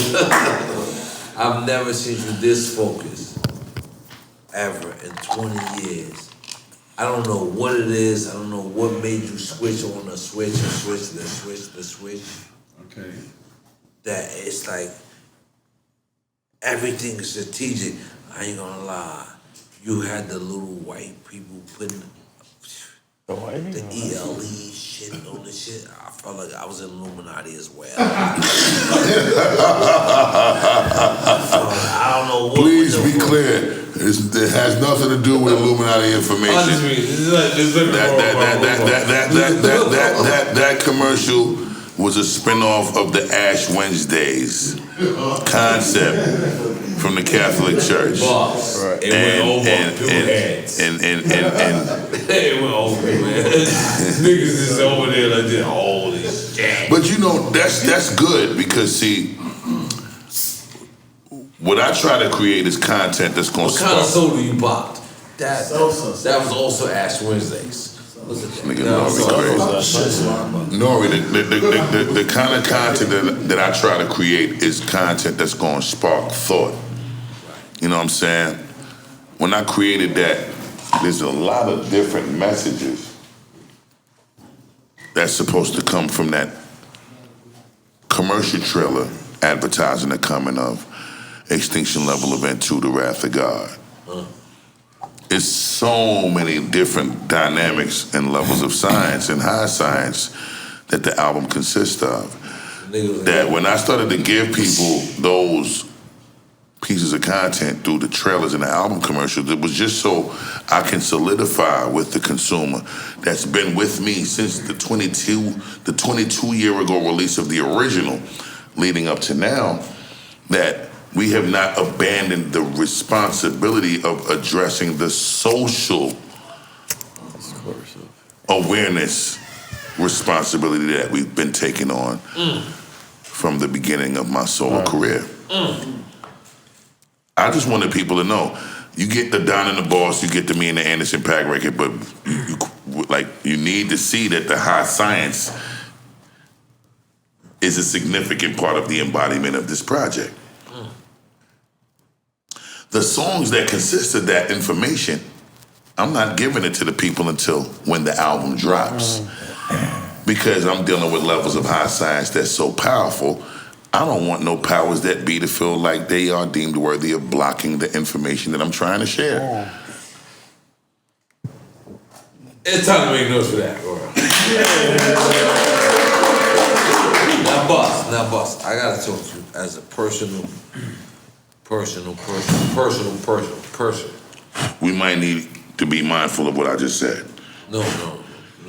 Wait. See, when I'm saying what I just, listen to what I'm saying. Yes, I will. When I'm saying what I just said, I'm just telling on myself that I'm sharing shit that will put them in the position to prepare to block what I'm getting ready to share. So we might need to be conscious of how we share that. You get what I'm saying? Do y'all understand what I just said? Yeah. Okay, cool. All right. So just take that note, please. Fuzzy, please take that note. Where's Fuzzy? Right here. All right, cool. Thank you. All right, let's add on. Now, boss, you've been on Electra. 7 labels. Let's just sum it up. 7 labels. Ain't nobody ran through the music industry like Busta Rhymes. You fucked a lot of bitches. Let's throw that out there. Oh,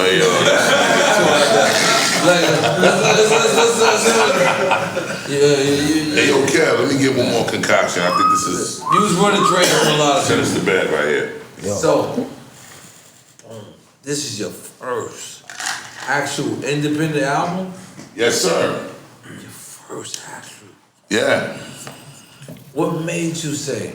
Because you know why, boss? I know. Yeah, you know better. You know better than anybody, though. You know better than anybody. You got it. So you don't have to. You don't have to do anything. You could have dropped it on your own by yourself. So what made you say, you know what, I'm gonna fuck with Empire? Ghazi, as my business partner, is a genius and a brilliant mind. I'm an advocate of continuing to learn. And man has shared information with me that no major label executive has. That's number one. Number two, he put a support system around me that answers their phone at 2 and 3 o'clock in the morning as executives and heads of their departments. No major label has ever done that for me neither. These niggas go to bed when the work hours is over. Wow. That's what they traditionally do. My album leaks at 3, 4 o'clock in the morning. I can't call these niggas until tomorrow. While at 3, 4 in the morning, it might be on 2 or 3 websites. And when they wake up, it's on 50 fucking websites. I need to call when that shit is on 2 or 3 websites to have them troubleshoot. You ain't answering my phone call when I need you to? I don't need to be in business with you at this stage in my career. I'm 29 years in this shit. My politically correct filter is burnt. I'm only dealing with right and wrong. I ain't dealing with politically correct no more. That's just where I'm at. I'm not saying that to be offensive. It ain't like because I say I ain't politically correct and I'm gonna run in your fucking building and start yelling and screaming. That's not where I'm at. Everything about that is counterproductive. There's nothing that you can do to get people to work in your best interest if you yelling and screaming at them and disrespecting them as human beings. Right. That's not the way to work. That's not the way to operate. If you're dealing with a collective, because it takes a village to raise a child, right? It also takes a support system to create an empire. Right? I'll leave it alone. This man right here is one of my greatest support systems in the world. That makes no I've been able to create an empire.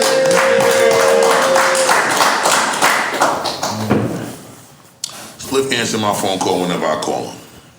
When he don't answer my phone and I complain, he corrects the error.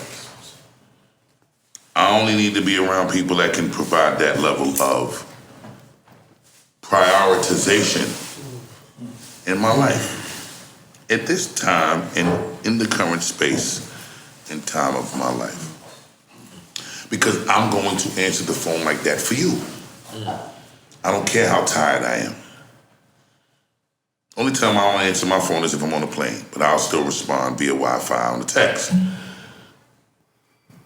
So my correspondence in a timely manner is always going to be within the proximity of when you reach out to me. That shit is important that you reciprocate that and give me that shit in return. And if you can't, then we don't need to deal with each other. Because I got a zero tolerance for you to think that you can see my message come up in your phone and you're gonna act like you're gonna reach out to me way after the fact. Because see, there's a distinguishable difference between you choosing to get back to me in a timely manner and you choosing not to. It ain't that you don't see when I reach out to you. You see it. You do see it. So now I got a question. Why did you take 4 hours to get back to me? When you could have got back to me in 5 minutes. What answer you gonna give me that's gonna be acceptable outside of somebody dying in your family? But is that something that Chris Lighty spoiled us with? Say that again? Is that something that Chris Lighty spoiled us with? No. It's called principle, and it's called respect. Yeah. Make some noise for that.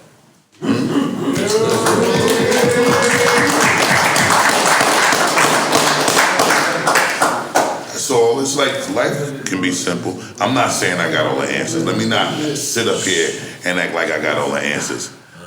I'm not trying to mislead nobody. I don't have all the answers. All I have is the answers based on my experience. That's it. I'm 48 years old, proudly, we are the first generation of MCs that is showing everybody after us that they can still pull up in Rolls Royces, Absolutely. and a bunch of diamonds, homes, diversified portfolios as grown-ass men, and still be super cool and super relevant. That shit is beautiful. Fucking beautiful. You know what I'm saying? Fucking beautiful. Like I said, me and Fat Joe was talking about you when you cut me off before I could tell you what we was talking about you about. They just lining me up. I'm gonna tell you right now. Fuck with you. Me and Fat Joe was talking about how much incredible big hit records you got under your belt. And you've been hiding it from niggas. You getting so much money doing this drink champ shit, you don't even care about sharing the music. Sorry, I'm sorry, N.O.R.E. What you want me to say? What you want me to tell you? What you want me to tell you? What you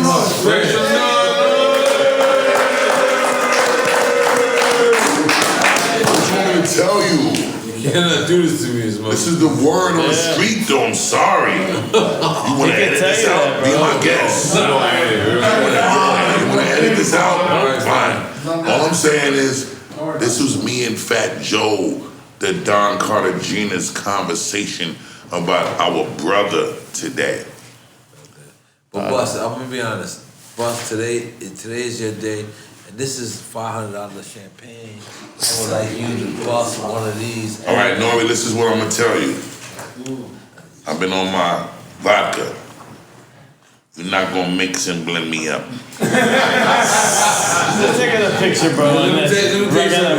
Before we end it, I'm gonna say something. Niggas a terrorist. My first couple of days I met N.O.R.E. is a terrorist. He's a terrorist. He is a terrorist. Let me tell you what Busta is for me.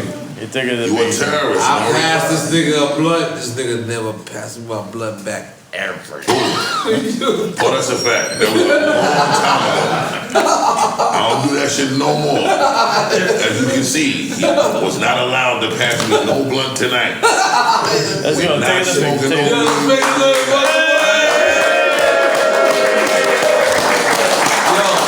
Thank you so much, my brother. So fucking